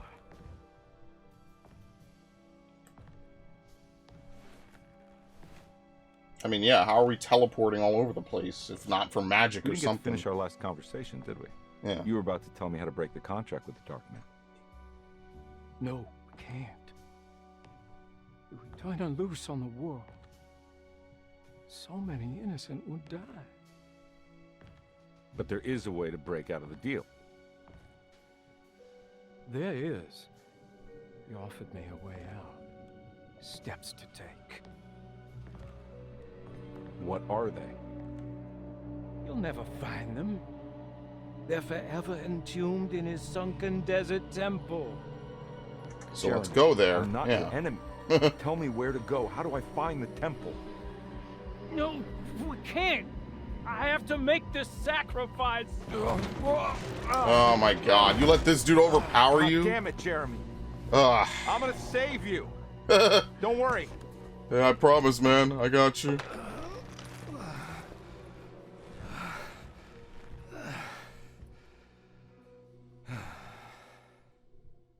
Yeah, save someone who doesn't want to be saved. How do you save someone who doesn't want Oh to my be saved? god! Well, he's gonna get saved no matter what. I just need to find the temple somehow. Yeah, it's the dial that we already saw. So, what is that? Scorpio, Pisces, and Gemini?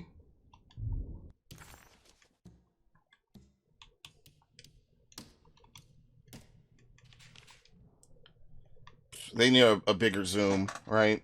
So it's Scorpio, Pisces, and Gemini. So now we need to go back to Perosi's journal. Will I need to remember? No, stop. Scorpio is 10, Pisces is 2, and Gemini is 5. Wait, that's Scorpio, right? It's not Virgo? Yeah, so 10, Pisces is like 2, 5, 10? Or 2, 5, 8? Which one is that?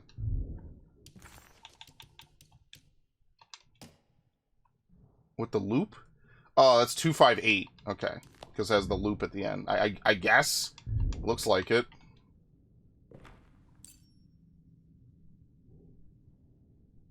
Wait, hold on. So what? 8 in the middle? So it's like 5, 2, 8. 5 on the outside.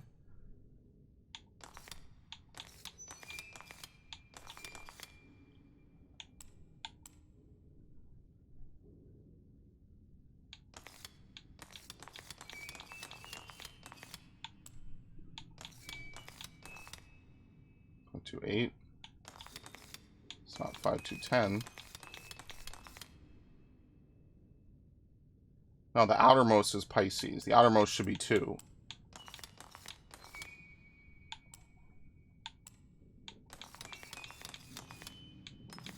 Right?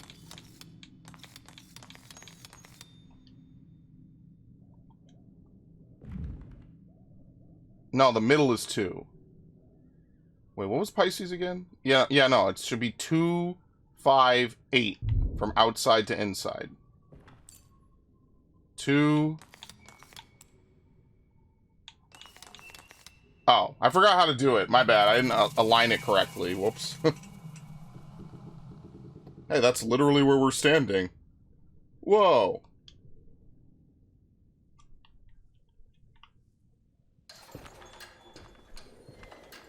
Alright, anyway, here's the Desert Temple.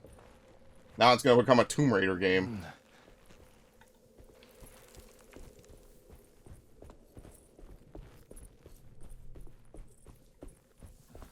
Oh, no. Losing my mind. Walk into the desert.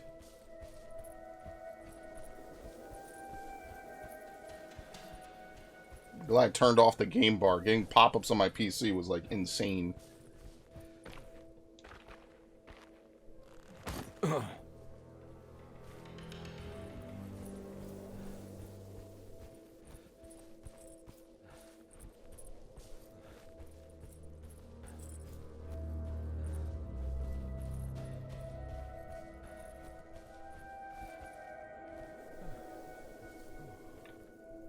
Here's the skull. That's not a Loganape? I guess there's gotta be another skull somewhere. Nope, can't walk over there.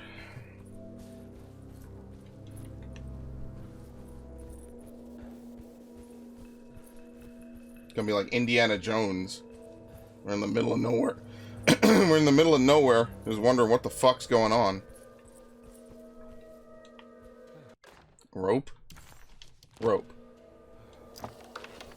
The Temple of Nephron-Ka lies under... Is this Liam O'Brien? Despite all efforts, that unholy site did not collapse, but sink beneath the sand.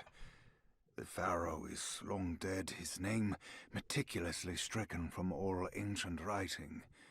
But that stage meant for blood and terror remains.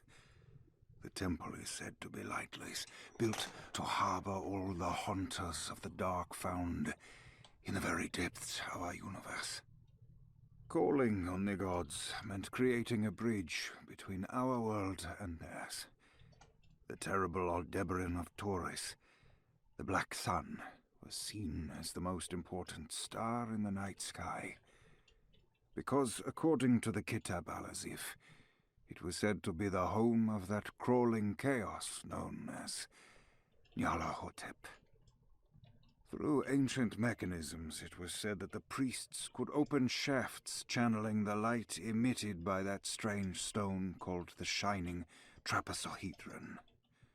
Several streams pooled together above the statue of that dark man would then be sent through space towards the Black Sun, a message to the gods. The gifts bestowed on the sender are completely undocumented, but often assumed to involve dark blood pacts, where souls are traded for malicious miracles. Okay.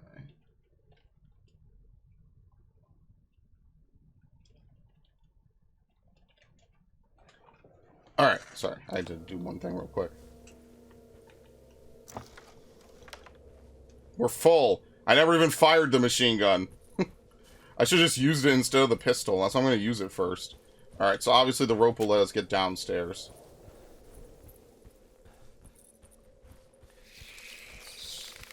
That's not spooky. The sunken desert temple. I'd better get down there. Okay.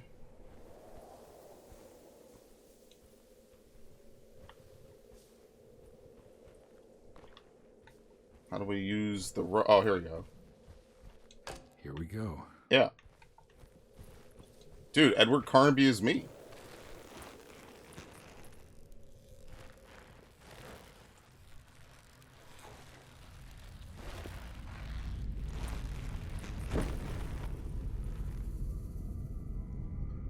Dude, the rope fell. That's probably not great. Use the old temple mechanisms to reveal the contract. Canopic jar. Vagabonds. Oh my god. It's a star constellation from one of Jeremy's books. porous. And one star's clearly bigger. I got a feeling this is it. This is where the contract is hidden. But how do I get to it? Okay. This is what I mean. Like, sometimes things open and there's nothing in it. So it's like, okay. And look, don't get me wrong. I'm not saying that every single time you open something, there should be something in it, right? Like, I understand that's what keeps it, on edge. Like, sometimes in some games you get certain items one place, and then in other games you get certain items another place. I get that.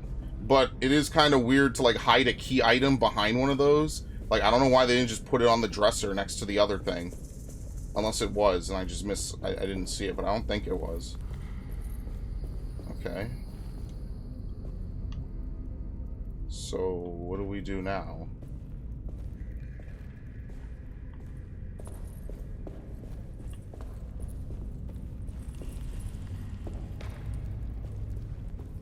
Let's see. There you go.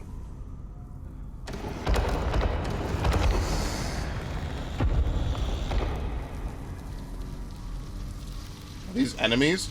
Oh, yes, they are. Gangster. Kill an enemy with a Tommy. Yeah, an OG. A real OG. A super OG.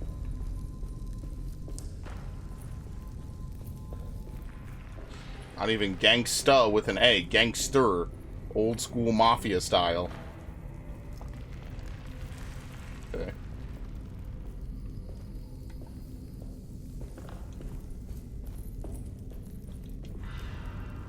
There you go. At least there's no, like, ridiculous chase sequences. Like I said, there's no, like, instant death shit, right? There was one chase sequence. I think the line didn't play correctly. That's about it. A lens carrier. We need to find a lens. The horizon. A lens crafted with unexpected precision and fitted with a telling hieroglyph. Okay.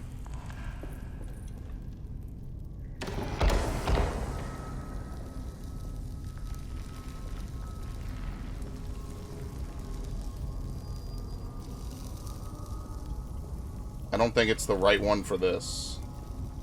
This one looks Oh, here we go. Good work.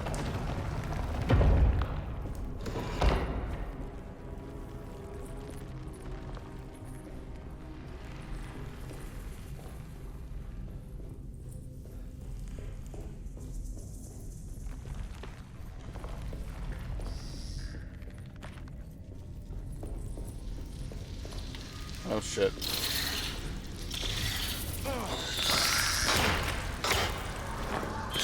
There you go. Chop him up with a fire poker. Sucker. Dude, I'm back playing Zelda now.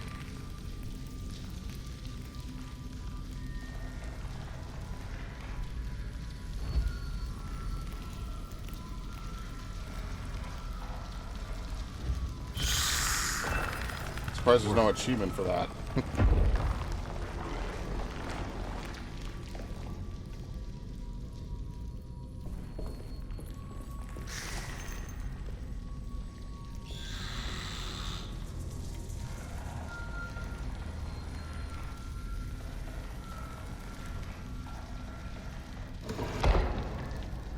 There you go.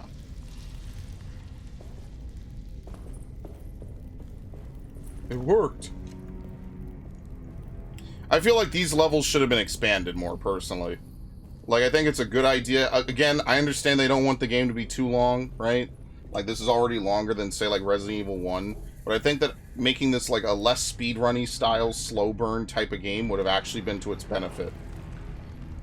So, like, each chapter could have had its own, you know, like, flashback puzzle. Like, once you're done in the house, it's like, you know, like a mini Resident Evil mansion, you know, where, like, there's a little bit of non-linearity, there's a little bit of combat, you know, there's a little bit of everything, right? That's what I really am trying to say. Okay, well, the sound's fucked. For some reason, when you fire for the first time, the sound is, like, super delayed.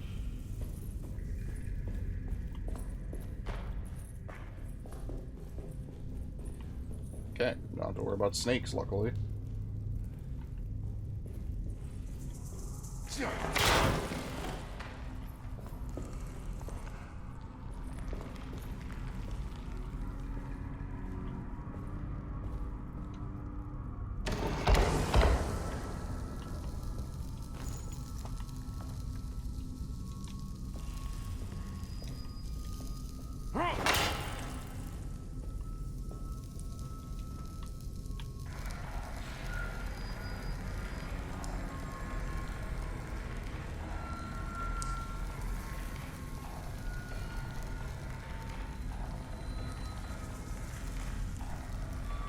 Okay, I wasn't sure if you could spin it. There was like a little blue rock behind me. Guess it's nothing. The star. Yeah, this one already has its lens still.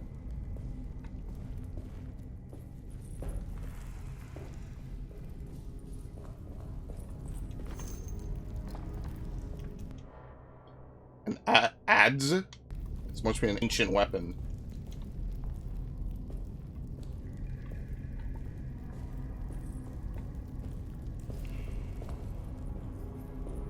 Can we open this? Yes. But I don't think there's any reason to come back here yet. We have to realign these beams, one of which needs the laser. It's just a shortcut.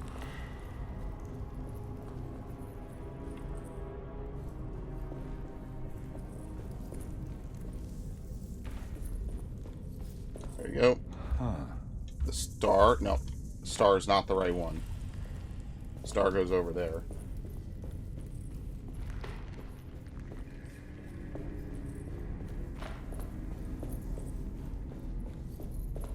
Okay.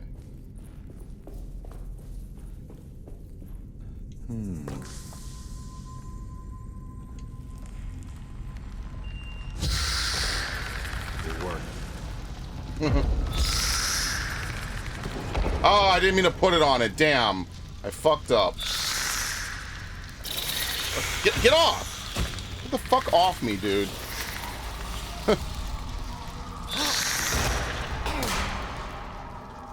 So that's what they meant by button mash. Remember earlier we were like, oh, we were reading the controls. It was like button mashing. Yeah, it's a shame that QuickTime events, you know, they just kind of went the way of the dinosaurs. Now, granted, I do understand the idea that it's like, oh, well, if you could push the button once, why do you need to mash it? I understand a little bit of that, right? You know, it's just one of those things. It's crazy how that went from being like a super innovative way to get player actions and to get, you know, more stuff happening with the players. And then it went from that to just being, like, not loved at all. Unfortunately. The dog. What is it? Great Depression. 1,000 Young. Asleep with an anesthetized mind, Jeremy filtered these words from Deserto's gangrenous ground. Ever their praises and abundance to the black goat of the woods. Hear us, mother, and take pity on us. Accept our sacrifice and judge our worth. Aya Shub Nigudath. No forbidden knowledge here. The lone and lost walk a land of fear. When there is nothing you recognize or no one to trust, you prepare for the worst. Something is coming, you best be ready. Take the guns in the parlor. Give them hell. New Orleans lies southwest of Deserto along the Great Mississippi River. Its old town, the French Quarter, or the Vieux Carré, is home of the... I'm not French. I'm going to butcher that word, alright? Don't get mad at me, please. Is the home of the proud and often rich Creoles. Wrapped around this center, you'll find a large and eclectic city full of people, including the most mundane dock workers, reckless gangsters, jazz-crazed flappers, and of course, the mysterious voodoo people. At night, you could stand on the lakeside of Deserto and watch New Orleans glow like embers on the horizon. I had no idea it was even called the Crescent City. Sorry, I'm probably never going to New Orleans.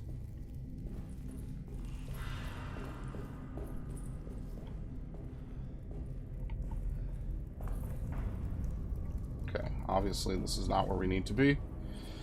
Let's go back downstairs. I guess this is the faster way.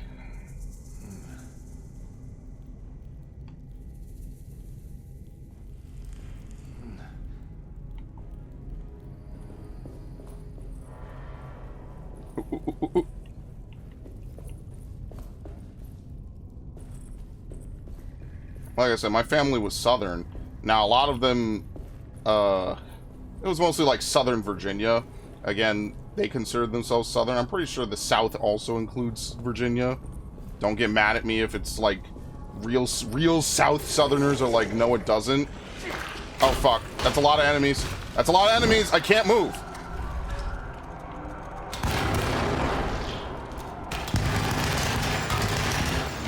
Oh my god. still not dead. Holy fuck. Good God. Okay, well, wasn't expecting that.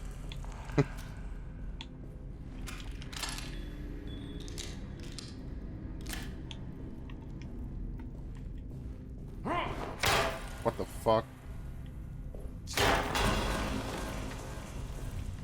I don't think we're going to be finding any booze in an ancient Egyptian pyramid. And if you do find it, you probably shouldn't drink it. I'm just saying. You're probably better off swallowing saliva, bro. Take some deep breaths. Deep breaths. It works for the Call of Duty characters.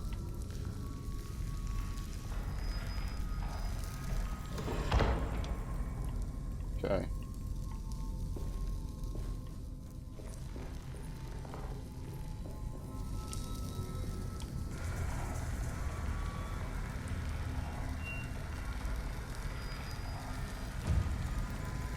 That is a cool effect, though, that you could burn that. Burning this rope, I guess.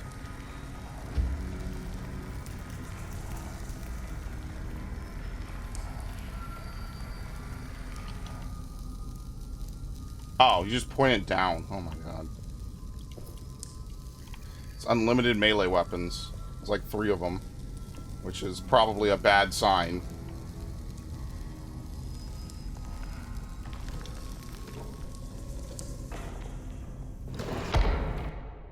The underworld. Am I gonna have to jump down the hole or something to escape a bunch of enemies?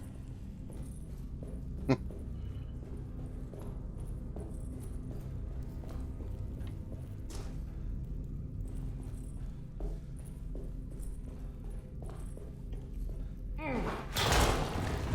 you go. This is the last one we need to go fit in.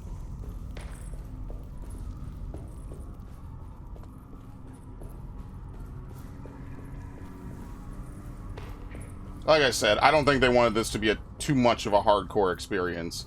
Like, yeah, the enemies can gangbang you a bit. Yeah, the combat's a little wonky. There's a little bit of jank with some of the presentation. But honestly, like, I think a good amount of that is also just, in general, the presentation of the game.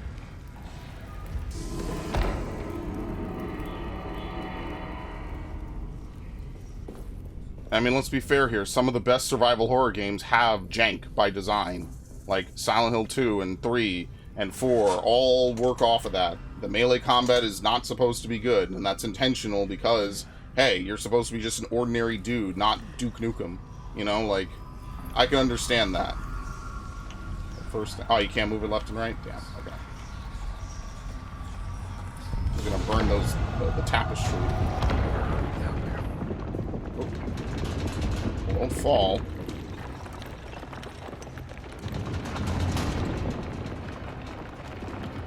It's like part of the appeal.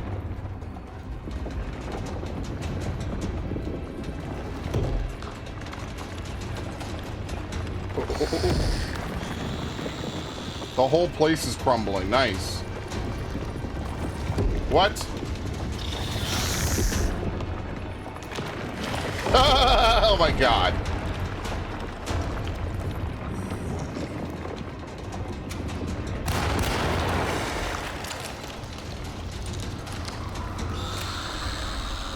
This is ready to collapse.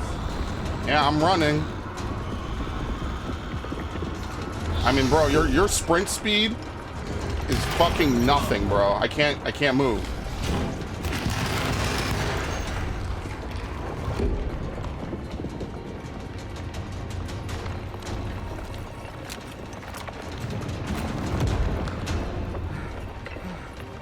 This man does not know the definition of the word hustle. I'm gonna tell you that much. What is going on? Whoa! Anyway. A dagger?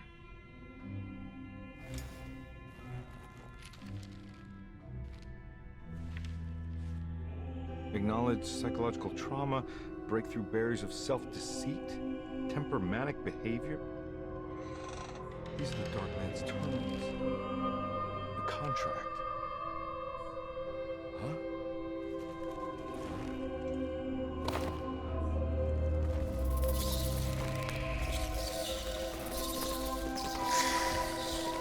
Alright, well, anyway, they're gonna make him fall down someplace. Or not. Holy shit.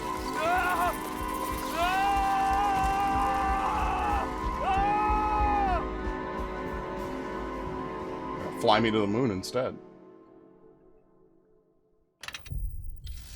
That was a lot shorter than chapter 2 was. Chapter 2 is like most of the game. Alright, chapter 4.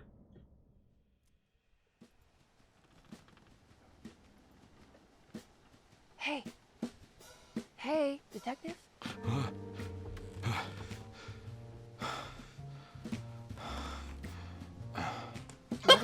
Like, what the fuck are you doing? Great. Was it alcohol? God, no. I just got the wind knocked out of me.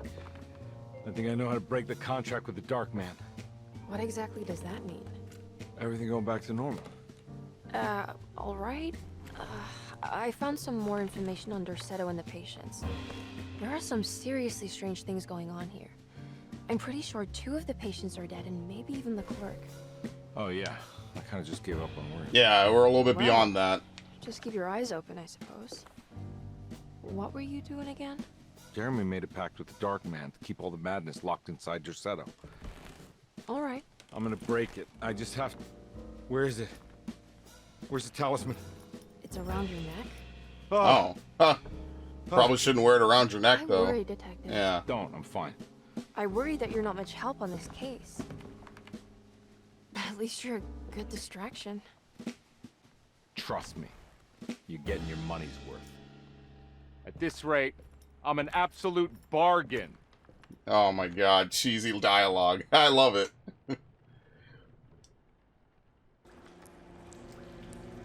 Oh shit, we were in the attic? The Dark Man's contract.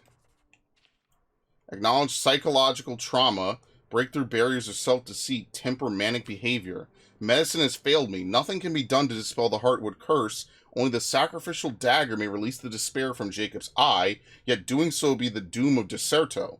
Let this curse of mine be a weapon for once. I accept your demands. O crawling chaos, build your prison around this god-forsaken hospital.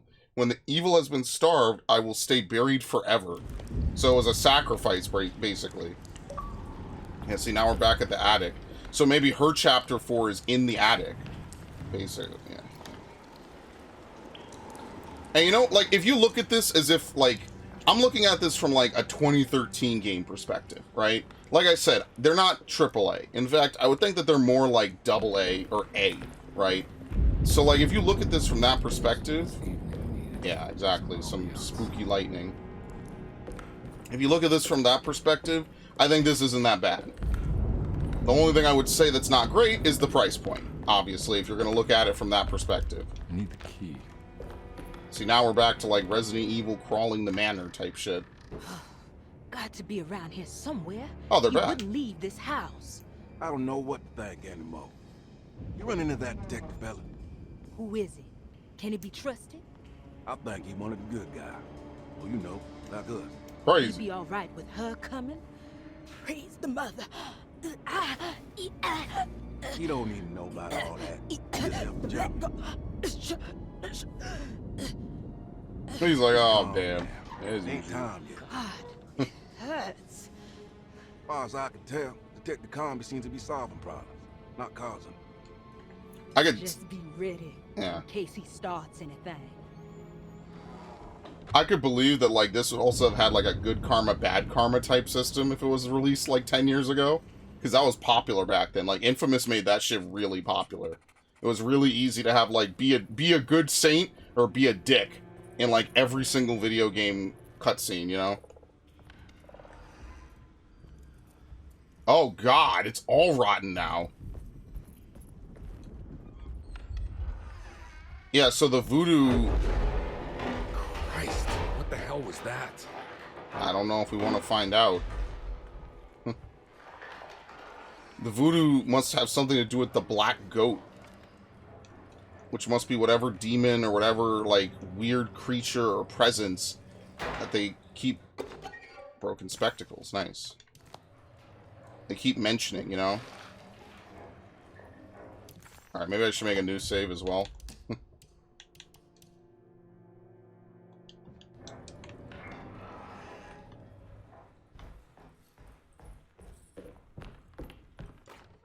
Preparations for St. We must John's. have faith that Jeremy's pact with the Dark Man is a bluff.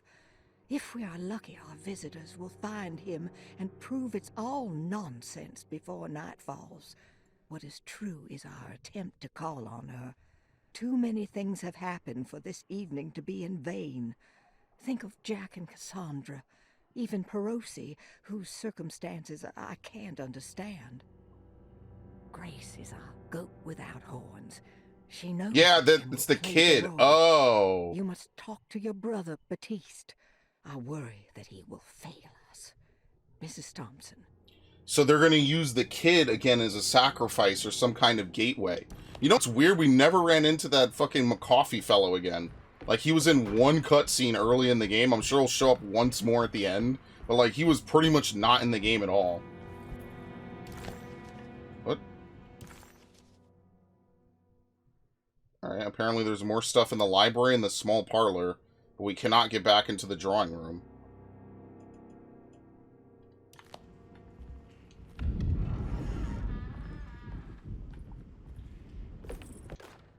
Lunacy in the Astarte Artist Colony. Lunacy and the Astarte Artist Colony. Astarte.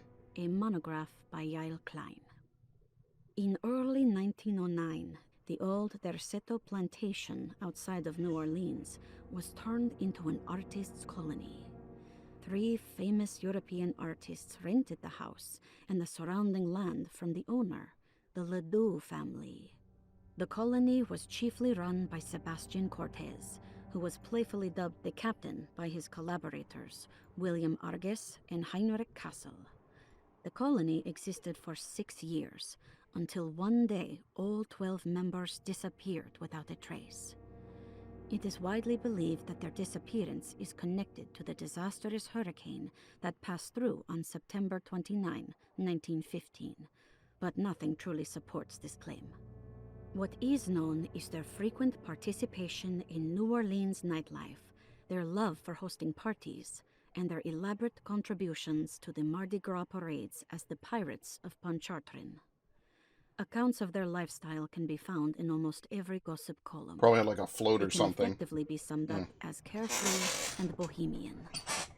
In late June 1909, the name Astarte first appeared in the newspapers. Cortez said the name came to him as he was painting. There is never any claim to knowing about the ancient Phoenician fertility goddess with the same name before this time. His fellow colonist Heinrich Kassel did know, because he later produced sculptures that show clear references to ancient idols of the goddess. It's impossible to know for sure how this name suddenly made an appearance, but it is interesting because of Derceto's history. Oh, oops. Even the name Derceto is the Greek name of a Syrian fertility goddess. Oh, In the okay. case of naming the plantation, Derceto was certainly not an accident. We know that Elijah Pickford intended to build a temple for his cult, for he had distributed pamphlets 2 years prior to the purchase of the land, advertising his intentions. His followers were estimated to be almost 100 men and women, mostly sailors, Maroons, and Cajuns, when the plantation was built. To outsiders, Derceto registered as an ordinary slave plantation, which enabled Pickford and his flock to remain hidden for decades. The official story is that the cult lasted until 1862, Yeah. when the Union And they Army shot that came guy and and the burned captain down burnt it down. plantation and scattered Okay. all who lived there. Following the Civil War, new people started to congregate in the ruins of Derceto to invent a new fertility goddess, the Shub Niggurath. As much as Derceto is Certainly a sounds particular name Lovecraftian. to have heard of, it's not entirely uncommon among the learned. Astarte is equally known and could have been subconsciously chosen by well-read artists. Shub Niggurath is, on the other hand, very uncommon. Almost impossible that anyone in Louisiana would have heard that name. The name is referenced only in rare books like Unaussprechlichen Kulten Oh and my the God. Necronomicon. That's a It is mouthful. believed to be a bastardization of Arabic words meaning pertaining to the dark young. The few paragraphs printed on the goddess are so upsetting that no one in their right mind would want to build a religion That's the resting on point. such qualities. Yeah, no one's in their right The mind. Niggurath cult was hard to get rid of, but it is believed that despite the police jailing and killing several cultists over the years, the main culprit in the cult's demise is the cult itself, which seems to line up with every instance of cult activity on Darceto's grounds. When Captain J.W. Norton of the Union Army arrived, he described the people at Darceto as malnourished and maniacal. As much as the army tried to save them, they fought back with fervor, as if nothing was going to stop them from slowly destroying themselves. While the disappearance of the Astarte Artis colony remains a mystery, the recurring motif seems to suggest that their fate involved lunacy and a hunger for self-sacrifice to that fertility goddess with 1,000 names. Which lines up, because we know that they sacrificed kids, and then they had the whole artist colony just completely vanish. So it seems like this is actually right on the money. That it's a self-fulfilling prophecy. The cult tries to destroy itself non-stop. I mean, and whatever it is contained here, either from them all killing themselves, or just in general. And it seems like this time around, Jeremy's the only one with any interest. Dido and Aeneas. Pirates of Pontchartrain.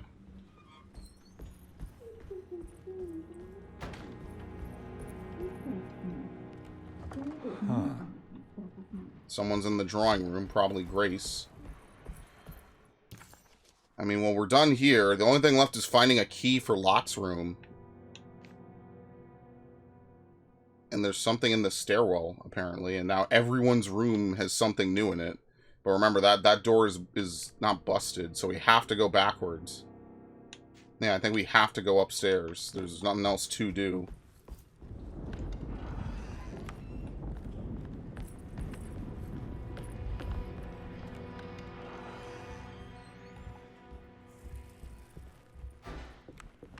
Emily will have to die. You can't let her ruin our plan.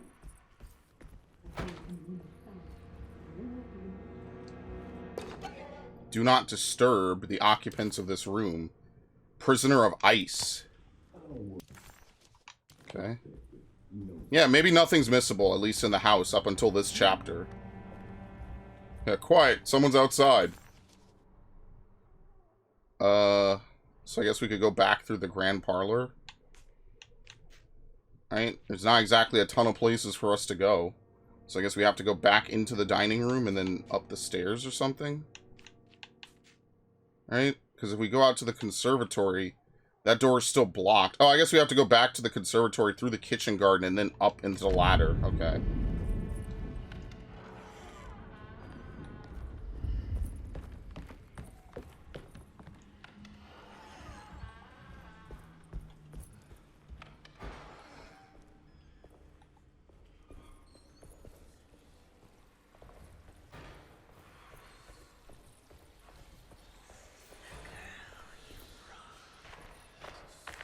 It's the tree.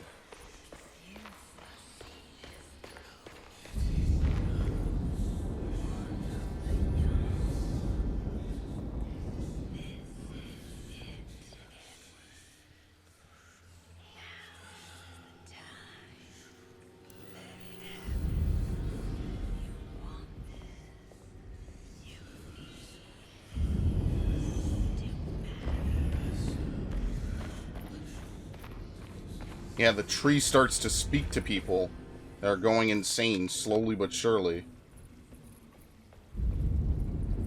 Okay. What's this? Keep our secrets. Mrs. Thompson, I understand the last week has been busy.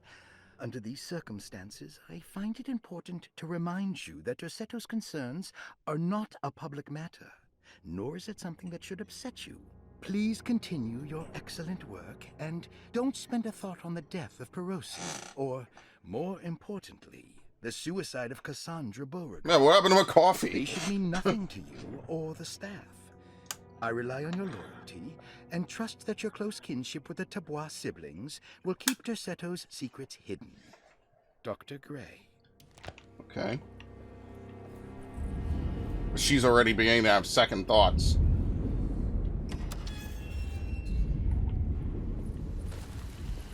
I mean, just look at this. How long until this spills over? Nothing. Okay, we already inspected that.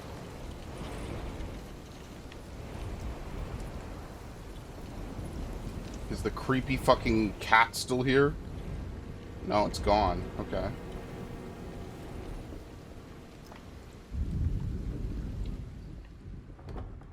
Nope.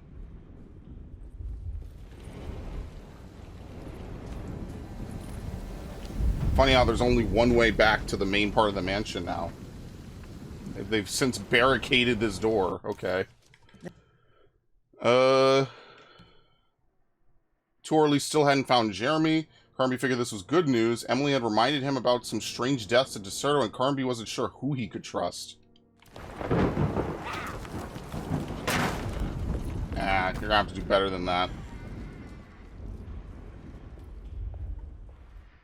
Okay. What key do we even have? Nothing. I need the key. I don't think we ever opened that door.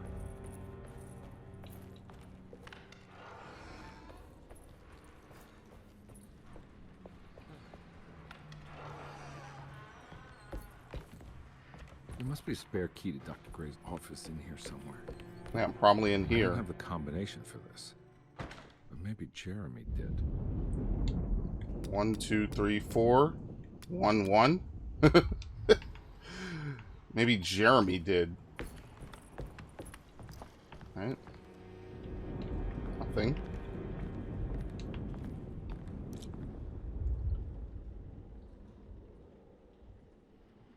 Okay. A bunch of gibberish and some mathematical equations.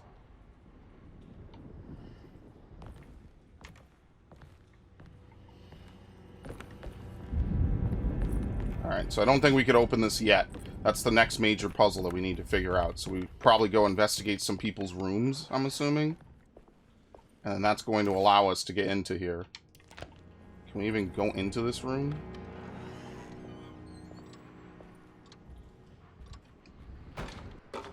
The Flying Dutchman. What a terrible thing to recognize that your betterment was an illusion, that you were so infatuated by the virtue of struggling that despite all your hard work you made no real efforts to ever become well, or that the treatment becomes such an obsession that instead of letting your wounds heal over time, you tear at the flesh in the hope it will heal better and faster if it only it would bleed in the way you wanted. Do we ever become well? What do you think, Dr. Gray? So this is just what a theme of people looking at paintings or different weird things is weird. I'm not really sure how those all relate to each other. Cannot open.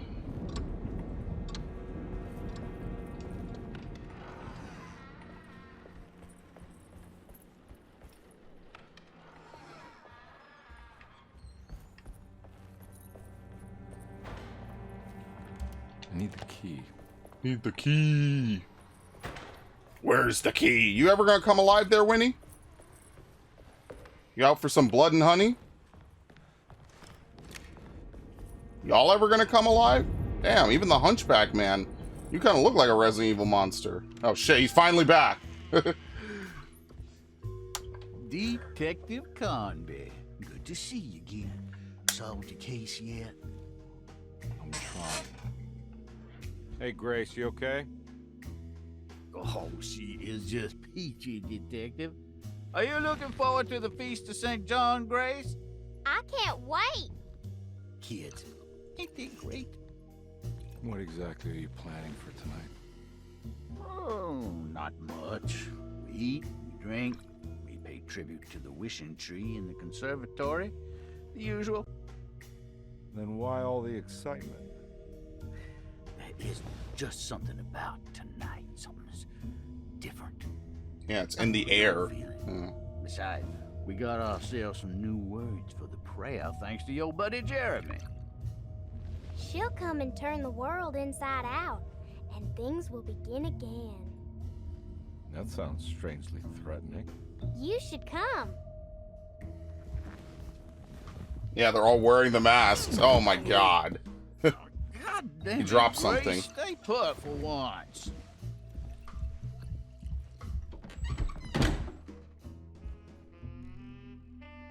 I like that. I like that, like, the majority of the cast is just crazy. First floor hall key. Better. McCarthy was a deadbeat. His mere presence annoyed Carnaby. It was like watching the worst version of himself mock him by simply being worthless. While Carnaby enjoyed watching the child outplay the drunkard, there was something terrifyingly familiar about Reese. It was taunting him, like he was supposed to remember, but couldn't. Okay, like his daughter or something? Wouldn't want him to get lost. Like in the original game, Carnaby was a super redhead, so I'm not sure if that has anything to do with it or what. Okay, anything else? Whoops. Something new in the writer's room. Wait, all her shit's gone. Cassandra's last page. Jeremy knew that the only one who could help him now was the guest in room number 3. The room seemed to have been empty for so long. But that wasn't allowed to be true. The story needed to be different. To include something from the outside, he would bring the guest back to room 3 and show them what was in that safe. 913. That's our combination. But those were not the right numbers. That was the combination for the safe in the clerk's office. I think at some point she's able to, like, manipulate reality. Okay. 257. And that never changed. That's exactly as it was chapters ago. Apparently there's something else in here, though. Yep. A movie script. Slaughter Gulch. She never finished it. Death of the author. What did you expect from them? You created too much. There wasn't any room to breathe. Your reification rendered all possible worlds void. You took everything they could have imagined and constrained it into something that you didn't even care about. Or maybe you did. Perhaps you cared most of all. Maybe you tried to save them from themselves, and that's why you had to die. Yeah, it's suicide, they say. Yeah, she offed herself, I'm sure. Absolutely. That totally happened. Nodded and winked. I'm surprised there was never a scene where we had to pull the plug out of that.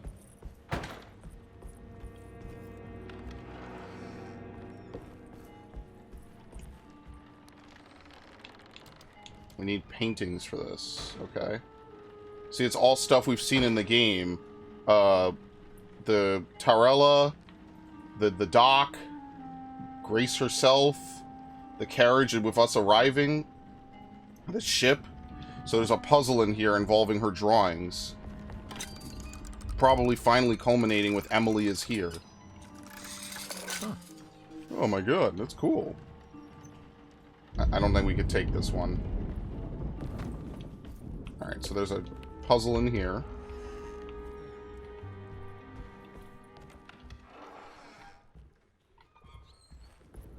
Yeah, these art pieces are even more unsettling now. I won't lie.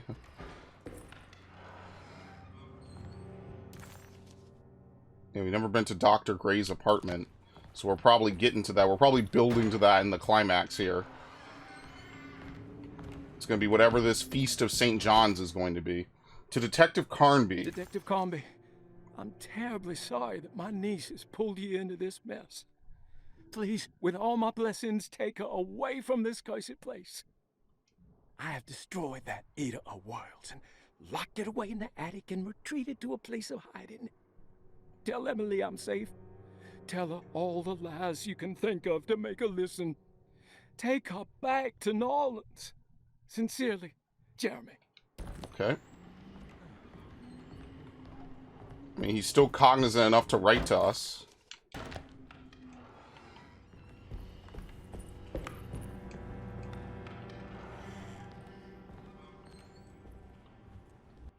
Trust Brother, me. I need you to trust me.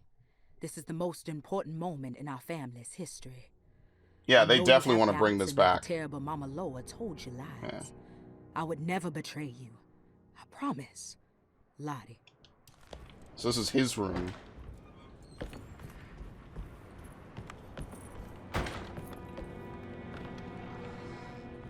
They probably have him in case any patients get too rowdy. What? We need a key now to access Perosi's room.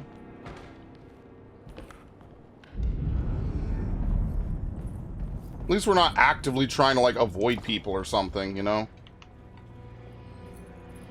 Because if someone's stalking you, they kind of have to be immune if you're going to shoot them. Maybe, like, some weird, like, Tuck Everlasting, or where they're, like, immortal or some shit.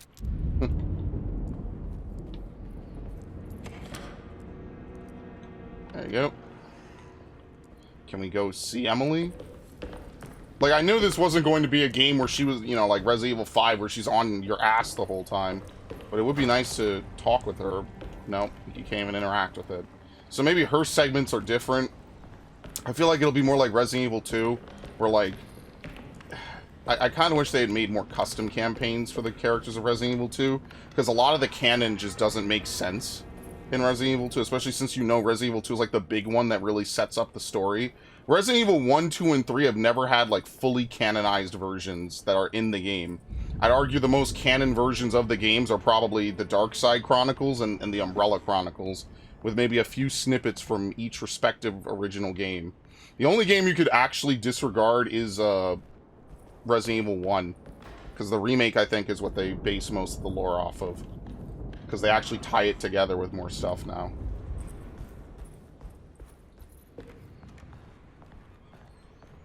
So maybe she has the same puzzles, the same everything, right? Whereas we have to run around and do whatever, so... Alright, really briefly, this will probably be the last thing. I'm going to go get some water, and then I'm going to go ahead and we'll finish the game. Alright, let's continue. First hall key. First floor hall key. What? No, no. Huh. He's just here, he's just roaming.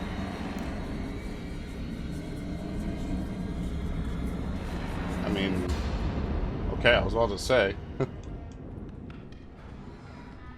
Surprisingly neat. Maybe I've been selling that old barfly short. Who is this? The lady? Yeah. Or McCarthy. No, this is his room. Sometimes I think this place makes me worse. That Derceto might be my grave. A coffin made of ostentatious architecture. A Taj Mahal for the drunken depressed. There's something about Derceto. Something about Dr. Gray. Like we all pretend that we're here to get better, when in fact we are here to be forgotten. Yeah, just a place they lock away the creatives. Par for the course, I guess. Well, he dropped something. I don't know how surprisingly neat it is. Looks like McCarthy has something hidden inside. Okay, so we need a screwdriver for the grate.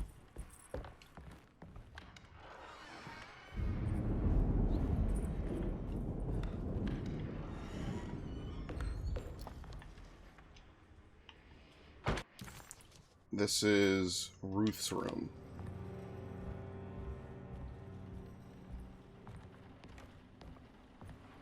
Now this is messy. Oh, hold on. Nothing. Is there really nothing in her room? Like, at all? Oh, wait, hold on. Ammo. Ammo in a working mirror. Yeah, nothing really in her room. She's just a drunkard, what can I say? At least she's attractive. That's more than you could say for a lot of fucking games. At least being 10 years behind is doing Alone in the Dark favors. This is my room. I belong here. Oh my god. I can't believe I didn't recognize you. Is any of this real? You should come. 196XXXLA. What is he, a prisoner? Did he murder someone? I know the combination. I carry it with me. 1, 2, 3, 4, 5, 6, 7, 8, 9. 1, 2, 3, 4, 5, 6. No. I carry it with me. Oh, it's his detective number. Yeah.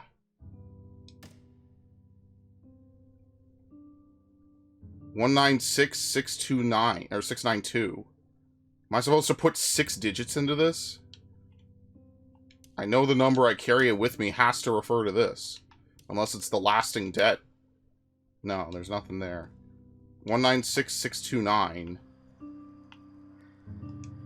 1 2 3 4 5 6 7 8 9.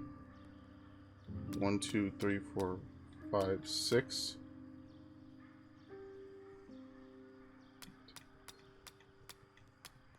1 2 3 4 5 6 7 8 9. 1 2. Well, that didn't work.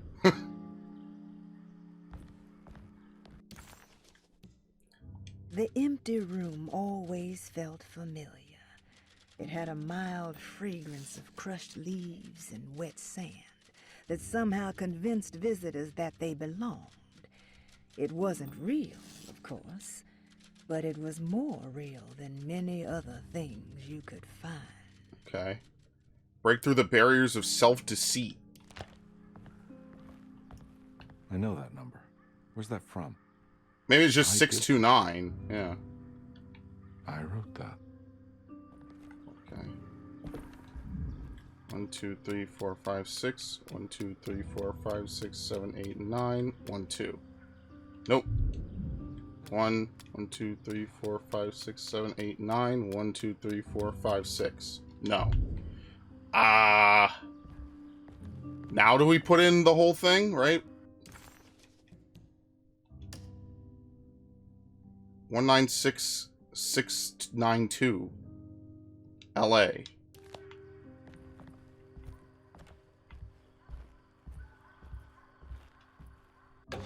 Ashes of Indigo.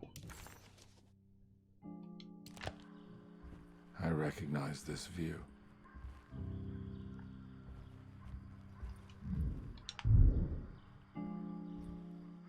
I don't get it. Is it 196?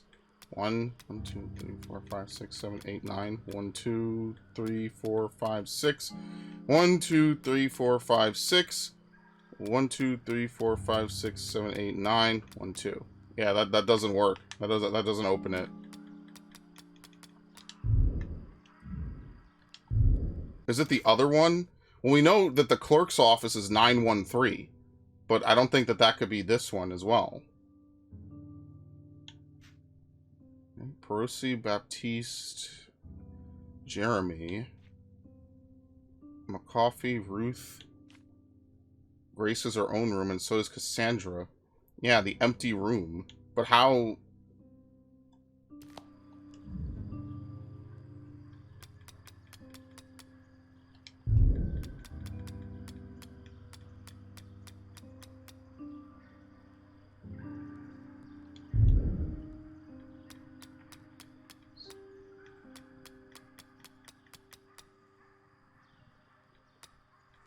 So what is it, 631?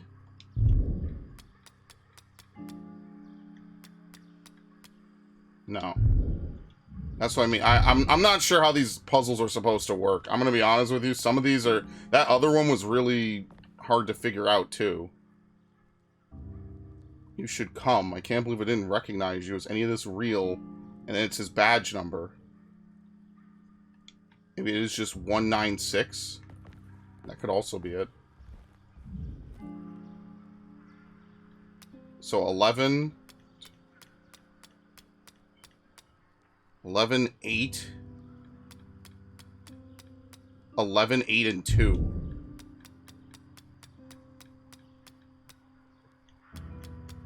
6, 7, 8, 2. No, that didn't work. I'm thinking like maybe it unlocks something else. I don't know. It's we know that his badge number has to be this, but I'm not sure like how to convert it into number turns. Unless like you're supposed to turn this a whole bunch. So like 1 will get you 11, 9 would get you something else, and then like that's what you're supposed to figure out. Unless this all has to do with fucking Perosi. No, Perosi's thing is gone. Dagger swabs in the grip of 2 sleek snakes. Okay, that icon was gone. That was interesting. Fact or fiction? Discarded note.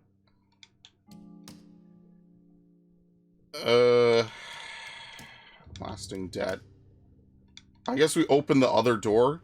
Maybe the safe won't open. Because remember, he said he went into this door to, you know, figure out some way to break the curse or something. So maybe we have to open the clerk's office first before we could open that. Maybe there's like something very specific we will find in the clerk's office.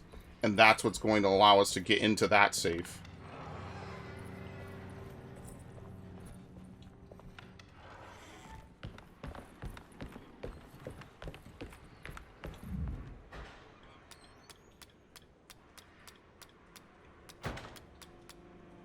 What the fuck was it?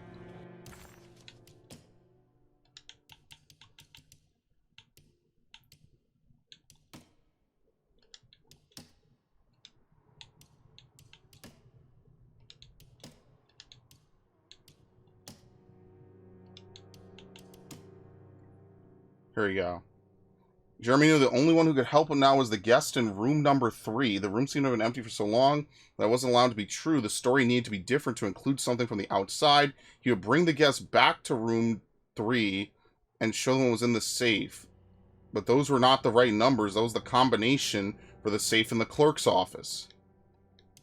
Alright, time to get Jeremy out of that contract so we can get the hell out of here. Something tells me I'm gonna have to put my talisman to use. Where did that line come from?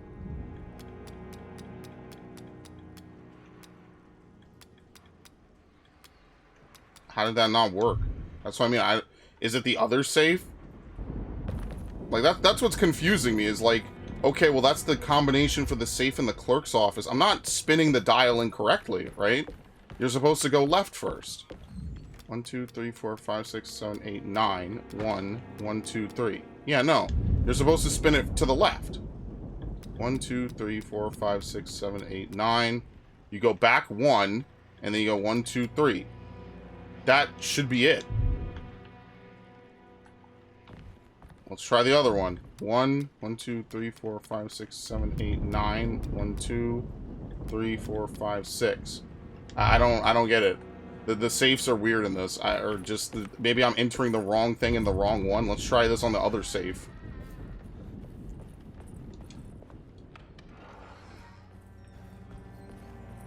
I just tried 913. It didn't work. Unless, again, it's supposed to be you look at 913 and then you look at the numbers you land on and then that's the actual combination. Because I'm pretty sure that's what I did before. But like I said, I don't know if I just lucked out onto the correct puzzle solution or what.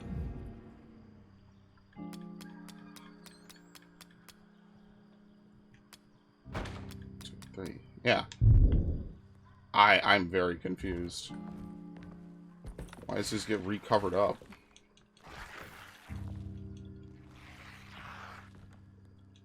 I know that number. Where's that from? I did this. I wrote that. So, like, you would imagine that the XXX are the combination that you have to enter into the safe, right? Because giving you 196 would be too easy. Louisiana State Board of Private Investigator Examiners grants the following license to Edward Carnaby, Decatur Street, New Orleans. License number 196692-LA. Good until May 15th, 1930. Alright. So, 692. 2, 3, 4, 5, 6. 1, 2, 3, 4, 5, 6, 7, 8, 9. 1, 2. Those are the 3 numbers. I'm very confused.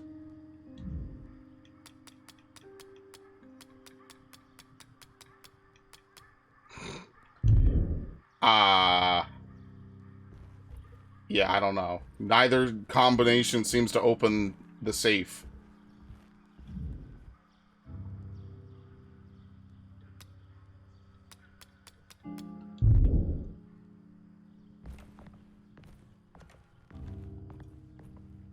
Is any of this real?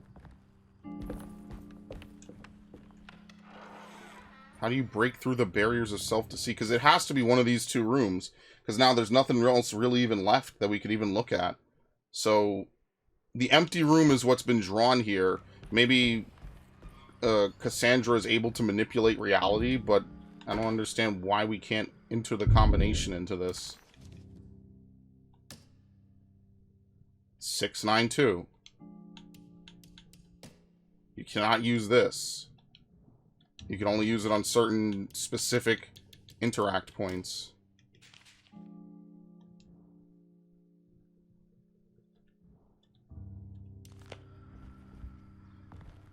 Oh boy. I mean, again, I don't know.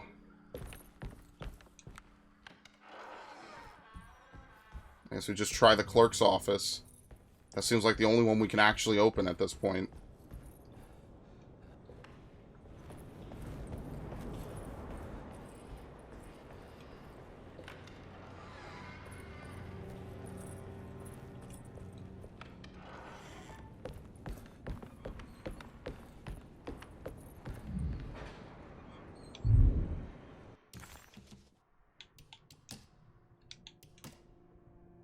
What was it?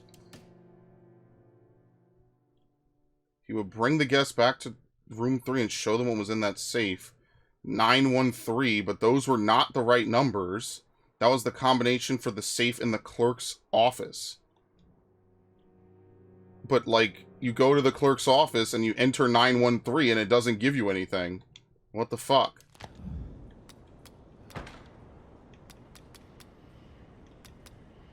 Yeah, that's not how a lock works. Unless... Oh, it's not turns. Oh my god.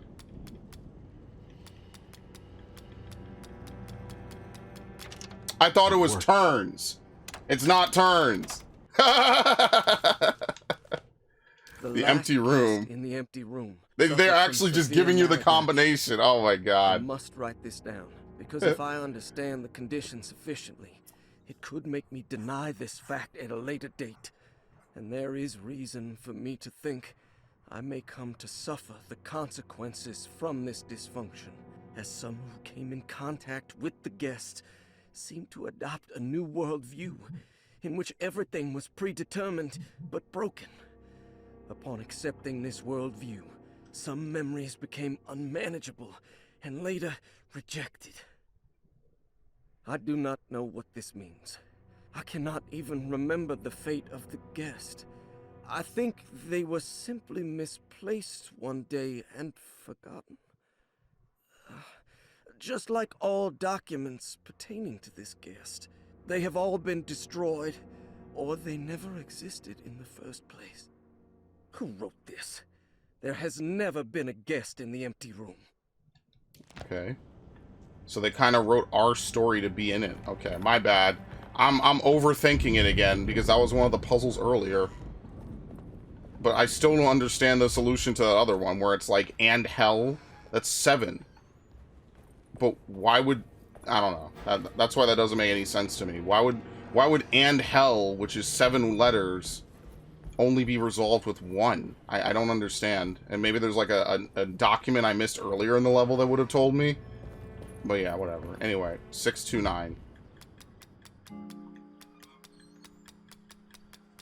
Done. Okay, never mind. I overthought it. Sorry. Picayune? An old coin from a time when Louisiana was a Spanish colony. Look for the girl. I have made many discoveries in my case.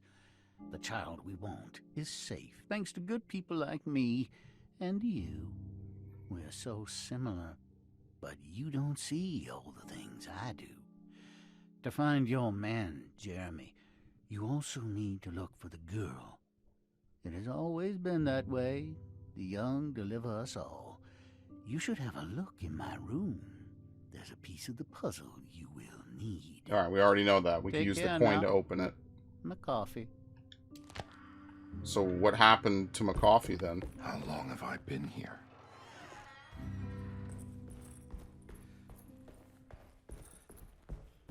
So how is he ever a resident of Deserto? I mean, that's the real question. Looks like McCarthy has something hidden inside. Oh my god. Piece your memory back together. Why would McCarthy lock this up?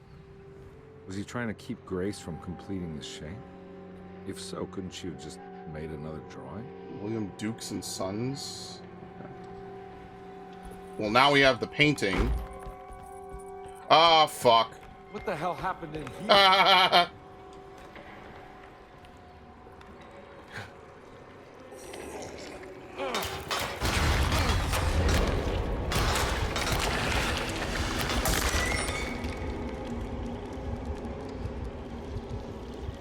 Oh, someone toppled the bear. No. Oh, great.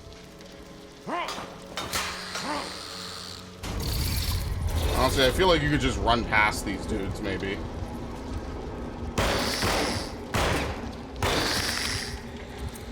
Or maybe not.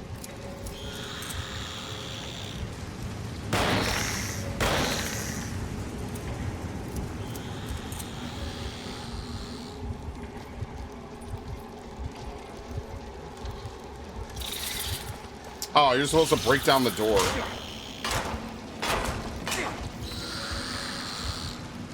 Alright, anyway.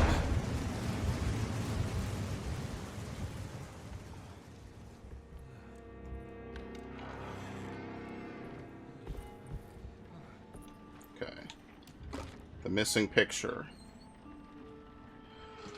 Alright.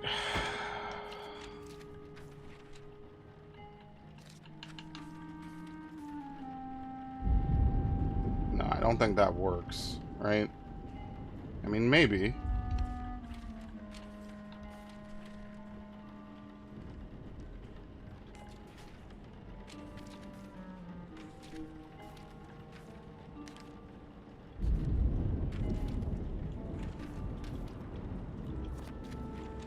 There you go.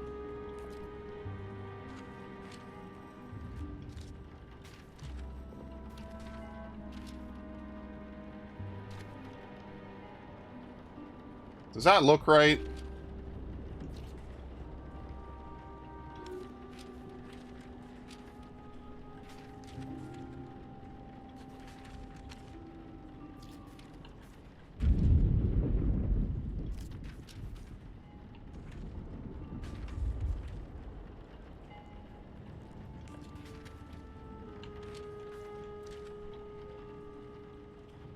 I think I got these mixed up. I think it's like this, yeah.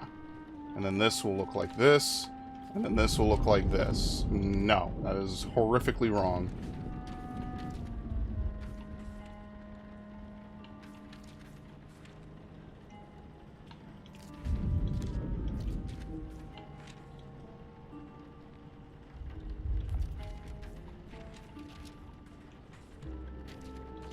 What the fuck?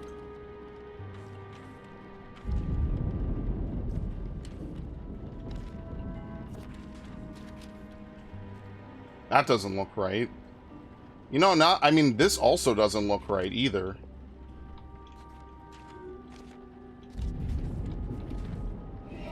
There we go.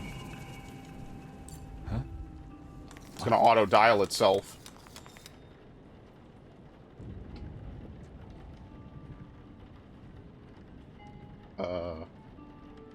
Where the fuck is this? Well, they're gonna tell me anyway, so I guess it doesn't really matter. That's creepy.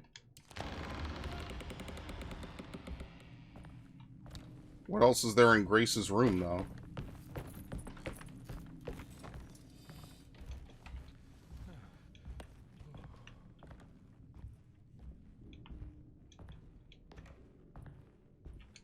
Like, it says there's something else. It could be because we're other world shifting right now. I can't find it.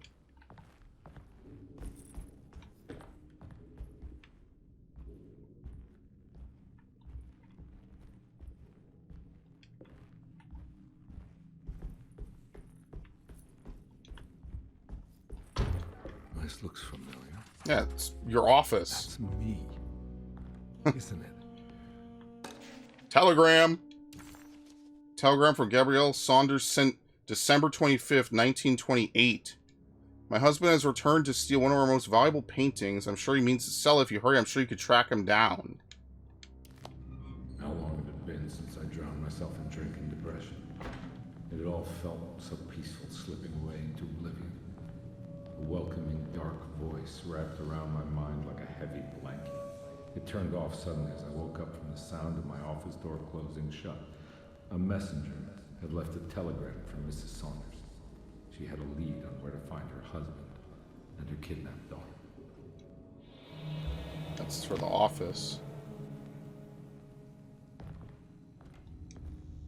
Oh, writing desk key.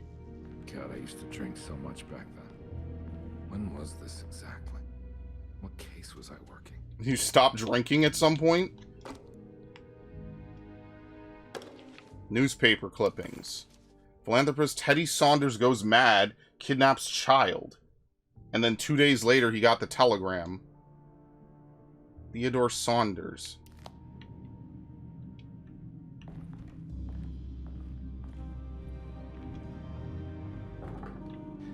I think I need to figure out where I'm going. Yeah, we're going to start diving into our memories. Okay.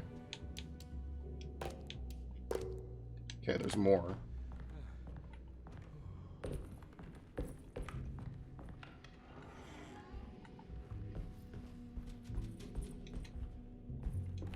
That's cool, because then Emily can have her own puzzles based around her family's bloodline. So that could be kind of interesting.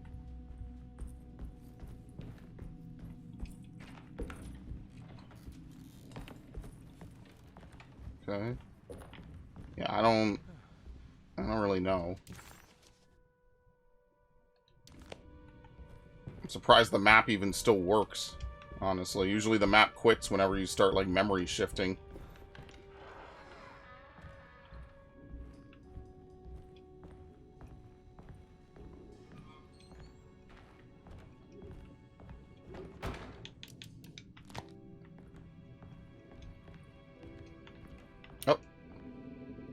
Oh my god.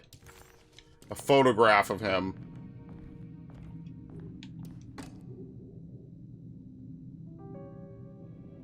Alright, Miss Saunders says her husband has stolen a painting and means to sell it. Check out Thornhill. The Lowell Toy Shop burglarized. Basin Street portraits.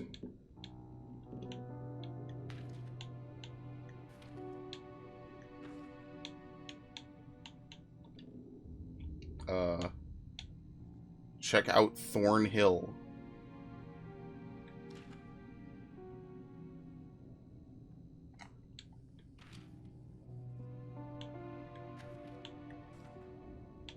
It's him.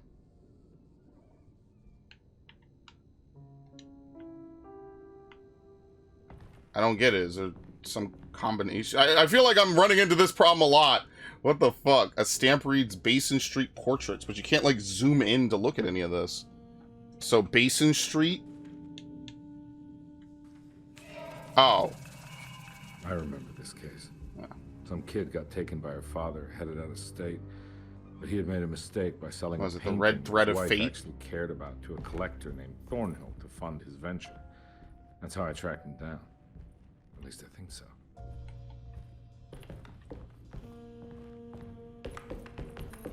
And so then I hit up the town. I didn't go this way. I went the other way. And then I kept drinking.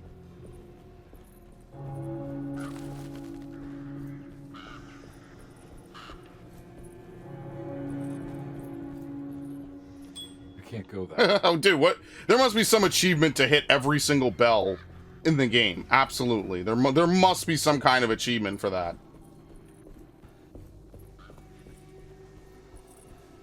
Thornhill's Fine Art Gallery. Yep. He ran down the street. It was like 5 minutes away, not even. But he had principles keeping him from handing out information about his deals. So he needed some convincing. So what'd you do? Rough him up? Well, every case can't be squeaky clean. What'd you do? Destroy his shop?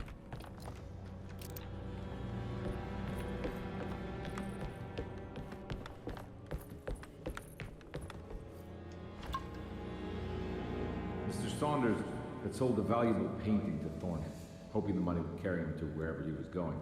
The painting, now leaning on an easel in Thornhill's bedroom, had a certain mesmerizing gloom that seemed to call out to me, telling me I was needed for something important. I felt myself falling into the painting, only being brought back by Thornhill, thrusting an address to a Hotel St. George into my hand, and asking me to get the hell out. Okay. So he stayed in a hotel temporarily. I don't remember this at all. I can't say it didn't happen. Yeah, who knows? Maybe Cassandra wrote an entire backstory for him.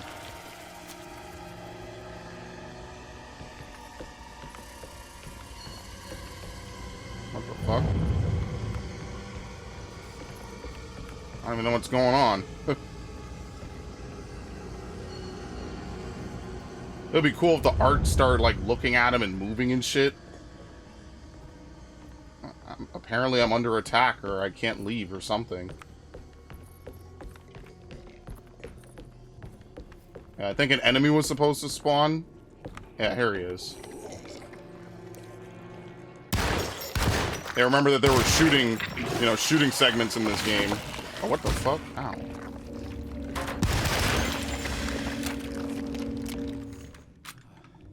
Not the worms.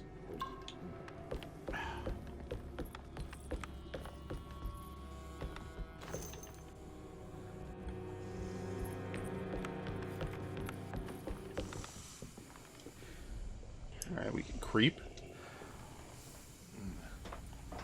Maybe for once we actually should creep. Maybe there's like a lot of enemies here or something.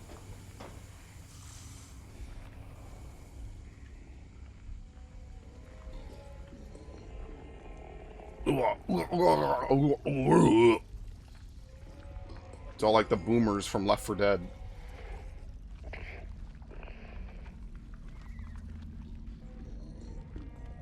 Oh, Jesus Christ!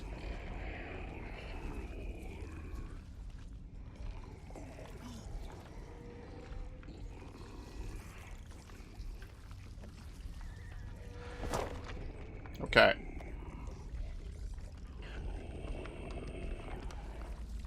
I think he sees me.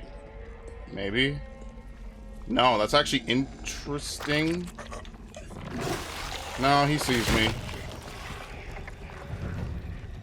Yeah, absolutely.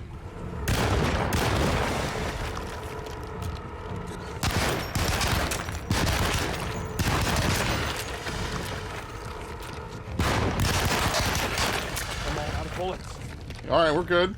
We still got 2 guns.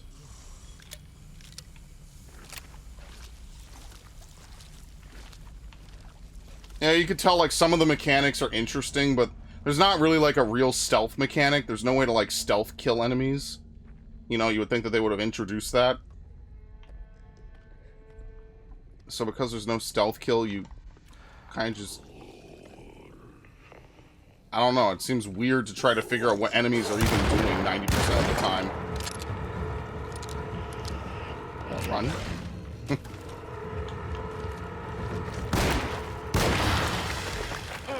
Ugh.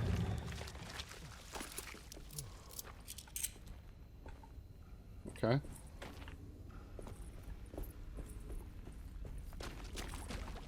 You could tell, like, a genuine attempt was made here for a lot of these things. But a lot of these are, like, mechanics that are used in other games that obviously match the other games that they're used in a little more. Can't go that way. Okay.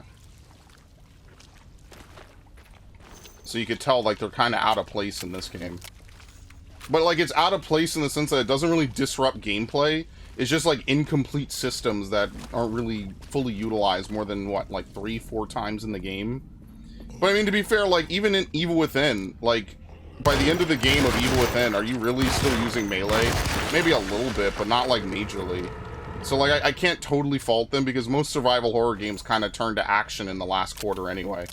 Or the last half, even, in some of them. Even, like, the best Resident Evil games are like, alright, here's a bunch of ammo. We're living up to that 80s vibe of action. Just kill them. Kill them all. So, like, I don't know. I've never seen, like, a full stealth horror game. But that's just me personally.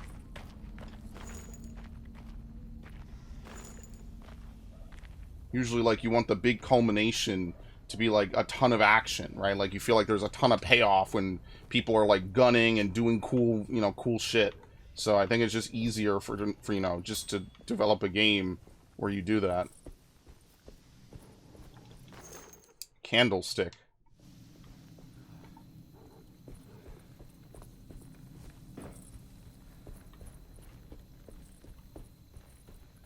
Well, we have a park sequence that's more than Resident Evil 3 Remake. Now, I'm gonna be honest with you, I kind of like this more than Resident Evil 3 Remake. Between them cutting, like, half the game out and shit, I actually kind of prefer this.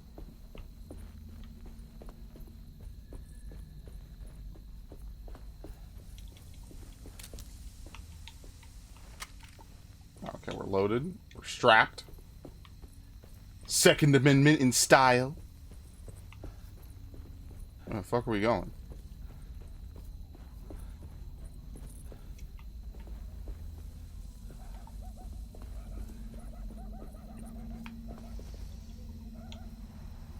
I don't even know if I needed to drink or not. It's very hard to tell, and they don't do anything. Okay. On my way to the hotel, the Morton gang caught up. Oh my I god. owed them money, a lot of it. I can't remember what for. Probably some dumb gambling debt growing in size for each payment missed. I punched one of them out, and I sent the others packing. It was a stupid move. They'd be back. Yeah, so he kind of needs to leave Louisiana. It's not safe for him in Louisiana.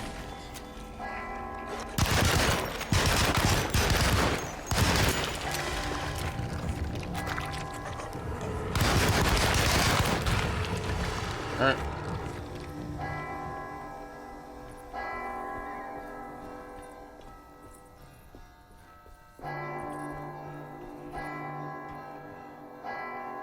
You gonna open the door for me, big guy?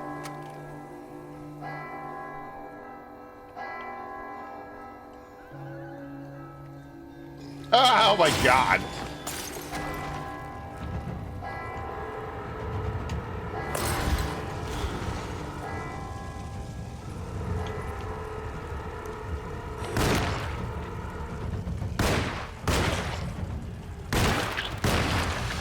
There you go. I made him glitch out. You're like swamp things, basically, these enemies. Machine gun.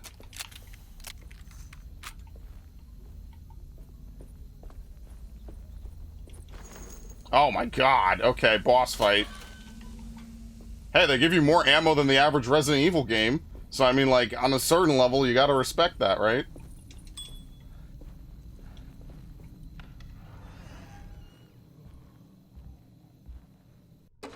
Curious napkin. All the world's a stage. Dink. Hotel bill.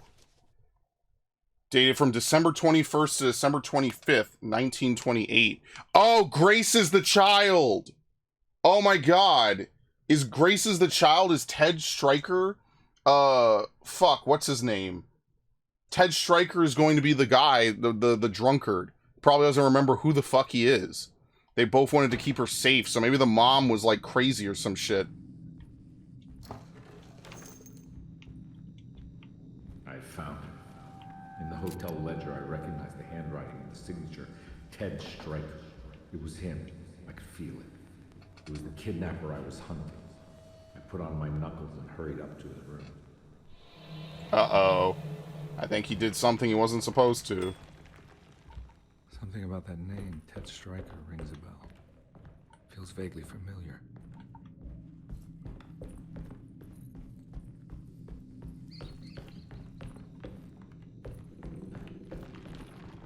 What does the lady have to The say? kidnapper had sold a painting to Thornhill, the collector, to pay for a car and enough gas to get out of Louisiana.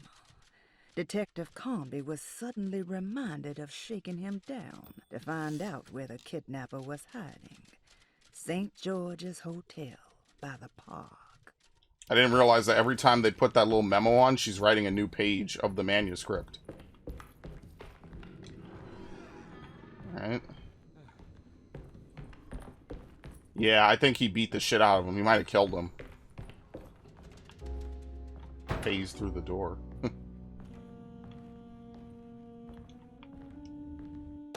Business card. Thornhill. So it was him. It was his room. This room. Yeah. But I didn't catch up with them here. I must have followed them. But where?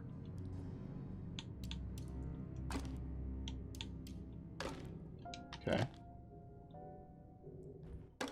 Telephone directory. Page torn from the telephone DeWitt boarding school in Tallahassee, Florida.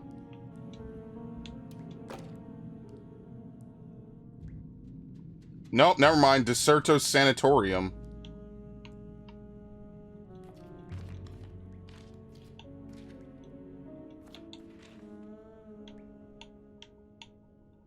Can't flip it? Oh, here we go. DeWitt boarding school. DeWitt contact Miss Robin, $300 a year. $50 for the Kingsburg Thornhill Gallery.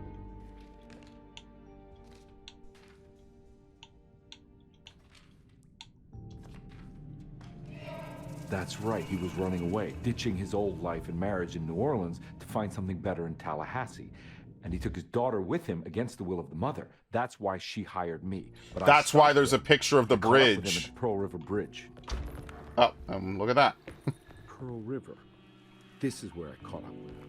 This is what the Dark Man wanted me to revisit. But I'm still not seeing it. What am I forgetting?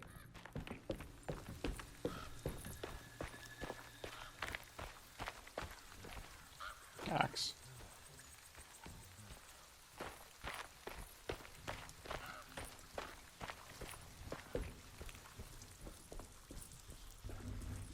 I caught up with him. I just needed to ask him a question.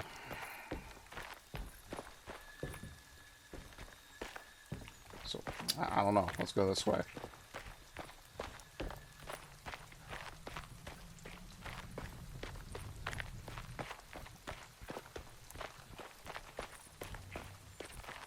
It's all a big loop. What kind of crazy shit is going to happen here that we have a big loop around the bridge?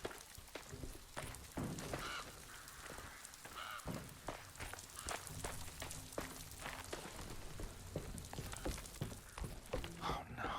It was her all along. Yeah, it was Grace. She was the kid. They crashed. Maybe everyone in Deserto is long dead. I mean, Perosi is already dead.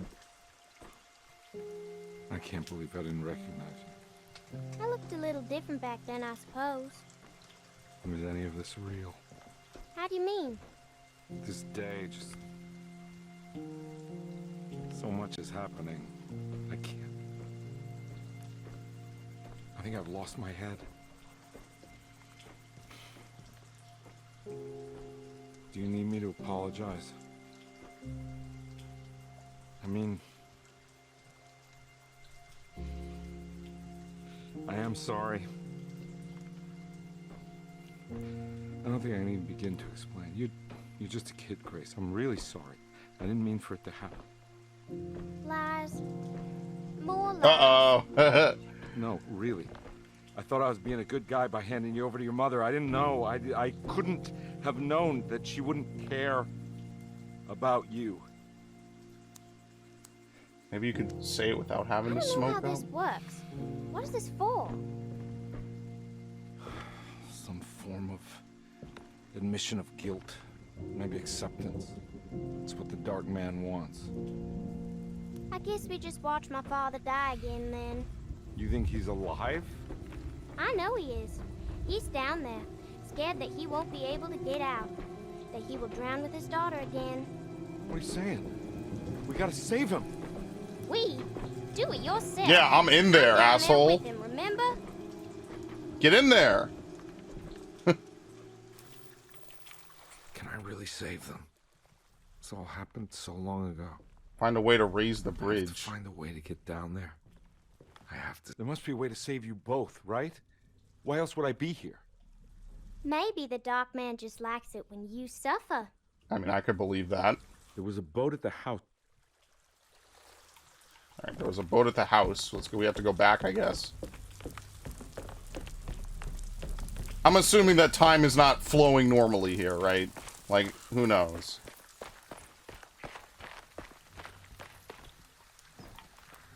That's why there's this. This is time is not flowing, right? They, you know, they're probably long drowned at this point. Especially in disgusting bayou water. Yeah, no, they're fucked. But, you know.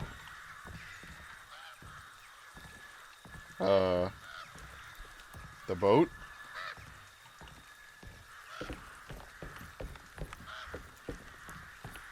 Do I have to, like, find something first?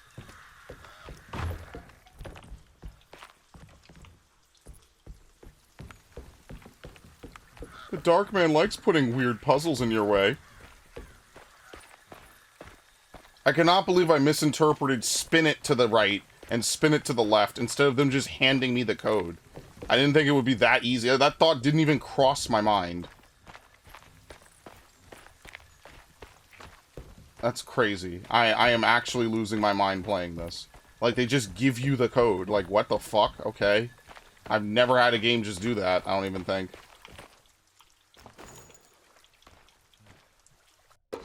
Profane totem. Goat without horns. Oh, shit. Hi. Can I swing?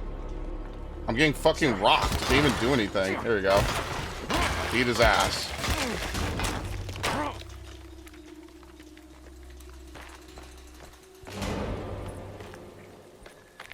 The profane totem.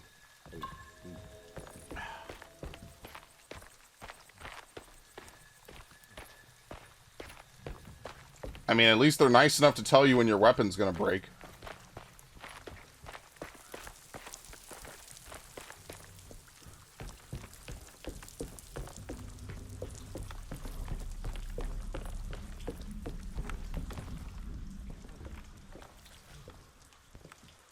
Don't worry, kid. I'll think of something. I'm not holding my breath. Literally. So did he ram them off the road? Like, what happened? Like, did he confront them and then this guy just drove like an asshole?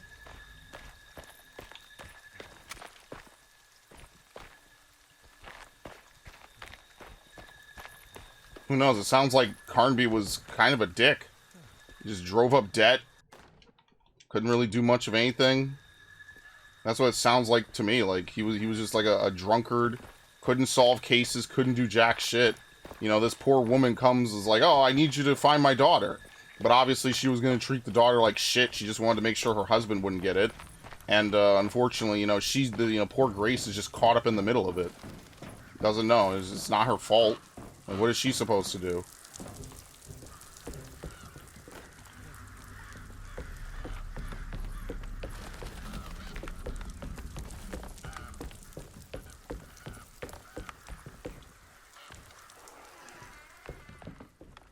This must be where the bridge is operated. Okay. Nothing's happening. It's like something's holding it back. Yeah, good thing this is not timed. They'd be super dead. What's holding the bridge back? Oh. Looks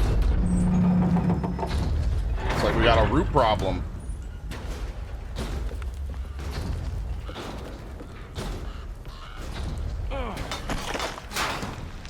Oh, they're glitching. Yeah. Get some of this. Get out of here. Weed whack it. What the fuck? You just got in the way.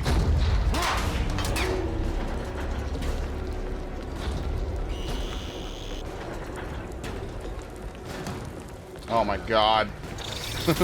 Alright, let's chop it up.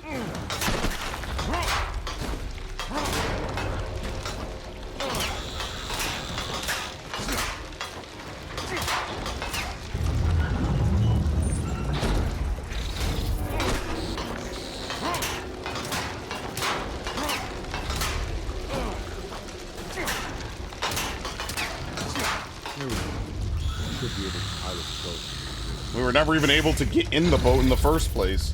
So do we raise the bridge or what is it? I have no idea. What the fuck? Okay. Alright, so the bridge did get raised, okay. And that's why they give you infinite hatchets, because they know... What the fuck? How'd you get in here? I'm stuck! Get off. Get the fuck off me. It's all glitched out. I can't move. What the fuck is going on? Holy shit. Oh.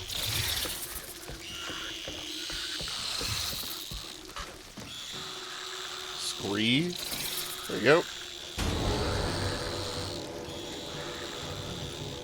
Edward Carnaby, the man in the world's slowest hurry, taking Festina Lente to new levels.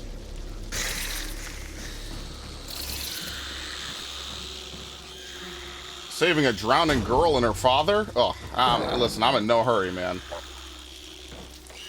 They'll be alright. If not, it's not my problem. Jesus.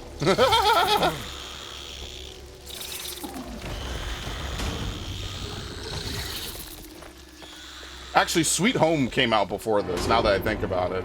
So this wasn't like the first survival horror game ever. Alright, now we can do it. Now the boat's half flooded, though.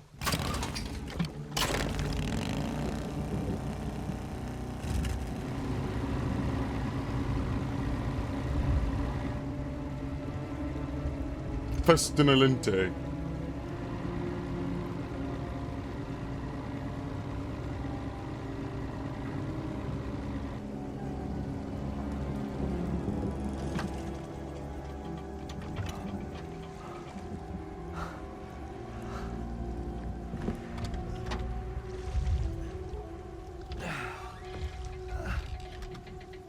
I think you're gonna have to get in there, buddy.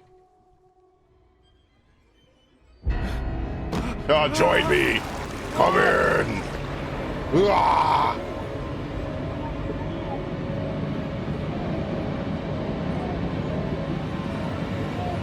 I like him and Emily in the car, though.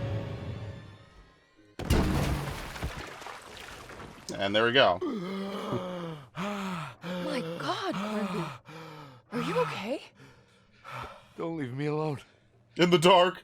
What the hell have you been doing? What's going on here? Look at this mess! I'm sorry, Mrs. Thompson. Don't make me kick you out of this house. Now get out! Now I'm kicking you out.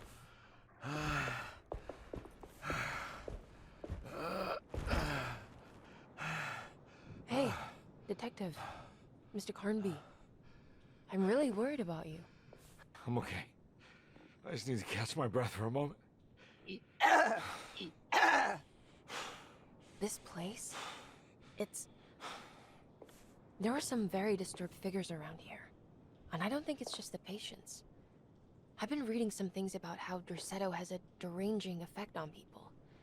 I think it might explain things. What? What?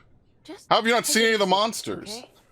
I'm gonna go find a way into Dr. Gray's apartment. I want to know what he's hiding. Emily, don't worry. I think I'm close. I'm gonna Oh set my everything God. right. I love his confidence.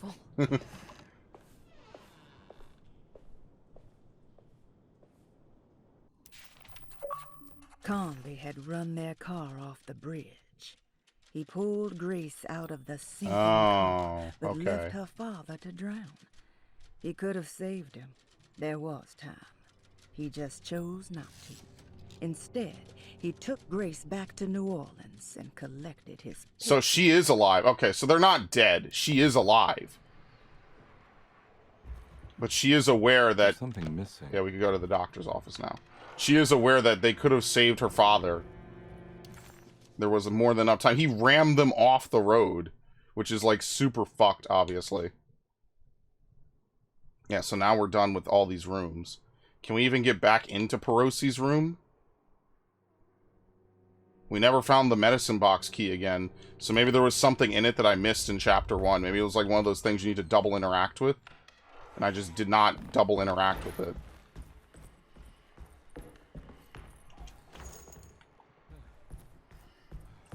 Yeah, so that's why... What? Is this even open? It's not even marked anymore. I don't know. Maybe it doesn't even open anymore. That's why they were saying, like, oh, well, we know exactly, you know, we could have saved her father. Well, I know that, you know, later on, the mom didn't really care about the child. She just didn't want the father to have it. You know, good to see Winnie's doing okay now. I was worried.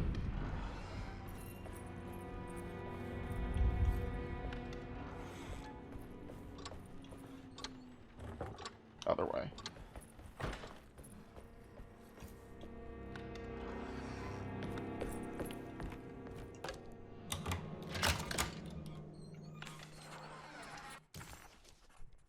What? Is it? Dr. There we Gray's go. office, all to myself.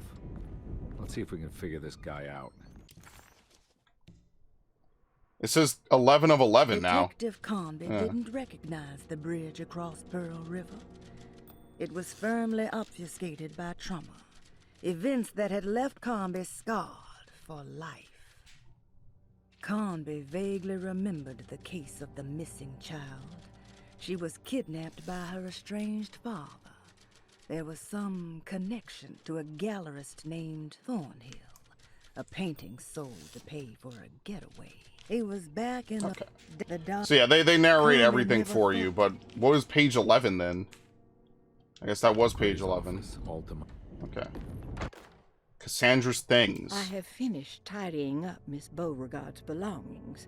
I will leave it to you to contact her agent and have them collect her things. I found one of Grace's drawings she might want back, along with this key in her room, which I believe you've been looking for. Mrs. Thompson.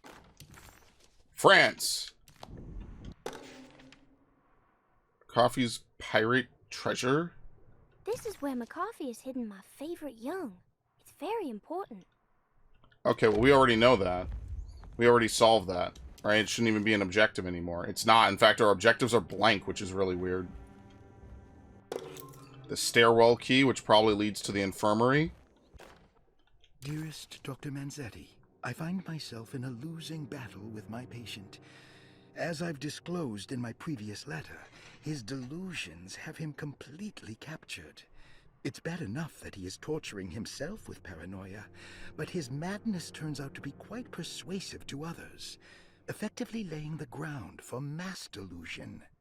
I am writing to you in hope that you can give me some guidance. Beyond my ambition to avoid devastating surgery on my patient, I have grown worried about my own defenses.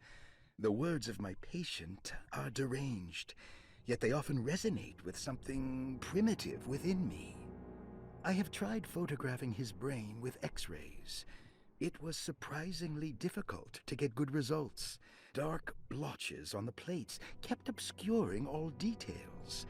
My patient looked at the bad plates and cried out in terror, telling me the dark areas was the shadow of the worm eating him from inside. I could not see anything out of the ordinary. I hope this is a sign that my mind is not as receptive to the madness as I had feared. After further inquiry, my patient described the shadows inside his mind as some kind of chthonic monstrosity that wants to undermine the Dark his Man wants to get to Taorella. This is clearly a reference to a place he calls Taroea, a sort of library or convent that works as a psychological haven. With this imaginary haven threatened by this Chthonian, he has now constructed another, less pleasant hiding spot. Lately, he has been bringing up a metaphor of a steamboat that has run aground, that he feels like he needs to start the engines and reverse, but he is afraid that the hole in the hull would cause the whole ship to sink. I've been watching him turn this metaphor into reality for the last week.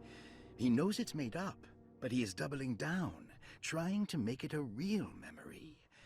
I feel certain that this is my chance to break through the barriers of his self-deceit. Yeah, so it's like we leave the boat beached and then the whole world is fine, basically.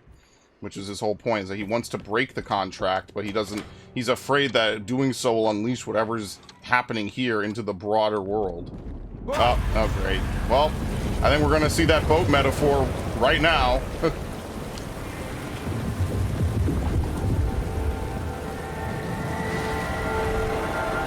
Okay. As you can see, reality is quite literally breaking down. We don't even need the talisman to shift anymore.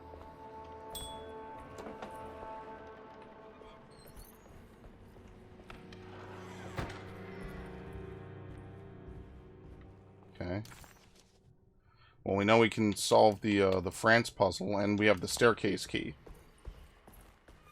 So do we still need to break down the barriers of self-deceit? No, there's just no objectives. If you looked earlier when I opened it, it said, like, you need to find the drawing. We already found the drawing.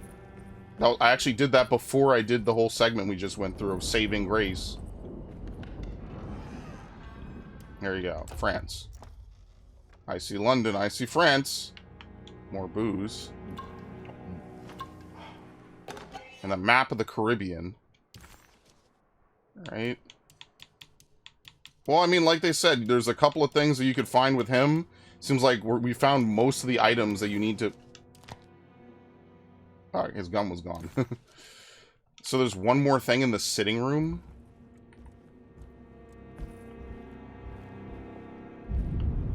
I don't know what.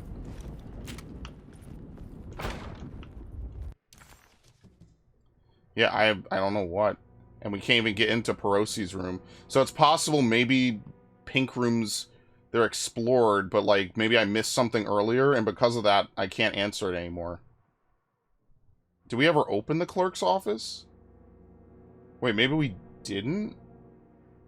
Yeah, why is it still marked as incomplete?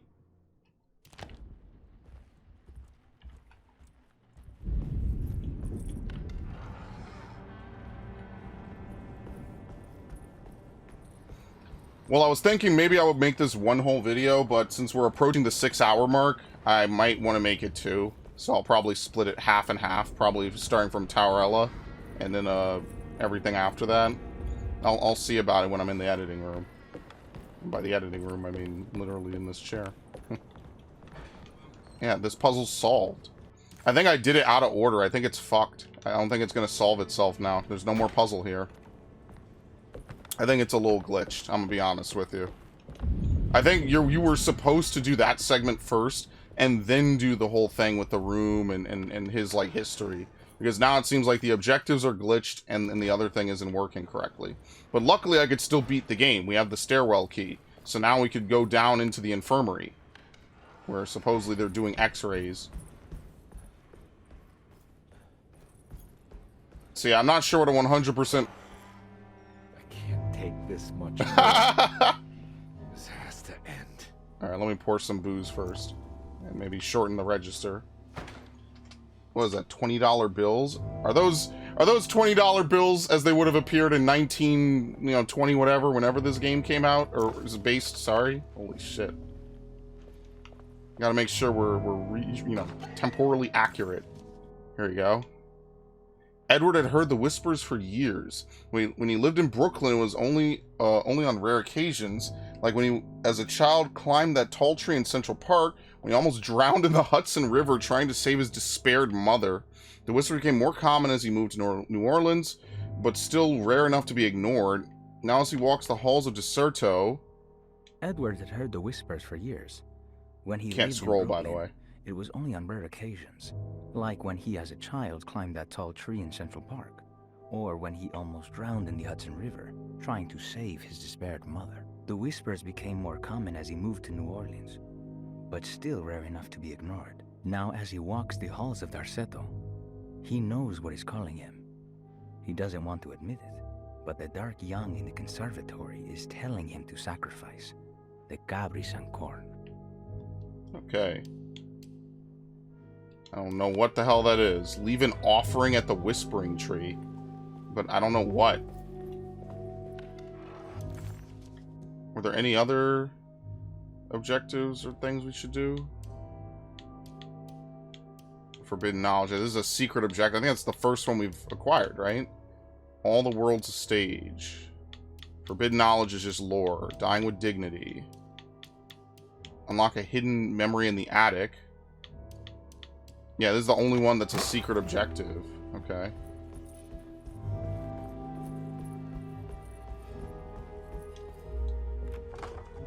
Oh my god. Well, obviously there must be a way to get back there since we can't leave this area at the moment because we're reliving a past event. Or who even knows if it's something in the past. It could just be made up.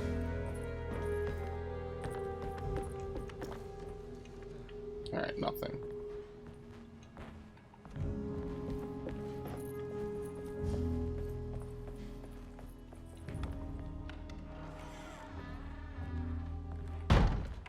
Oh my god.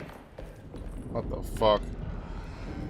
I guess that's what this looked like back in its heyday. When it was still intact and everything was good, maybe. Or it could just be another alternate room.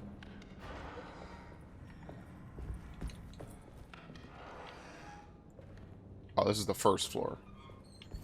Wait, is this stuff still on the wall?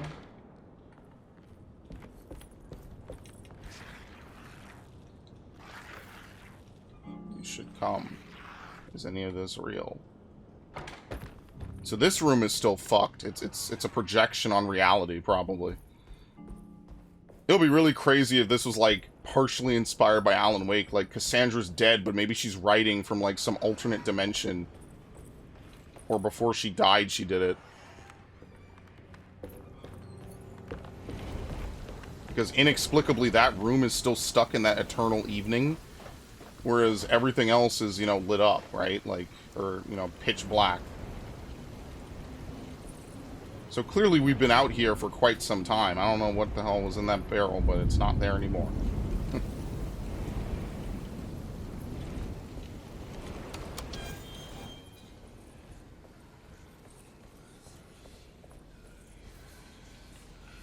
How do you leave a sacrifice?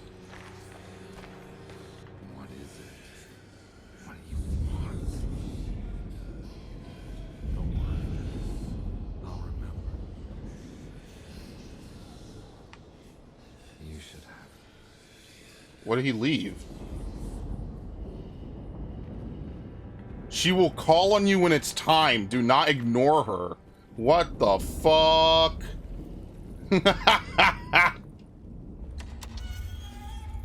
Maybe there's multiple endings. I was thinking maybe there wouldn't be endings. Maybe you have to do this to get an ending. I don't know if it will be the good ending or the bad ending. So he's always heard the whispers of whatever it is in Deserto. So it's a little bit like Silent Hill. Like, it calls to the darkness in people's hearts. For him, it was that he could never save his mother. And just in general, he just seems susceptible to it his whole life. Interesting.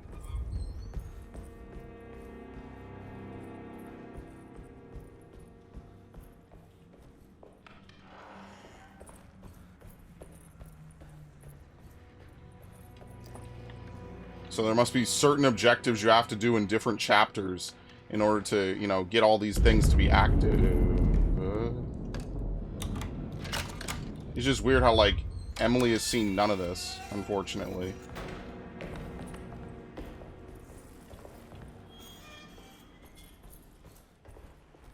A bloodied manhole cover, or something. Okay. This is nice. Scapegoat. Derceto stands on a breeding ground for the grotesque. A temple devoted to rebellious growth. The most ugly and cancerous side of nature. You may be able to shield your psyche for a while, but rest assured your soul will come to pray to that hideous god in time. That is the story of every man and woman who gather around that ancient arbor.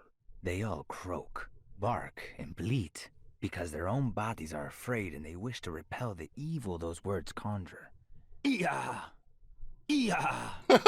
Instead of that blasphemous name, they gossip in hushed whispers the name of Derceto, Astarte, and the Black Goat of the Woods. Yeah, so this fertility god. So when he says breeding ground, he's quite literally, like, not wrong, basically. Okay. Let's make a save here. Oh, nope, can't save. You know why? Because I was gonna say.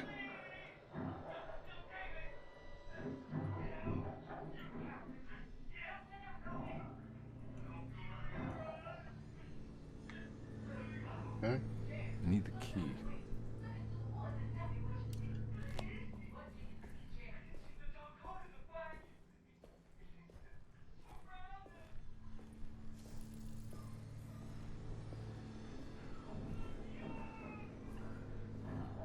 Yeah, here's his brain scan.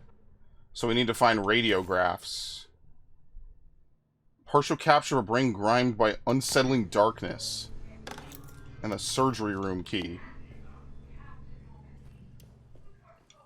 Do not have any circuits for the circuit breaker. Electrical fuse.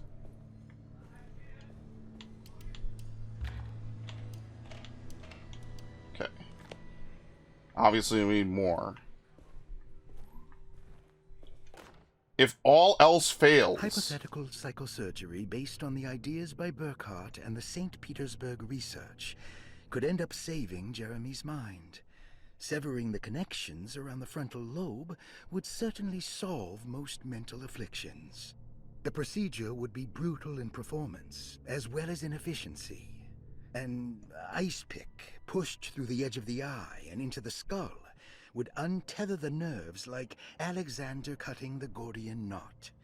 As this would likely leave Jeremy in a very different condition, all other paths should first be Yeah, because once they do this, it's over. Look at The this. medical instrument I would need for this lobotomy is missing, and I should have Waits order a new one.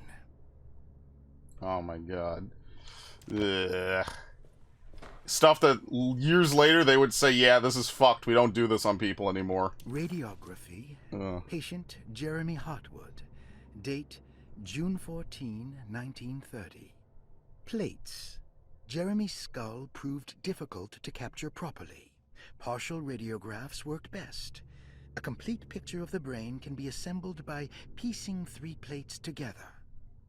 Observations. Even when looking at an assembled version, a shadow covers significant parts of Jeremy's brain. Possible tumor, but more likely that the equipment is failing. Jeremy reacted strongly to the pictures and claimed to see a giant clay worm eating and displacing his memories. Notes. While this exercise has left me nowhere closer to an answer, I feel confident that a Burkhart lobotomy should sever all necessary parts. Okay. So, it's like, I guess we've been fighting worms too. So the worms also play a role in this as well. They're not just enemies. Like, that's probably what the Dark Man uses to, like, control people. Whoop. Hello.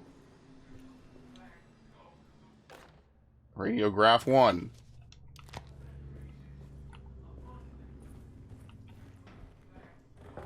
Surgery room key?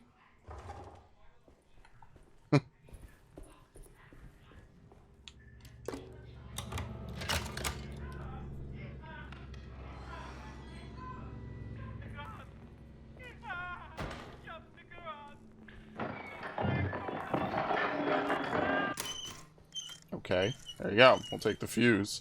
So that's the recording when they were basically trying to photograph his mind. Yeah, but I don't like this. It's too spooky in here. She will call on you when it's time. Do not ignore her. The kitchen garden? There's still a puzzle there? What? Okay.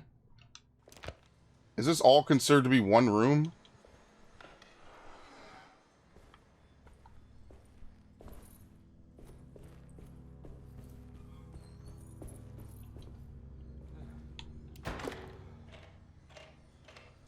There you go, you can flip it, right?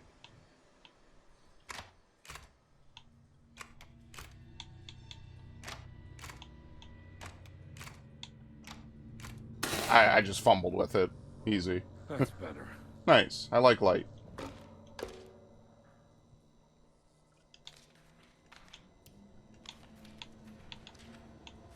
What the fuck?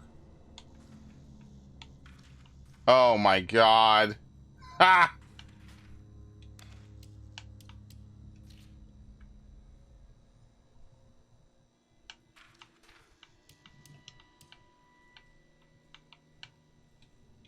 What? I'm stuck. What? I can't. Hello? What? I can't unselect it. I can't pause the game. I can't leave. The game's locked. Like, I'm not shitting. The game is locked. I can't leave. Oh, no! Oh, my God. The game is fucked up. If you pick it up and you drop it in a certain way, you lock yourself and you're out. You can't move. I can't move it. Left, right, left thumbstick, place, back, rotate. You can't. You're stuck. Oh, my God. What a game. What a game this is. Now, come on. Don't fall apart at the end. We're at the end of the game. Oh, no. Please. Please hold on. We're almost done. Good God. Okay. Wonder how much we have to redo.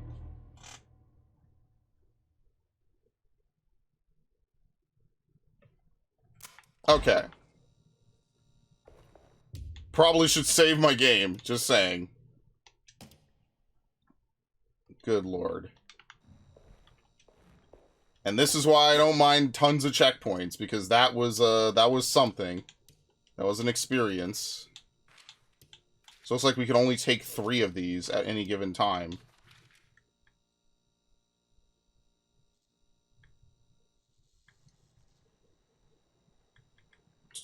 Like that.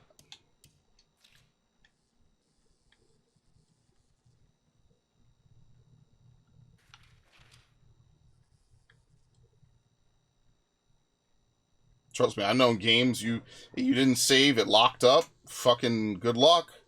See you in like 30 minutes, bro. Yeah, thankfully this is not one of those games. I was gonna be mildly annoyed. It's like, damn, bro, like right at the end. That's exactly what happened with fucking Darksiders. Right at the end of the game, Darksiders is gonna fucking start crashing and shit. Like, no, please, we're almost done, I swear. Just hang on. While I sloppily try to complete this puzzle.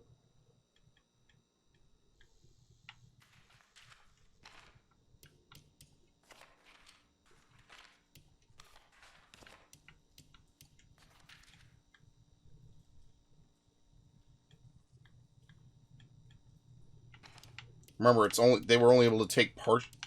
Wait, what? I want to get the other one.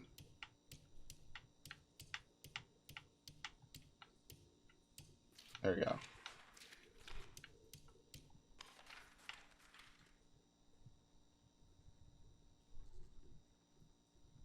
Ah, fuck. This is gonna be one of those annoying puzzles.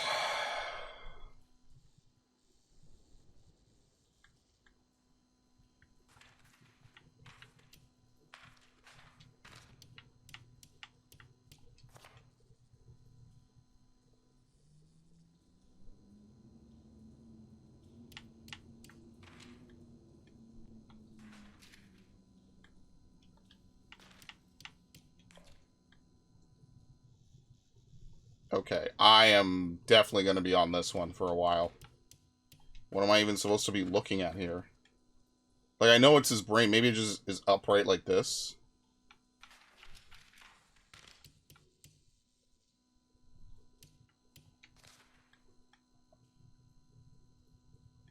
Nah, it doesn't fit.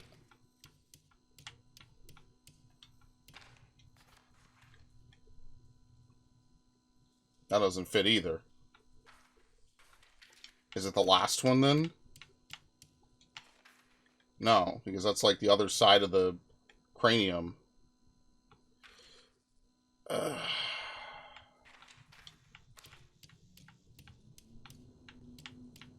This is a terrible selection system. I'm just gonna say that. There you go, put that back.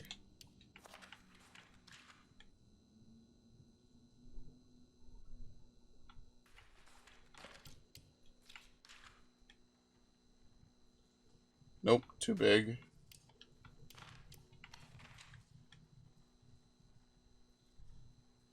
Nope. So maybe, could it not be this, then?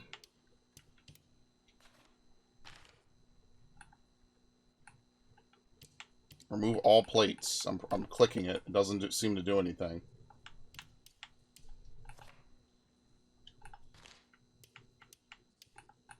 Well, you click left stick, it doesn't seem to remove all plates.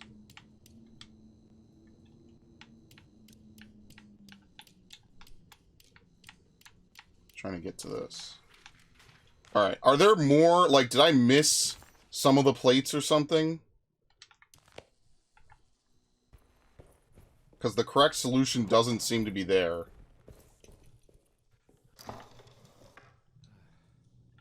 Okay. I need the key.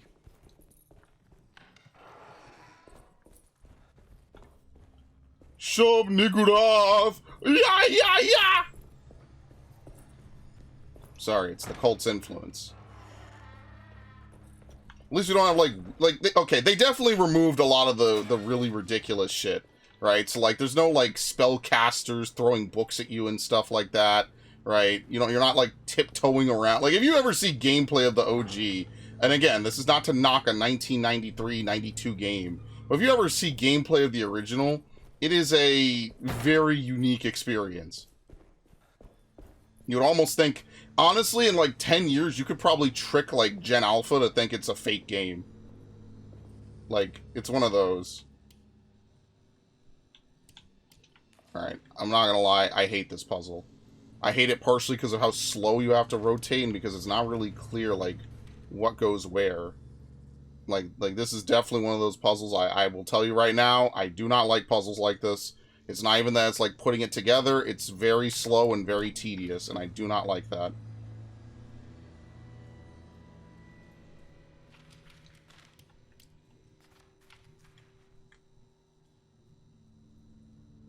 No.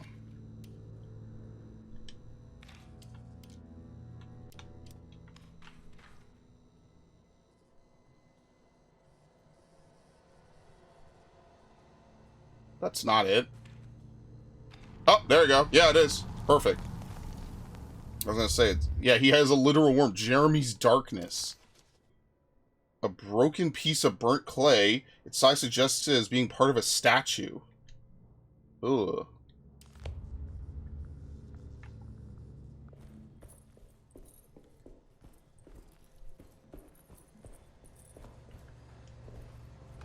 Being part of a statue. So maybe upstairs...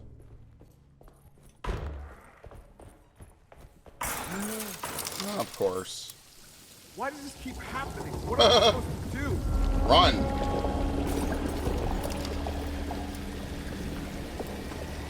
Don't worry, we'll be back here, I'm sure. Unless the other stuff is restricted to Emily.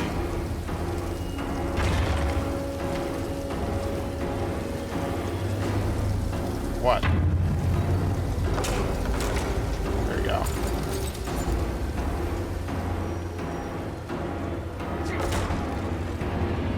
Oh no, water! Wouldn't the smart thing to do just to be chill in the middle?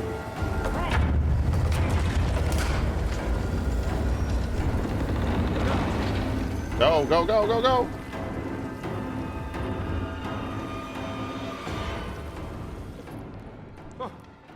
There we go, the attic.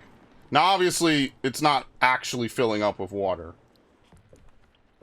And we're back here. Oh, perfect time to have a look around this place. A noose. We have the Silent Hill scene. You can't even interact with it. Yes, it has the A button. A is not doing anything. They have a noose, but you can't interact with it. It's phony. It's a phony button prompt.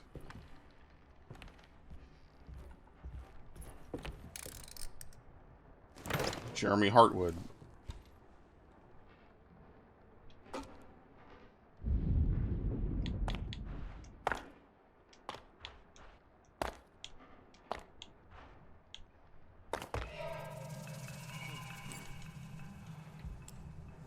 Okay.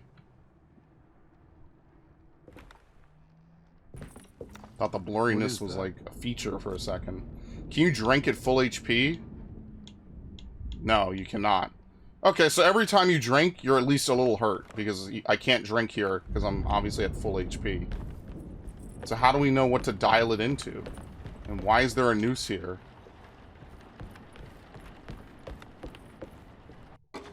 Tessellated shard.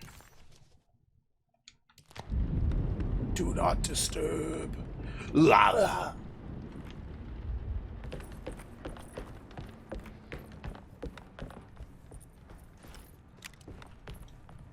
I have no idea what I'm supposed to set this to.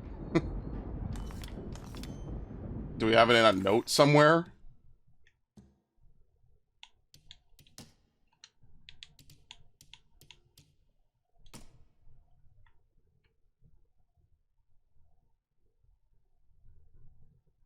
Claim to see a giant clay worm eating and displacing his memories.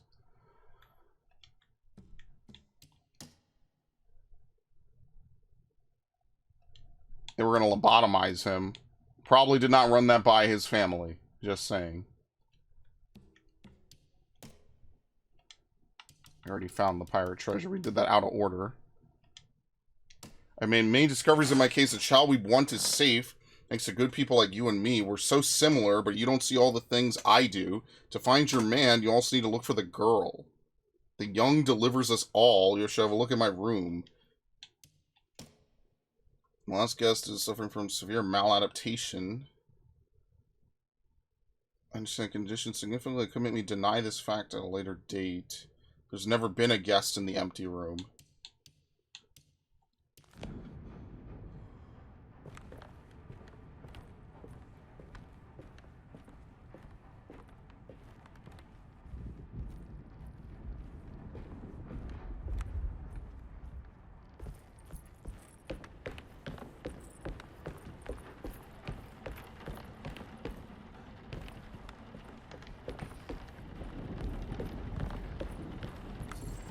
I hope this isn't glitched out.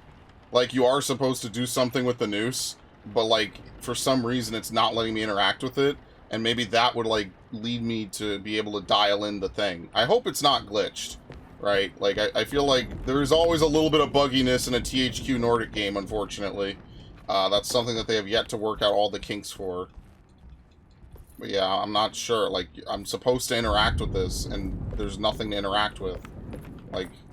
It's obvious this is here for a reason. So can I load an autosave? What time is it? 5? What? What the fuck?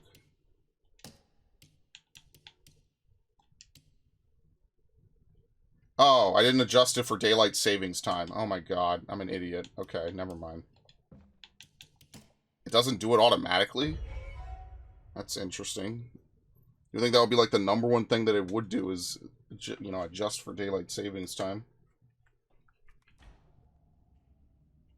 Alright. Now there's no A prompt. What the fuck? Oh my god, this game is super bugged. They're showing me phantom prompts that don't exist. Maybe that's an Emily prompt. Yeah, maybe when you come up here as Emily, like, there's the option to attempt to hang yourself.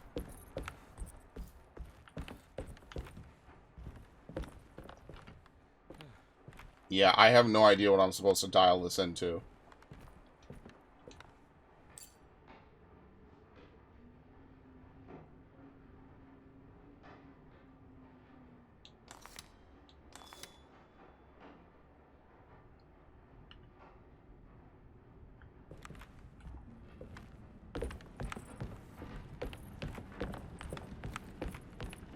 Dude, what the fuck, Lamau? XD. Can we leave?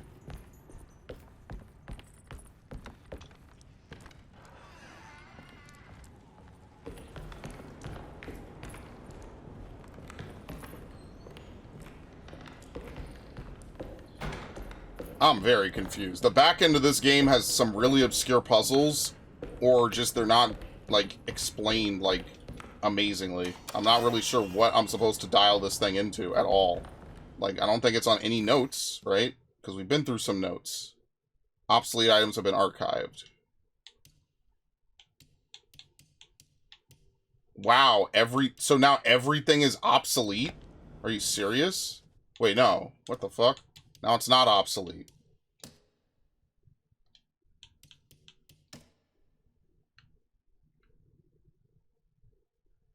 Three plates together. And that's just to tell you how to solve that puzzle.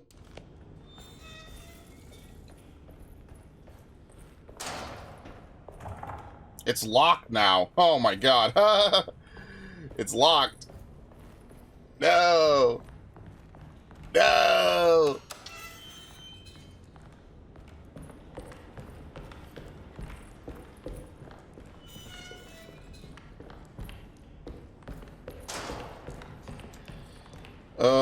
I mean, I'm gonna assume that, like usual, the solution is up here.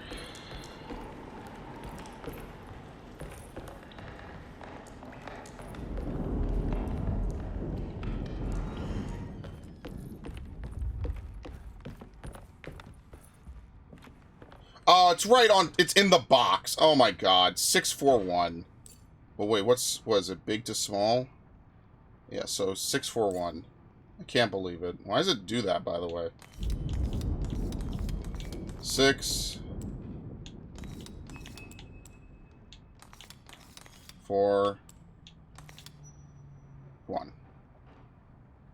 Now the noose is interactable. Would you believe this shit? The noose was saying it was interactable before it was interactable. That's why I thought it was part of the solution to the puzzle.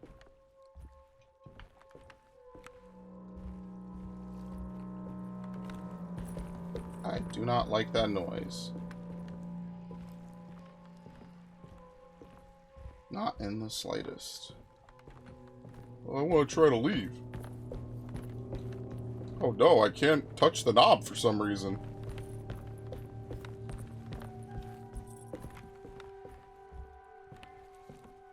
Okay.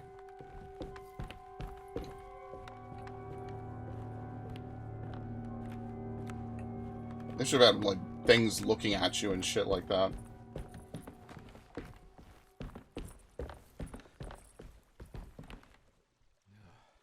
Okay. Oh. So is the noose ever interactable? I'm very confused by that. This is where Jeremy's hiding, right? Hello? Is anyone there? Jeremy? I need help! Wait. Can you hear me? I'm stuck in the mud and the fire is taking Jeremy, me. where are you? The motor is dead. I can't do anything more. Hang on, Jeremy. I'll figure something out. I'll get the boat running. Okay. Jeremy was calling out for help, but Carnaby couldn't figure out where the voice was coming from. For a moment, Carnaby wondered if the boat itself was Jeremy, or if he was below it somehow. It didn't matter right now. Jeremy was clear on one thing. He wanted Carnaby to get the steamboat running and out of the mud. Okay.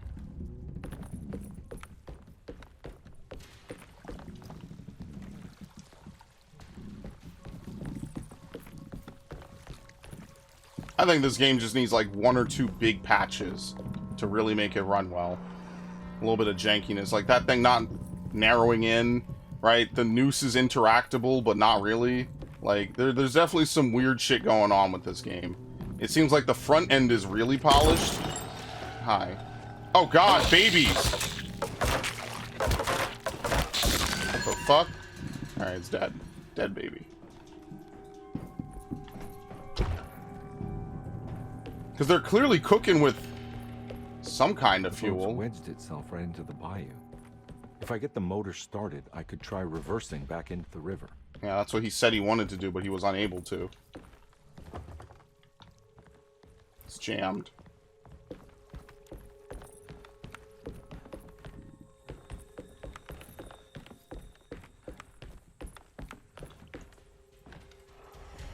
Jeremy, where are you?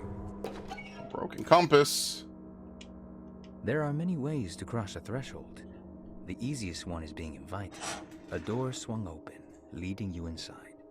Another is sleep, hypnosis, or even sudden fright. There are those who fold spaces that challenge Mobius. Oh god, yeah, the Mobius or jump loop. through angles that defy Euclid. Euclidean geometry. If you learn to properly use your talisman, you could go anywhere. You wouldn't even need to rely on the fluttering wings of the shrieking Byakis. I'm assuming those are the flying things. So basically your talisman can bend space and time. Which we already know, obviously, just from interacting with Jeremy. You can even go places that you've never been. And who knows if it's even accurate to the original place.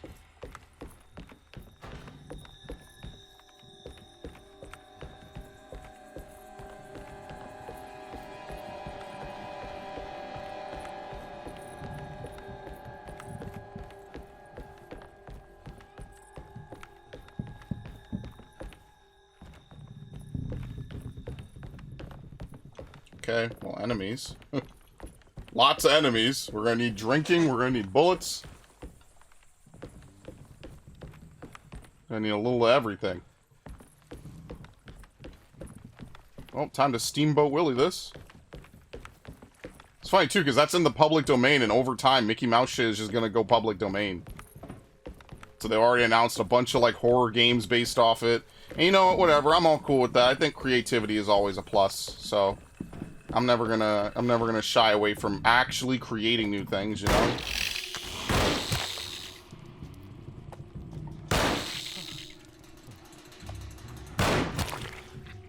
Jesus, man!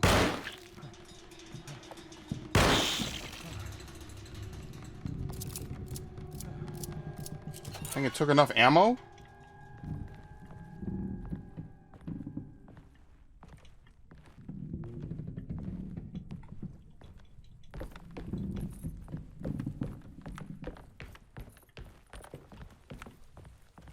Okay.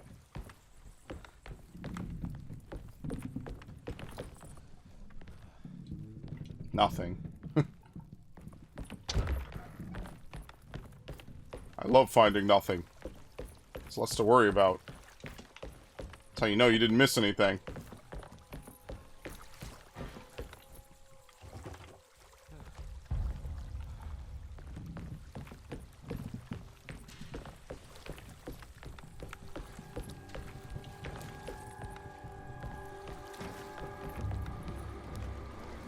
Drop down. Run up the thing, maybe? It's pretty weak. I just need something to break it. Yeah, so we need to find a melee weapon. Where's my box of infinite melee weapons? Here we go.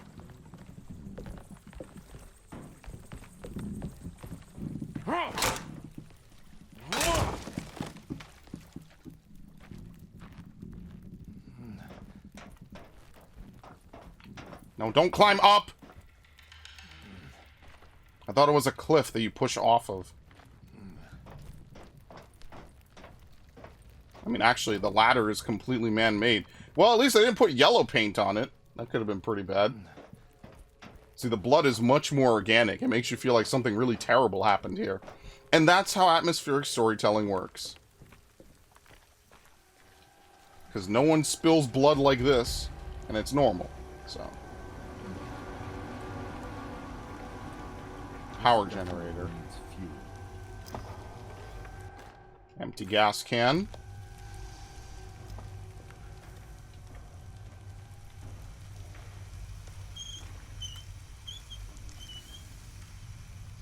Very nice.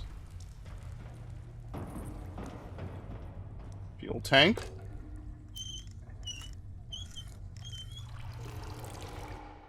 Filled gas can. Ooh. Double nothing.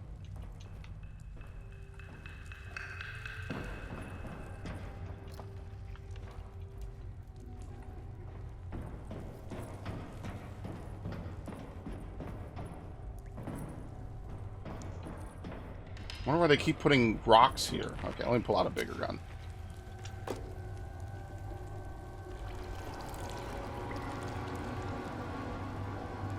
Okay.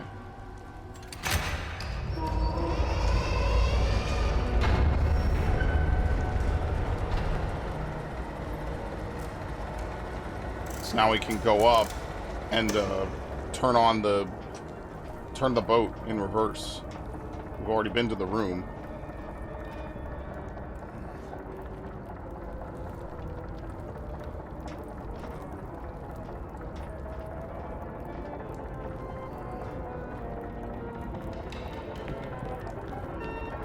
That's pretty bad.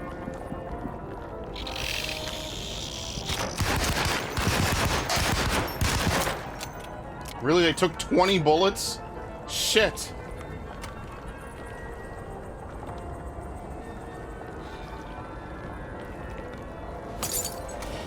That didn't work. I can't move. What the fuck?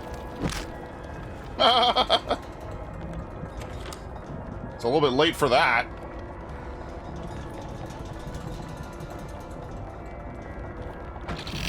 Yeah, there was a box of infinite hatchets. I wasn't wrong.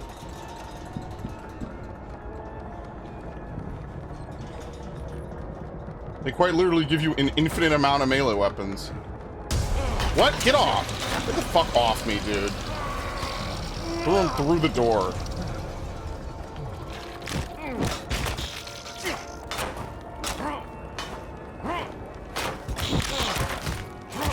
Oh my god, they do a fuck ton of damage, dude.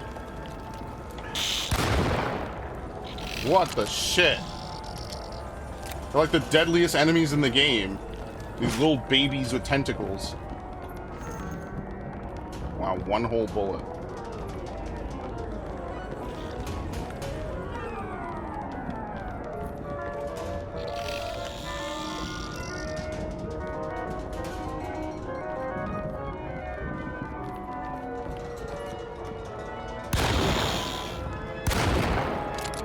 Dude. Nice. The plant is a fucking wall. Excellent.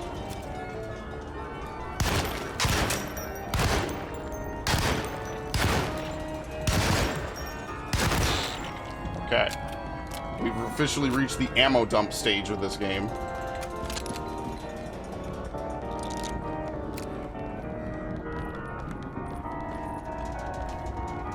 What do we need to do now?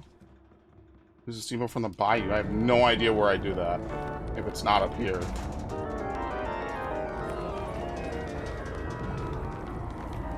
Just follow the enemies, I guess.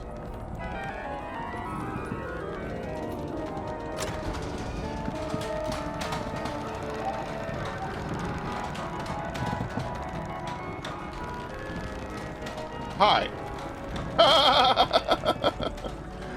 Alright, see you later.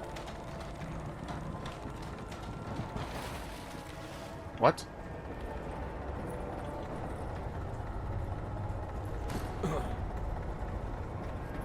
We're on the other side of the cargo hold. We did all that just to go back around in a loop. Oh, fuck.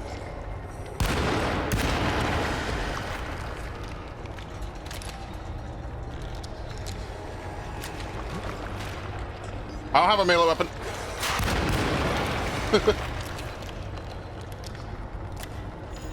Machine gun.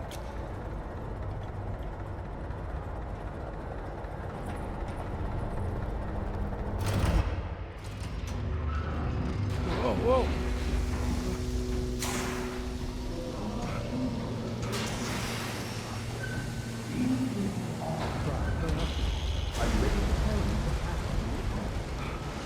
Man, I think he tried to off himself. Yeah.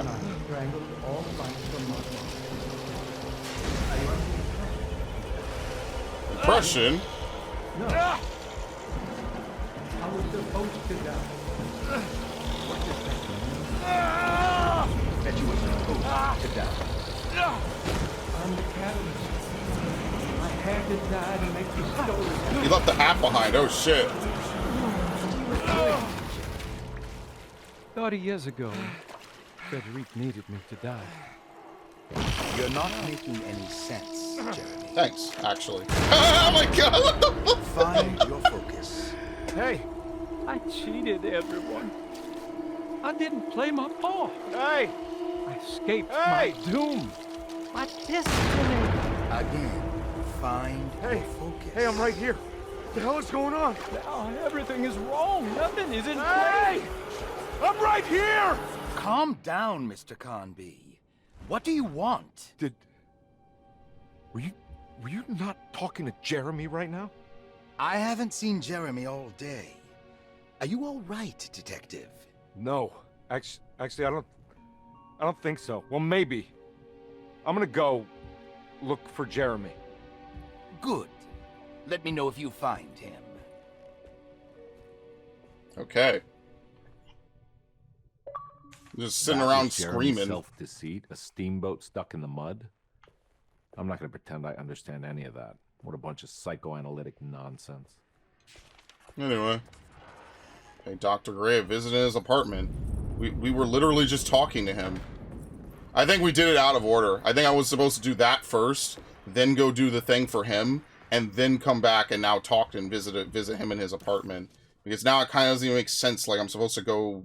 Yeah, see, now the map properly updated. So I think the back end of this game is bugged. I think a lot of stuff in here that's supposed to happen did not happen the way it was supposed to, like the way as intended. So I think the game is actually kind of glitched at the moment. Ideally they patch it at some point, because that's kind of fucked that, like, I was looking at the map, and because I did something out of order. Okay. I did something that the game didn't anticipate you would do, so okay. Detective, am I glad to see you. Yeah, I miss you. I don't think Dr. Gray would appreciate us snooping around. What's going on here? This feels so strange. What the fuck? Oh, it's an isometric camera angle. What? The past as a present. Get what you want. Have you found anything? What? Yeah, I've seen some things. Okay. Let me know if there is anything you want to talk about. Okay, let's talk about you. You don't find this place strange? Derceto is certainly one of the stranger places I've been to. Where else have you been to? Like, I'm not even trying to be, like, flirting or anything, even though the saxophone's going crazy. Like, I'm genuinely curious about her backstory, since we haven't really played as her. This room feels too real. Hyper real. More than anything I've ever experienced. Okay. I don't see what you mean. I think this room is a fourth wall break. I gotta get back to breaking the contract. Yeah, that's what I was doing.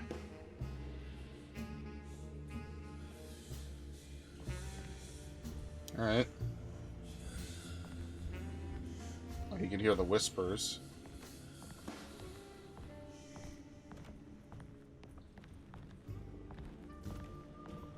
Okay. There's a book missing. So we're looking for a book, like this one right here. The False Book. Myth of the Golden Fleece. Like what, Jason and the Argonauts?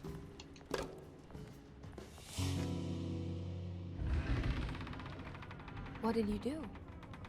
I was just rearranging the books. Well, come on, let's check it out. Alright, before I go in, anything else?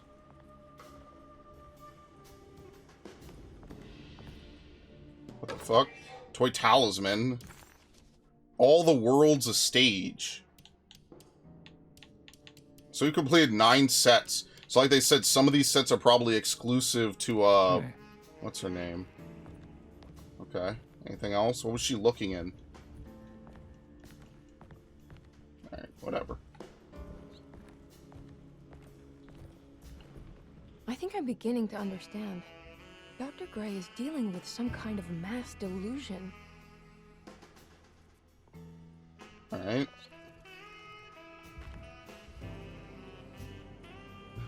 What were you saying about mass delusion? Derceto seems to have a deranging effect on people living close by. It has a history of creating cults devoted to some nature goddess. Even the name Derceto refers to the cult existing here before the Civil War. Derceto was the name of an ancient fertility goddess worshipped in Syria. Dr. Gray and his friends, however, seem to prefer Shig-Nubarov or whatever, yeah. 1,000 Young, or Shub-Nigroth. And that name can only have come from my uncle's twisted mind. Damn, your family's kind of fucked up. You think all of them are in this cult business? Even Jeremy? I'm not sure any of them have a choice at this point. We just need to find a way to stop all of this. I agree. So you haven't seen any of the monsters. Alright. Oop. I've been so busy trying to free your uncle from the promise he made to the Dark Man. I guess I kind of just let everything else go. Don't worry, Detective. I feel like we're close. I'm sure Jeremy will turn up.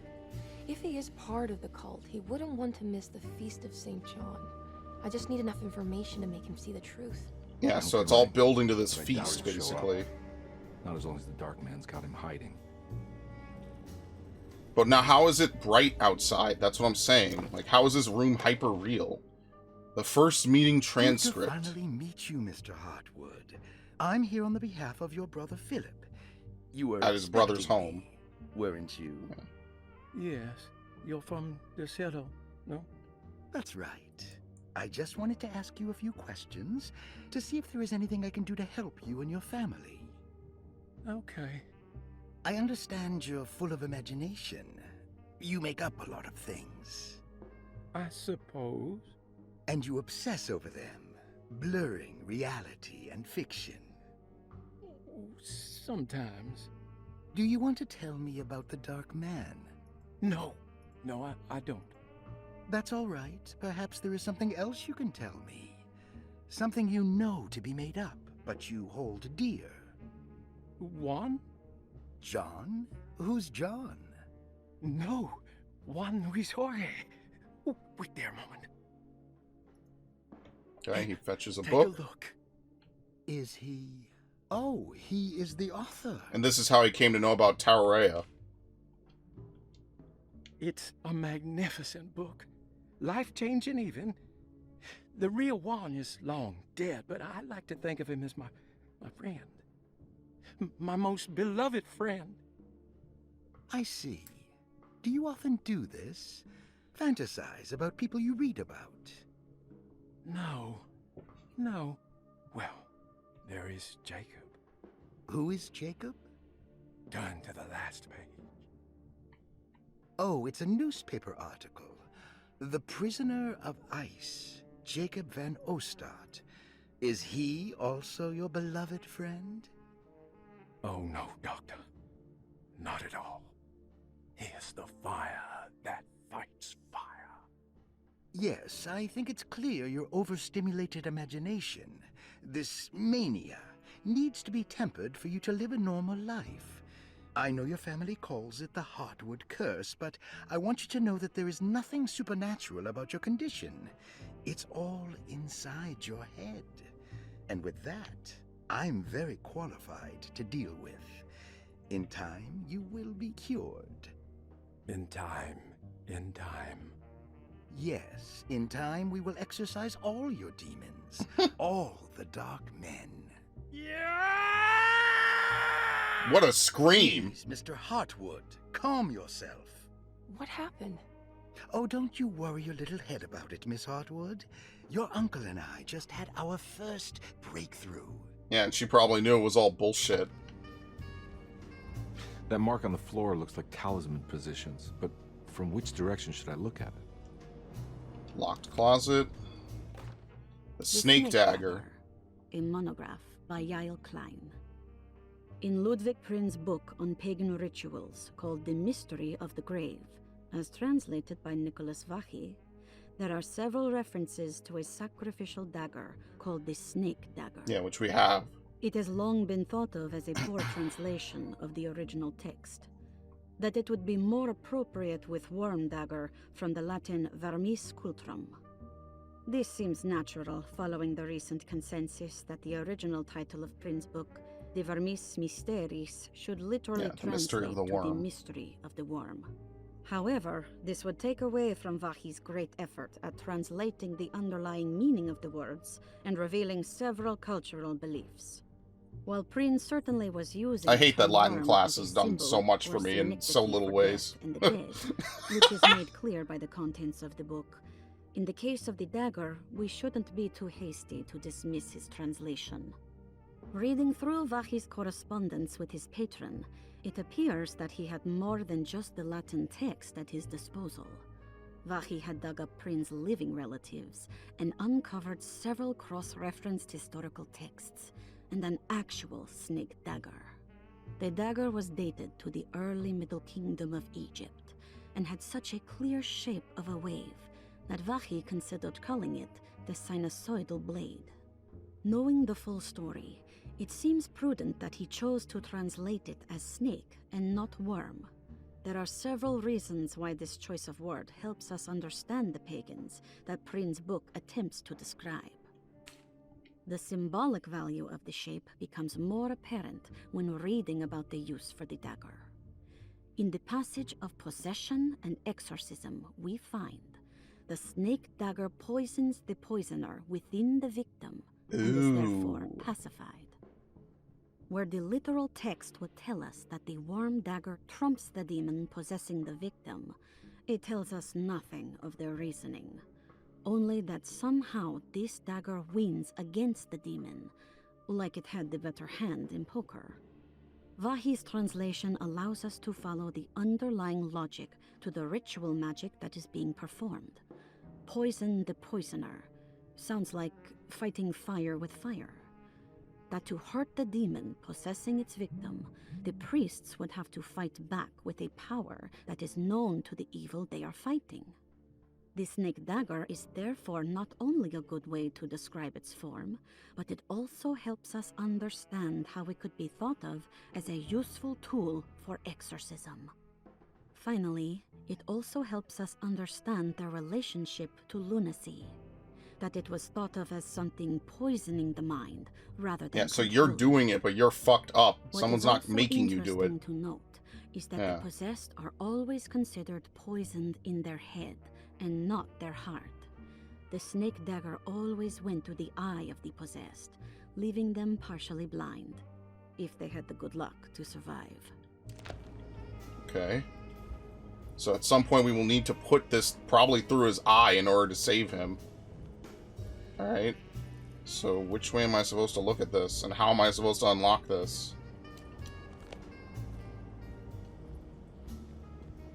This is a very, very weird segment that they decided to put isometric camera for this. Okay. Oh. I think they're just taking the piss. This whole game is self-aware. So they know. The whole game could have been this, honestly. The furniture key. Ooh. Huh. Has that been there this whole time? What do you mean? We haven't been in this room.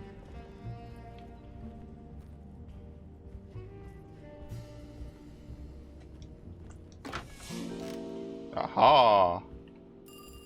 What the fuck is that?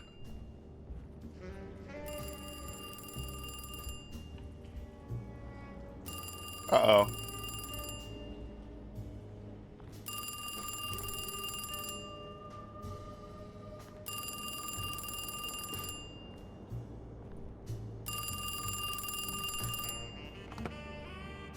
Hello?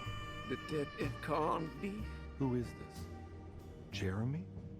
Jeremy is with the Dark Man. You can't save him. This music does not match this tone. So far, and it's just one thing at best. I expect him to keep his promise and return Jeremy unharmed. Get out, detective. While you still can.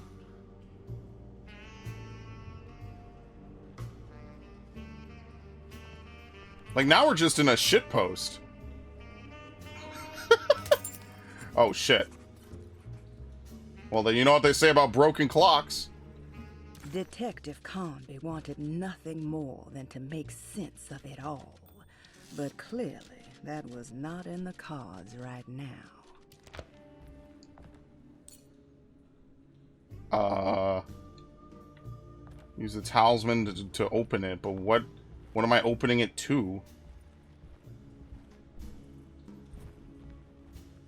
I don't even know. Why do we open the cabinet? Like, seriously, what did this do? I am very confused. Are these symbols again? Like, where do we need to turn this to at all? Like, I don't understand what opening the cabinet had to do with anything. It feels like it was just a trigger to make the phone call happen. I really don't understand.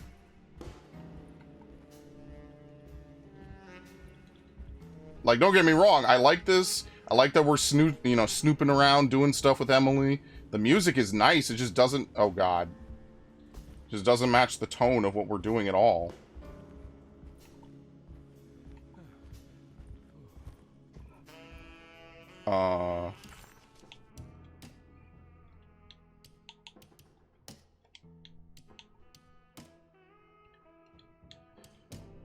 Well, he talks about fighting fire with fire, right? I think it was on page 2. The prisoner of ice, Jacob Van Ostad. He's not his friend. He is the fire that fights fire, right? That you poison the poisoner. You inject it into the mind to get rid of what's poisoning the mind, which is the Dark Man. Dude, I have no idea what I'm fucking doing, bro. What are these symbols supposed to be? You could turn... Oh, you could turn on the flashlight, but I don't know if that helps us.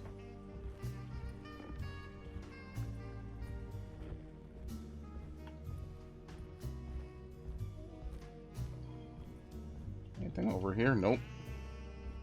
So, whatever this is, I have no idea what these symbols are supposed to correspond to.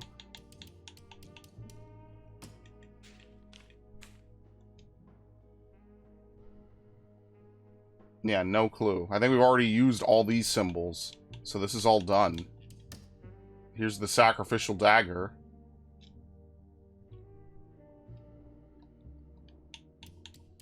Alright, well, whoever made this one soundtrack in particular, you went above board, man. You didn't have to do all this. I imagine the whole game was going to be quirky and weird like this. Like, the tone is a little bit all over the place. Like, it wants to be like a classic noir drama. It wants to be supercilious. It wants to do a lot of stuff. Which, I mean, like, I can't fault a lot of that. I think that's fine. Like, that could be its unique identity. But I think the game is also a little glitchy. It's a little rough around the edges. The chapter cuts are kind of weird. Like, I have no idea what I'm setting this to.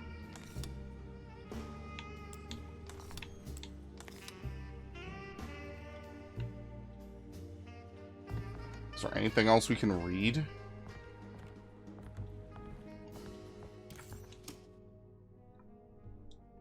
Your brother. Like, is there a time somewhere that we were supposed to see, maybe? Let's see. First meeting with Jeremy Hartwood. Okay. In time. We just had our first breakthrough. The snake dagger. I think this is just lore. I think it's explaining why the snake dagger is important. And, like, the radiography doesn't make sense. Like, why would that be relevant here? So it's got to be the glyph on the floor, but I'm not sure, like, what on the glyph is important.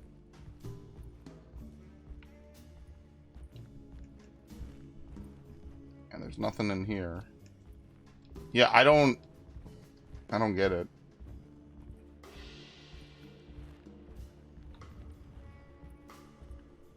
Why did they have us open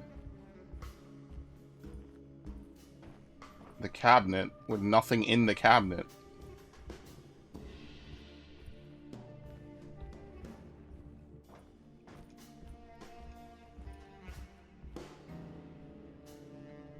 I'm very confused.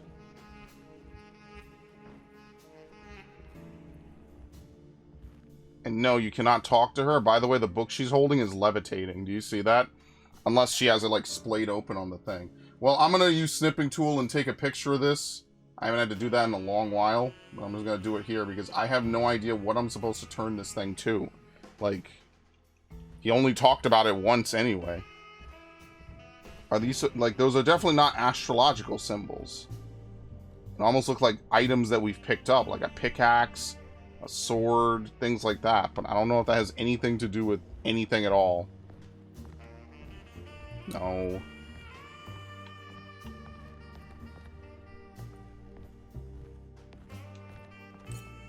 How do we know what it broke on?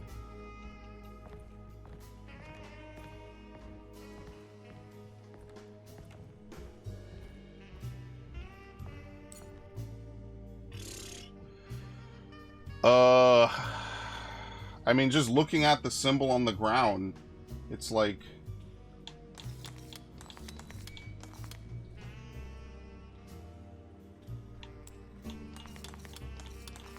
Yes. Oh, okay, it was a lot easier. It's the little circles you're supposed to look at. Oh my god. I'm like, what the fuck? How am I supposed to solve this? Oh, well, I think the music is over. Emily? You okay? You look a little frazzled. Just stupid telephone. I know. I tried calling the police earlier. The telephone is The completely... telephone's dead. Yeah, no, the telephone isn't working.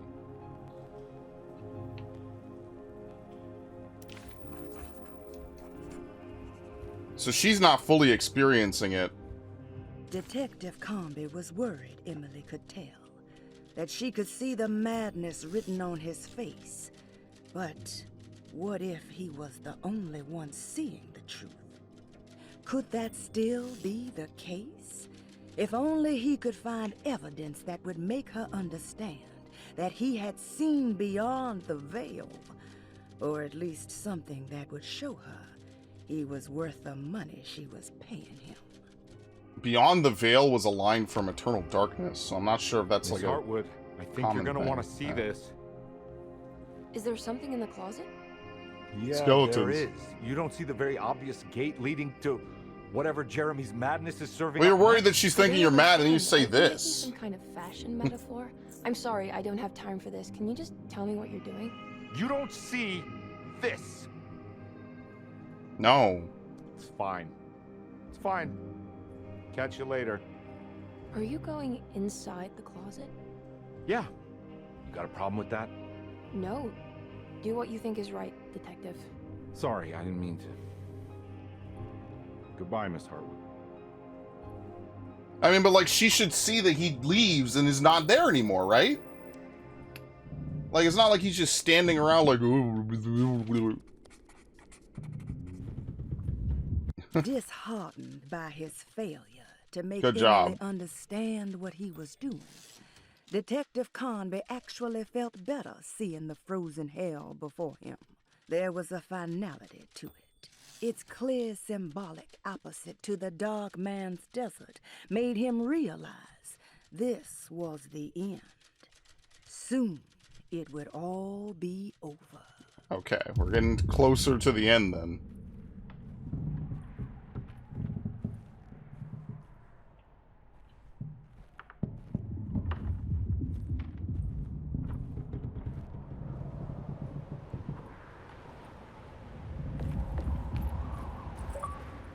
Alright. Frenzy. Flares. And a flare gun, if I could pick it up. The flare gun. So you have two handguns now. The flare handgun. Hold. Hold. Thank you.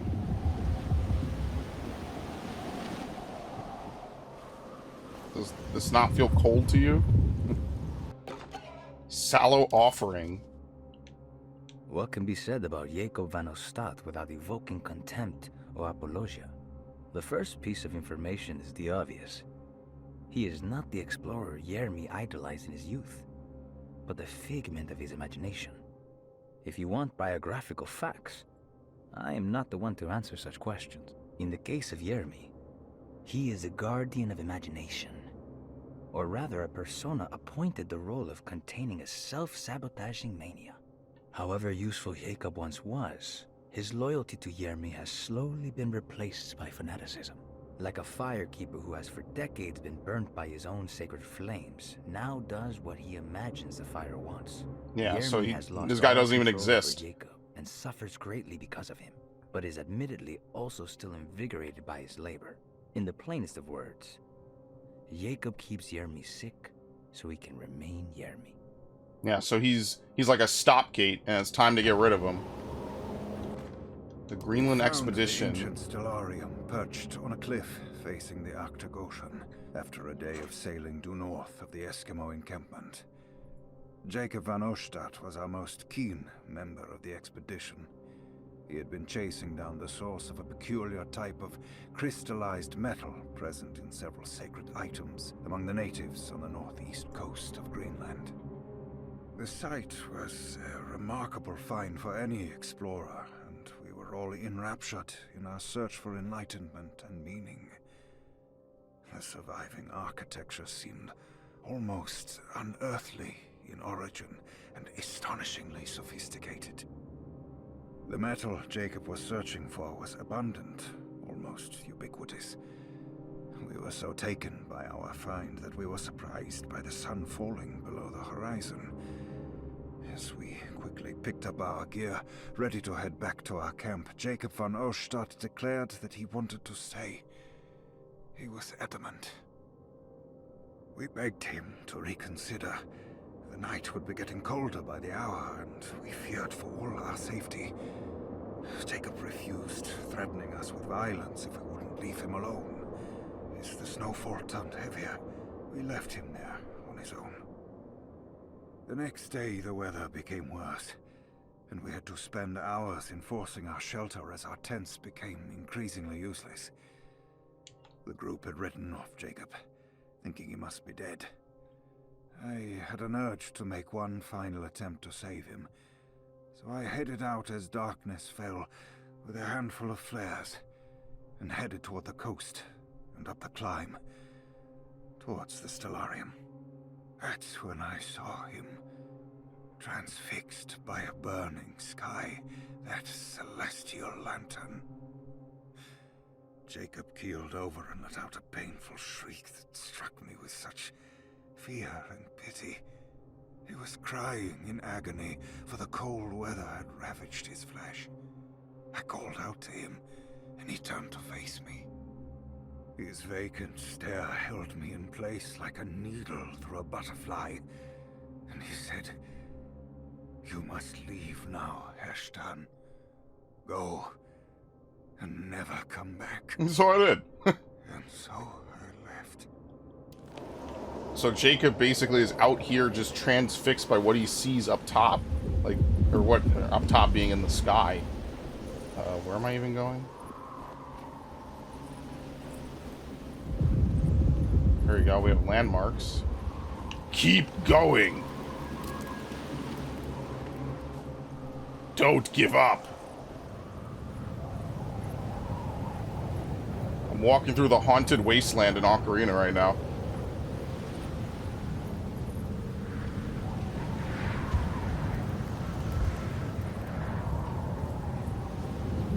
But like they said, Jacob doesn't even exist. It's just a persona he's made, so none of this actually even happened.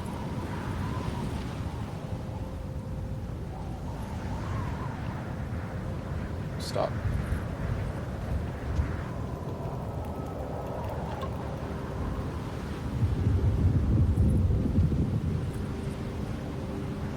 This is pretty. There's probably a lot of other games like this, like Sinking City. There was that other one that was like Sinking City. I forget what it was called. Like, or was it just the Call of Cthulhu like reboot, remake, reimagining?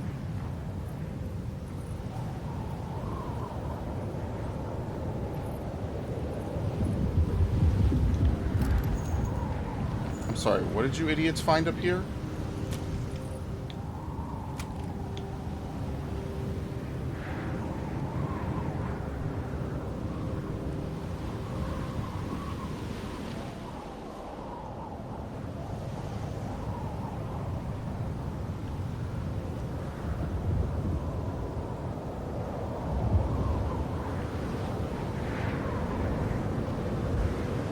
These are all just, what, ruins of his mind? Maybe this is like a manifestation of the black worm slowly eating away at him.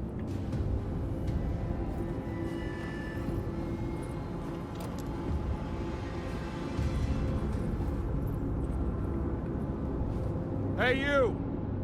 What are you doing here? What is this place? Turn back, detective. You're not wanted here. Whoa, take it easy. I'm not your enemy. Oh, you're wrong, detective. You're wrong. Holy shit.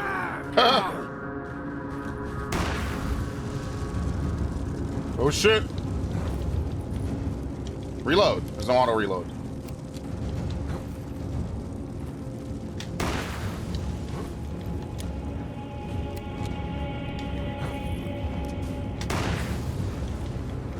You know, the last game that had Northern Lights like this that I played was Valhalla, actually.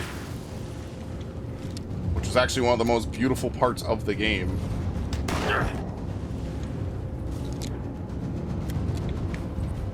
Alright, he burned it out. I pointed my boomstick and he stopped. He was like, yeah, it's not worth it. It's like they said, he's like the Flame Keeper. He's been keeping everything alright. Keeping Jacob, so now that he's gone, who knows what the fuck is going to happen, because Jacob could legit lose his mind. And probably will. I don't think we're going to be able to save this dude. Not to be pessimistic, and obviously not to let Emily down, but it seems like things are way too out of whack, and like she suspects it, but she hasn't seen it herself. Tight lid.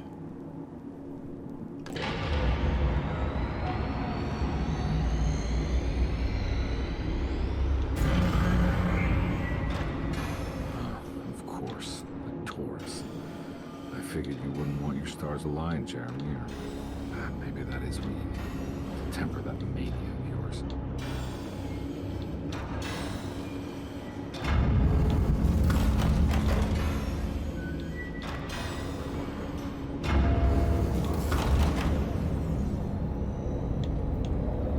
Okay. So we did all the steps that they said.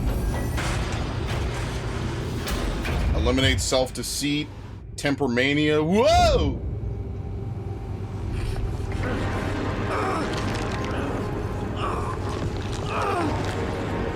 Uh-oh.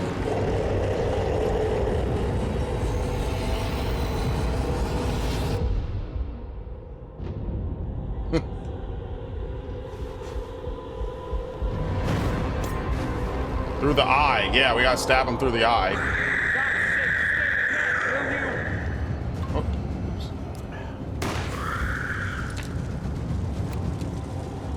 Oh shit.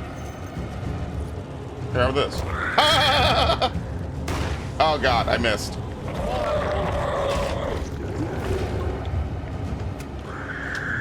My boomstick. Oh my god, he's got sweeping arm sweeps. There you go, stab him in the eye. No, moron, in the eye.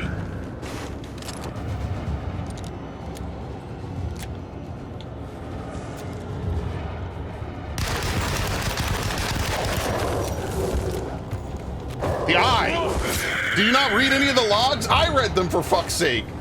The eye.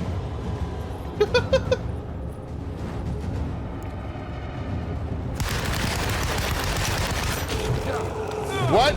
Oh, he can combo you to death? Are you serious? Oh my god. Whatever, it's fine. I'm like, dude, the eye. We read 2 logs where it's like the only way that they fix the poisoner is to inject it in the eye. Okay, we can skip this.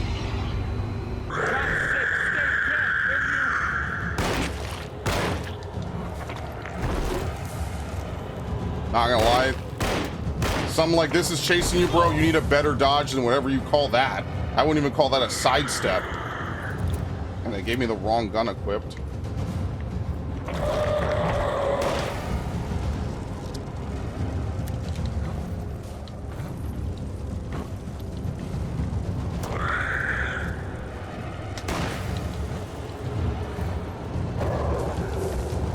There you go. Alright, just use the good old boom, or not the boomstick, the spray and pray 1000. Quite literally. What? He's down on the ground. What are you talking about? What the fuck? No, he was still in an attack animation, obviously.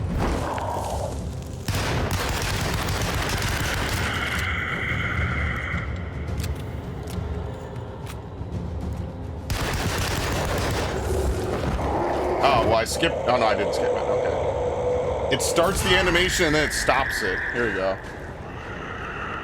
Oh, you're coming with me.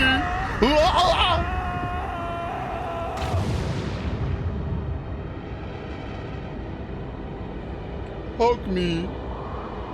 Love me. Falling through all the set pieces. Oh my god. Put him in his tomb.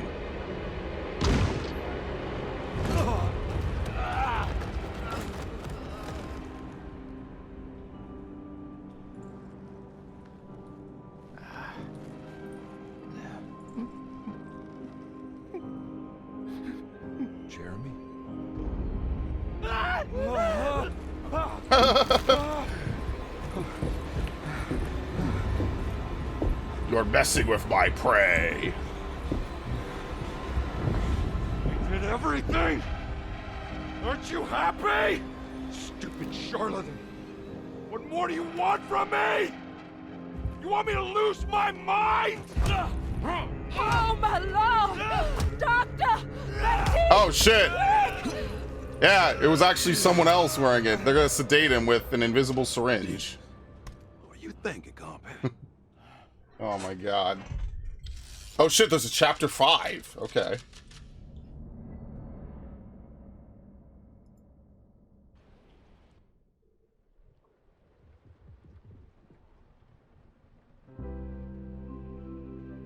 Did I get the "you're crazy" ending? Maybe it's because I left the offering. Yeah.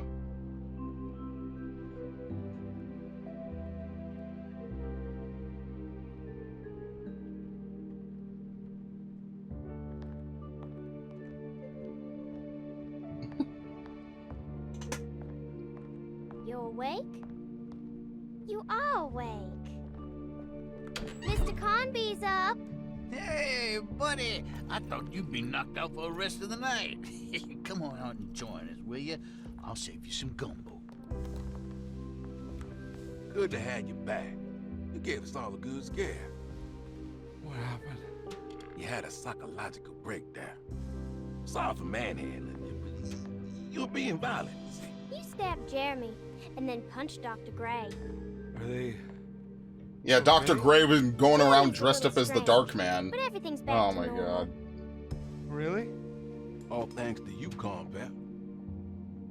You want to try standing up? Yeah, you only took out this dude's eye, beat this other dude's skull in. You know, we're all good. Well, if it isn't the hero of the day. I gave him a black eye. How are you feeling, Detective? Oh, man. Better.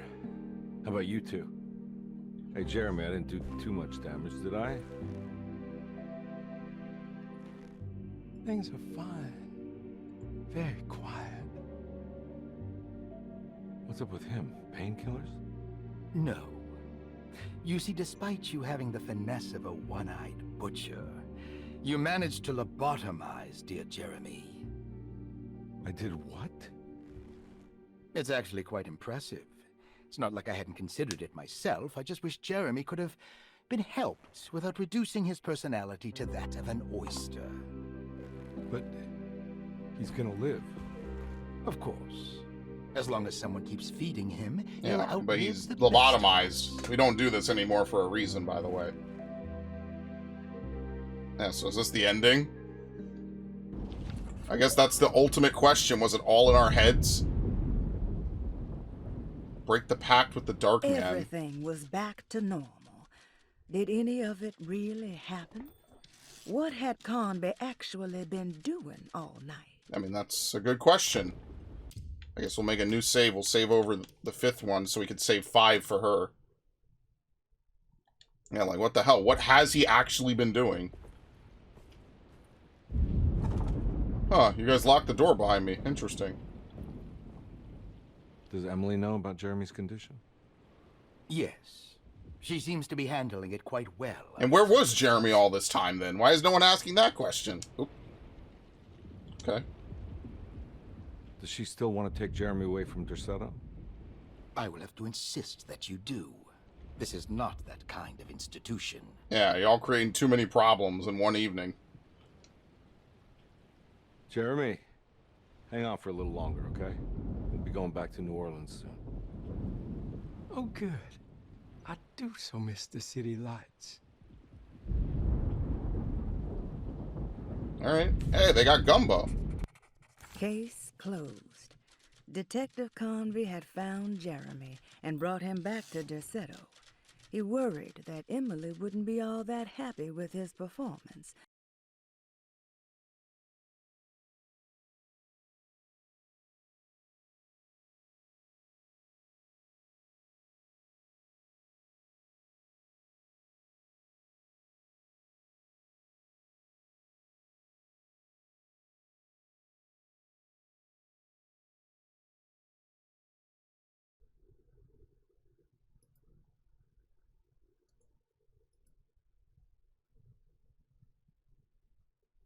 Okay.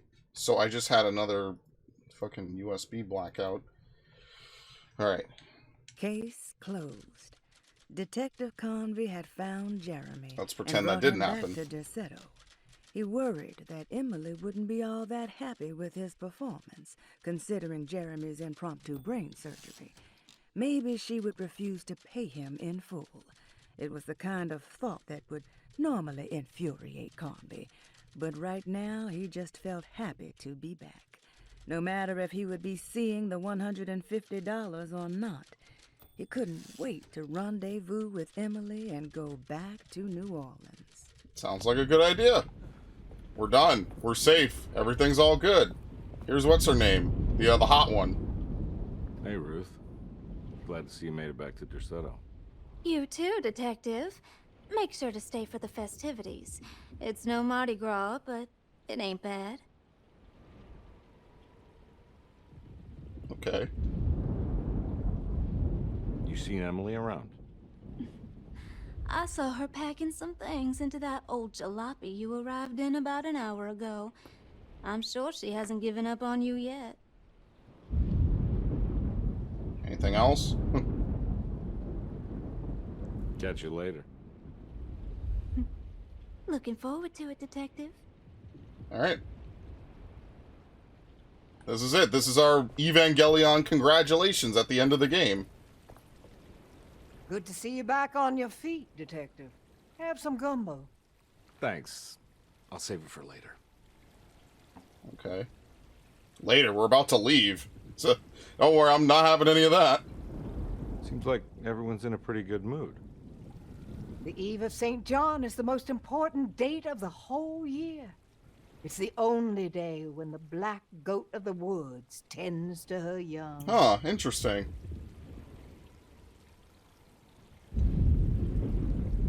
But what did you say? Don't worry about her. She wouldn't leave without you, would she? Well, if she was smart, maybe she would. What are you looking for? Just keeping an eye out for the storm. Radio says it could be a wild one. You don't know where Emily is, do you? She's packing some of Jeremy's things. Said she wanted to take them away. I'm sure she'll come and get you when she's ready. Yep. I should probably get a move on then. Oh, yeah, you should. Yeah, stop talking to me. Why is it always the last dialogue choice? I mean, I guess it's nice they could just tell you, like, yeah, you know, you're done talking. That is one impressive tree.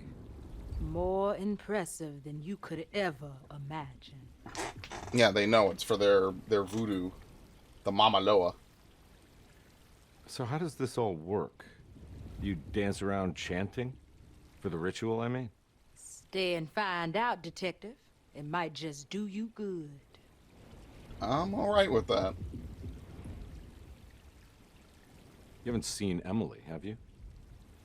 No, Detective. I haven't. Okay. Here's, what's his name? Alright, tell me, what the hell's about to happen here? Oh, no, I just Every drank. year we have a little turn the page ceremony by the tree. It's symbolical. It's like life has its cycles of grief and happiness. You know? Just like a tree facing the seasons. Things change, but remain the same. Okay. So this is basically New Year's Eve, but with a tree metaphor. It's like New Year's Eve and Christmas. Exactly. In the summer. You're so smart. It's about starting again. I mean, who could use a positive message like that more than a bunch of lunatics like us? Yeah, how does he know his backstory? He seems to, like, psychically know, like, he needs this... Yeah, whatever. I get the feeling some of you think this year is going to be special. Any idea why? Well, we got some new words, thanks to your buddy Jeremy, and some other changes to the program. Let's just say we're all in this year. Okay.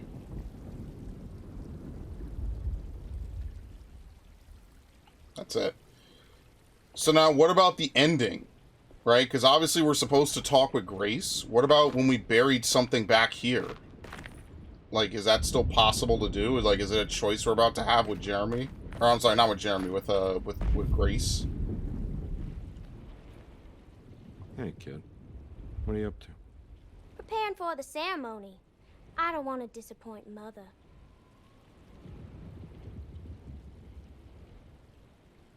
What's your part in this? I'm the Cabernet corn. It's very important. Only I can settle our debt.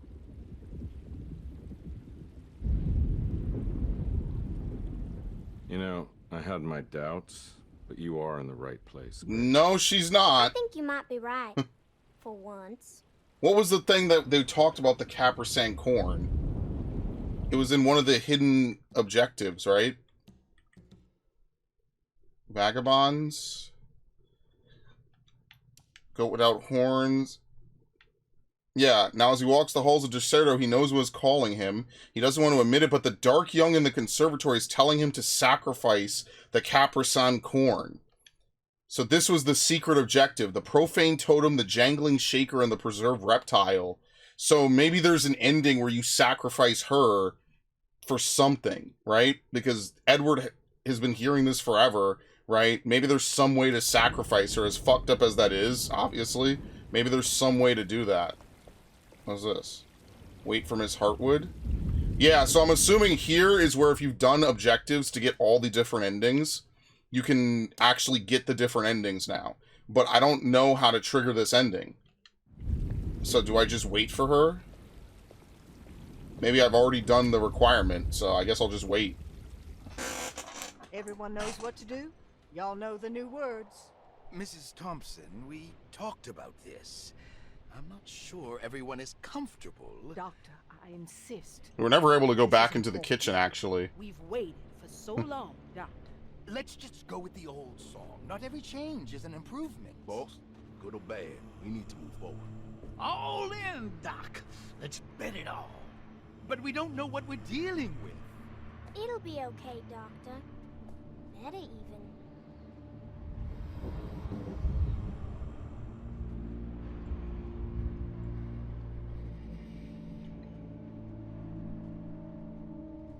Ever there praises in abundance to the black goat of the woods. Hear us, mother. Take pity on us. Take pity on us. Ever Hear there us, praises mother, and praises abundance in to the black goat Take of the pity woods. on us. Hear us, mother, and take pity on us. Take pity on us. Ever there's bravery and abundance to the Hear us, mother, and take pity on us. She's like, yeah, I'm just going along with it. Here we go.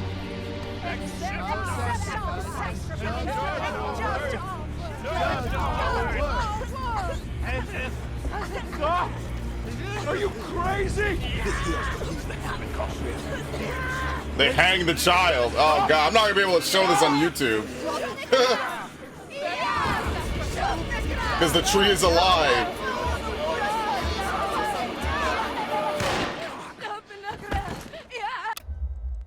Thank you.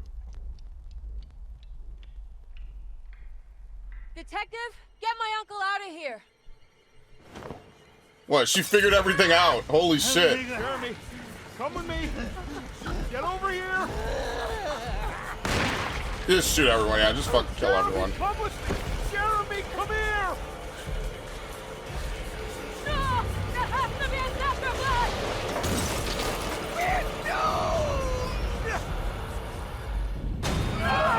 I guess we're not saving people. No, I guess not. Well, there goes all the hot people. It's a living tree.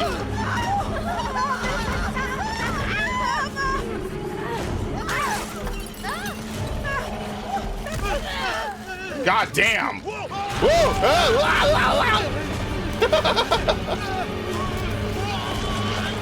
Uh-oh. Yeah! Oh my god, they turned the gore up to 11 for some reason. Just out of nowhere. They're like, oh yeah, gore. Gore is great, guys. Stop the black goat of the woods. God damn. I can't let that monster leave Derceto. I have to stop it. There you go. Get a little bit extra drink from him. Yep, rip the hot blonde, unfortunately. What the fuck? Where am I supposed to even go?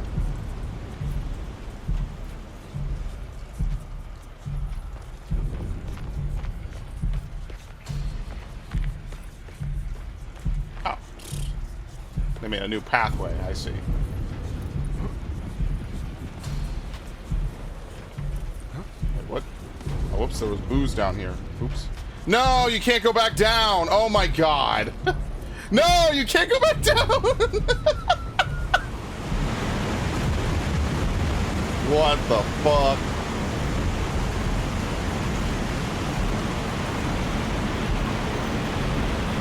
Full on pistol bullets. I guess we're switching to the normal pistol.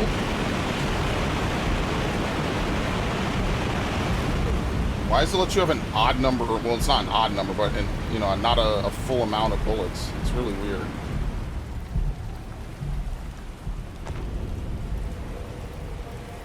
Oh boy.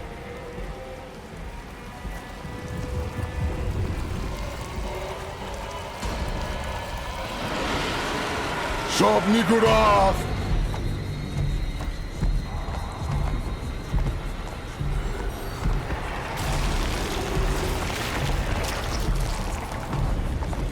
What am I supposed to do? Just shoot it?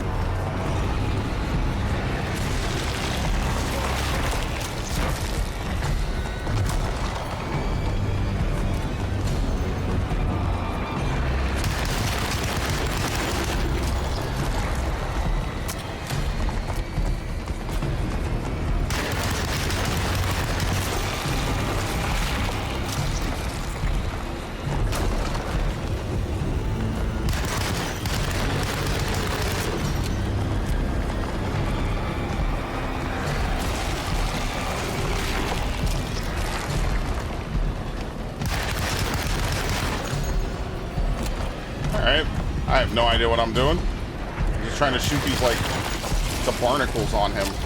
Just like how Jeremy had barnacles in that one scene. Okay.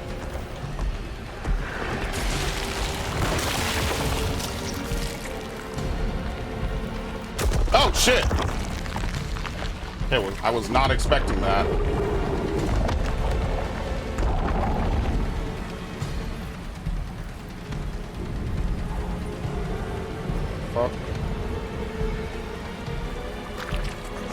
Oh god, it's an ad phase.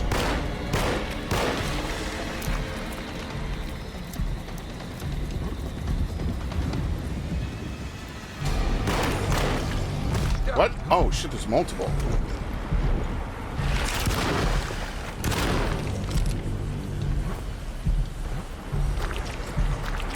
What?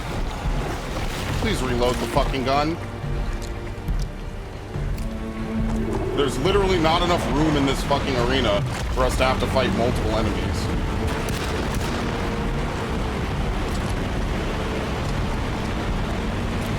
I actually don't think I'm even supposed to fight these guys. I'm gonna be honest with you. I think I just killed the legs.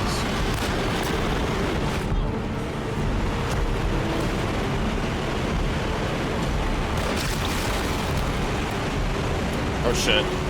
Oh shit, I'm gonna get comboed. Yeah, I'm dead. Wow.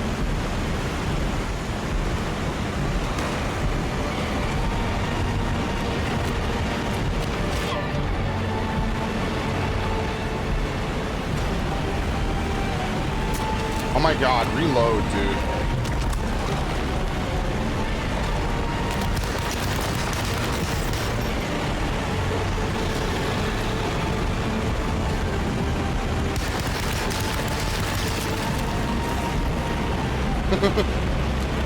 This is definitely not the ending I had in mind. I'm just gonna say that.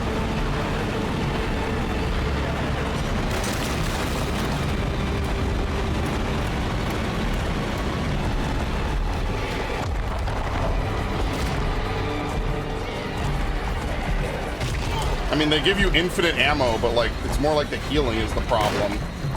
There's nowhere to dodge any of these attacks.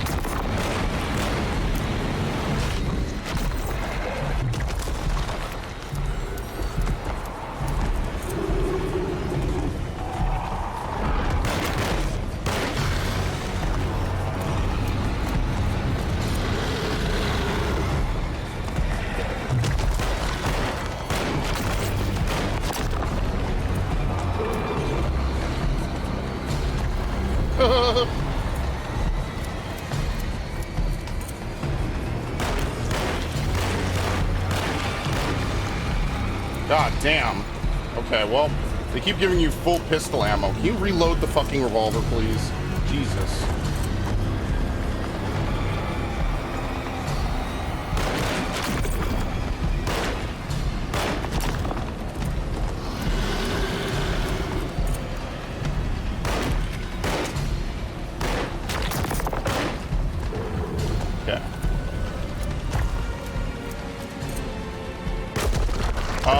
Okay.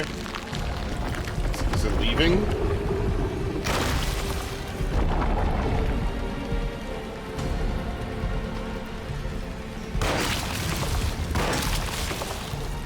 Oh no, he's gonna spawn more fucking assholes. Well, good thing there's an infinite supply of pistol ammos here, because I would be screwed otherwise. There's no guarantee I'm not anyway.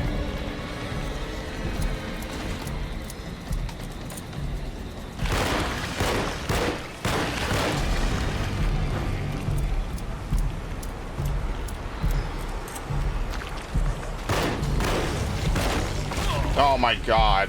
It's a fucking super wombo combo. I'm dead.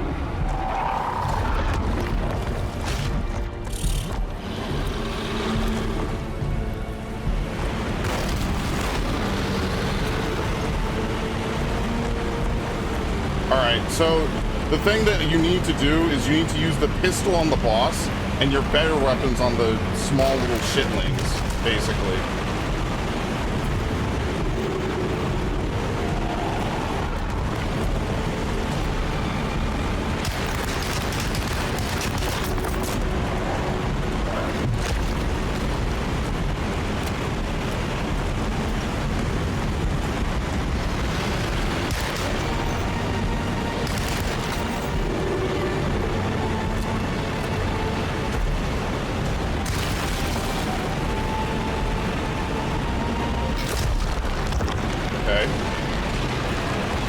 What the fuck is happening? I don't even know.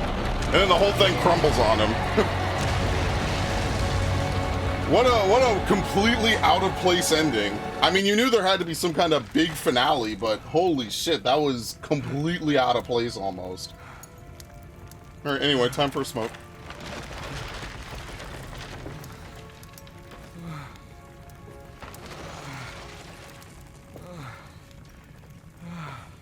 Detective. Oh, what the hell was that?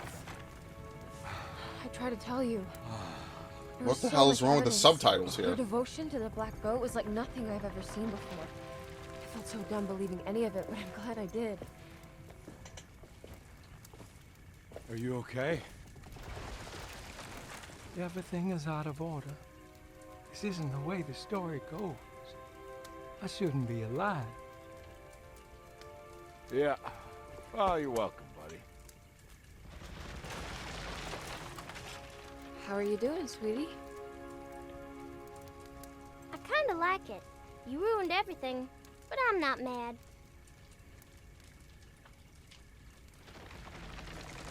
Alright. Well, all's well that kinda ends well. Alright, you ready to head back to New Orleans? Come on, Jeremy. We're leaving. Can I come? Obviously. I thought you said you didn't need to. Don't leave her. She's important. Of course we're taking her with us. We're like family now. Somewhat.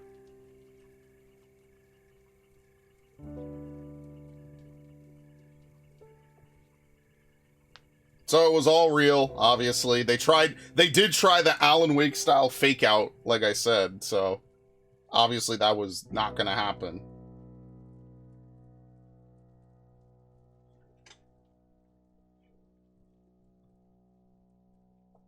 Alright.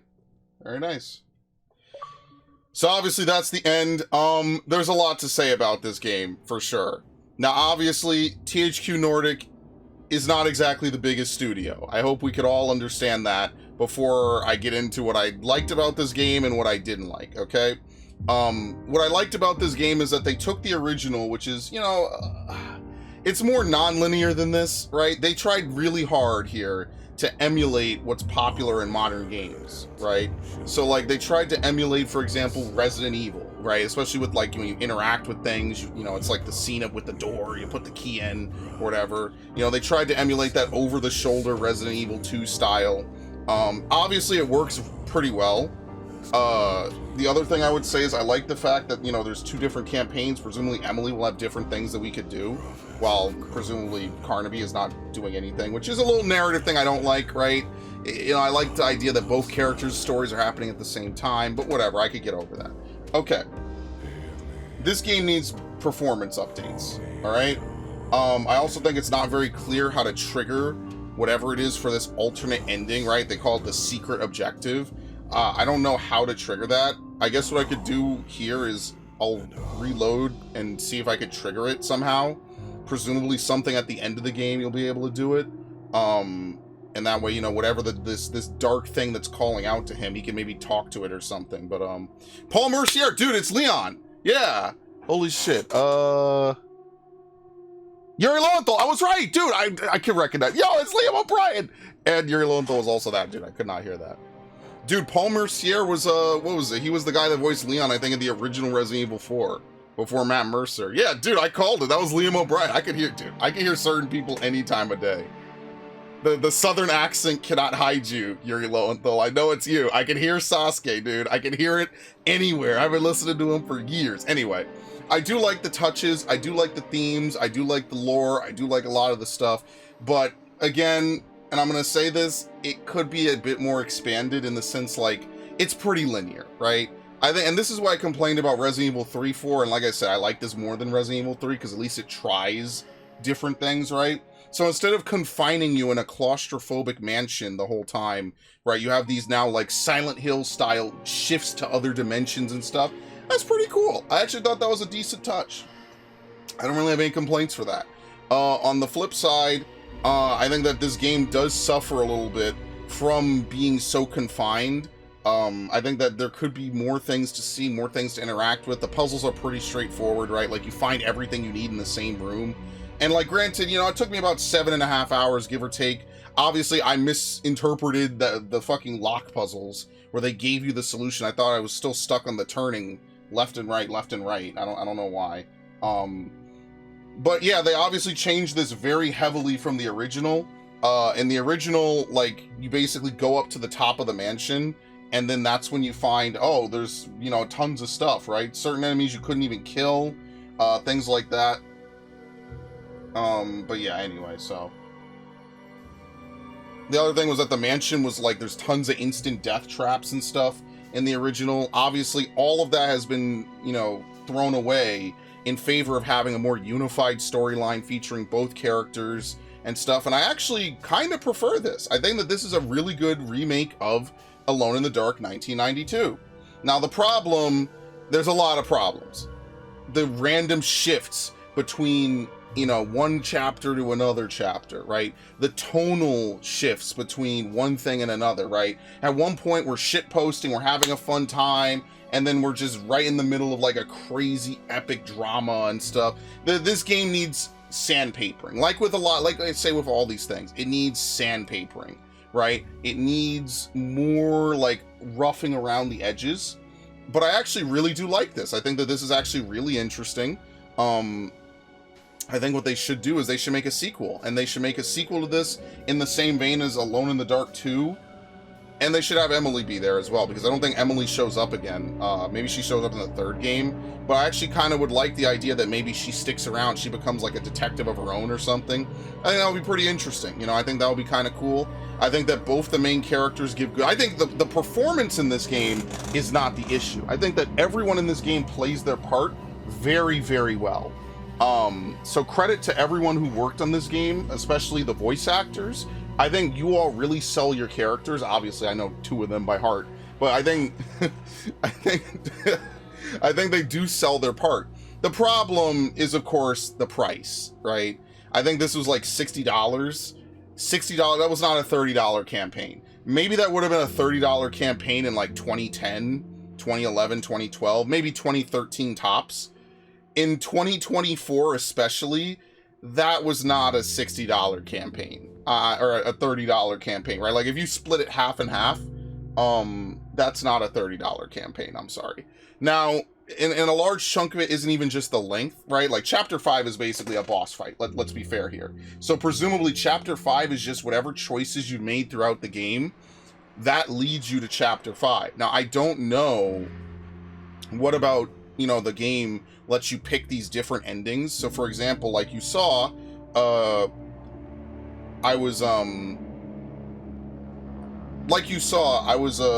did the optional objective, It says you'll know when, you know, heed her call when she calls to you. But then there was never a prompt throughout the entire game that seems like, oh, well, I need to heed the call of the tree. So I actually don't know what's going on with that. I guess we'll have to see. I'll Google it, I guess, in a minute here once we're done. I guess we could leave, right? There you go, the end. And by the way, the music is really well done. What happens if I hit continue? Is it gonna start from the boss fight? Because I don't want to do the boss fight again. Yeah, okay, so let's load the game. Certo. Obviously, this is a more linear, straightforward game. I think that they should have kept some of that non-linearity as well. I think that would have been a little bit better, right? Not confining it within you know, not confining it as heavily as they did. Well, but like, if this was like an indie game, which it kind of is, I think I would respect it a lot. Like, this is definitely a game to pick up on sale, 100%. It's a good start, like I said with Darksiders 3. It depends what they do from here, you know. You don't want to talk to me? What the fuck? I want to talk to you, beautiful. Okay, seriously though. Listen, I have a weakness for blondes and redheads, okay? What can I say? So, how do you heed the call? It will not heed me! I have no idea. Seems like you have to talk to them to get anyone else to want to talk to you too, which is, again, some of these like weird quirks about this game, right? Like like randomly there's an OG camera angle style, right? A classical. So I don't know. Do I refuse to wait for Emily? This is obviously the point where you're supposed to pick your ending, right? So I don't know. Can you access this ending? Did I fuck it up? No one's talking to me. They're like, damn, bro, you stabbed someone through the eye? What the hell? You know why? Because, okay, I loaded the save. I've already talked to everyone, so there's nothing else to do, so... Yeah, it sucks. There's no ending to save everyone. I don't think these are necessarily evil people, even the doctor. I just think that they're all... Well, you know, she's kind of whatever. Yeah, I don't know. Let's see. I'll just look it up just in the interest of time, since this is going to be... Maybe I'll make this one video. I don't know. What's it called? Alone in the Dark 2024. Tree ending? I don't know. Let's see. Endings, Alone in the Dark. The main ending. Alright, we already did that. Let's see. Yeah, here we go. Profane Totem, Preserve Reptile. To activate this ending, we're still working out the next step to get this ending. Oh shit, so you can't get it. Let's see. Does anyone know how to get it? You can give Grace a present. There's an Emily only ending. Here we go, Detective Carnaby only. You must complete the Goat Without Horns Laganap set. So I think I already did that, right? Yeah, the Goat Without Horns for the secret objective. Okay. To get started, you'll see a new objective pop up in your journal. The objective, the Tree Whisperers, tasks you with leaving an offering at the Whispering Tree. You need to backtrack to the large tree and leave the offering. Your next objective isn't that straightforward, telling you she will call on you when it's time. Do not ignore her. Sadly, much like Emily's unique ending, this ending is also bugged or not available as of writing this. Oh, so you can't even get to this ending at all. Okay. Yeah, so you can't even get this. Alright, so it's glitched right now. Much like the map was glitched in that earlier chapter, you can't actually get the ending for this. So, oh well, maybe they'll have a fix for this game. Obviously, THQ Nordic quite literally prides themselves on having that extra, you know, that extra oomph, that extra outreach. So, much like there's other puzzles in certain other places, like certain things you just can't access later in the game. You know, like there's no point of no return, so you have to do it from a certain thing. So my other thing would be maybe to have a chapter select, right? I feel like if they had a chapter select, that would also be good. But yeah, I will probably play Emily's ending. I'll probably do it next weekend. I'm probably not going to do it this week. So yeah, next weekend I'll probably do the alternate ending, the other side, which is to the Emily ending. So thank you all for joining for Alone in the Dark, the Edward Carnaby side. Pretty good. Not really worth 60, right? I believe I paid 60 for this off the top of my head, like the usual 65.31. Actually, we could just look. Right? Yeah. So 65.31 where I live. It's good. It's got a lot of jank, but it, like, I do agree with the description. It is a love letter to it. It, you know, like those old school, like, survival horror games were intentionally, like, very cheesy. You know, they had weird music. Like Silent Hill did this a lot. So, like, I don't necessarily hate it for what it does. I just think this game should be like 30, maybe 40 tops, right? So, what additions do they have? Oh, they got costumes. Oh, you have to pay for the director's commentary. Nah, I'm good. Because, like, yeah, I don't know. Nah, I'm good. But yeah, no, it was a pretty good experience. If you like classic survival horror, it's obviously not as hard. It's not as intensive. It's got jank, but you could tell they did try their hardest with it. But this is definitely a sale, right? This is definitely a very basic sort of, yeah, I just want to experience different things, right? I know what Alone in the Dark is. Now, they did take the original seriously, which I could give them a lot of credit for. So, for what it's worth, like, they did do a decent job with that. I think they played into the timeline, or the time period, pretty well as well, which was cool. We did have a little bit of throwbacks to different things, and I'm interested to see what THQ Nordic does next. So, alright, that's it. Have a good one. Hope you enjoyed.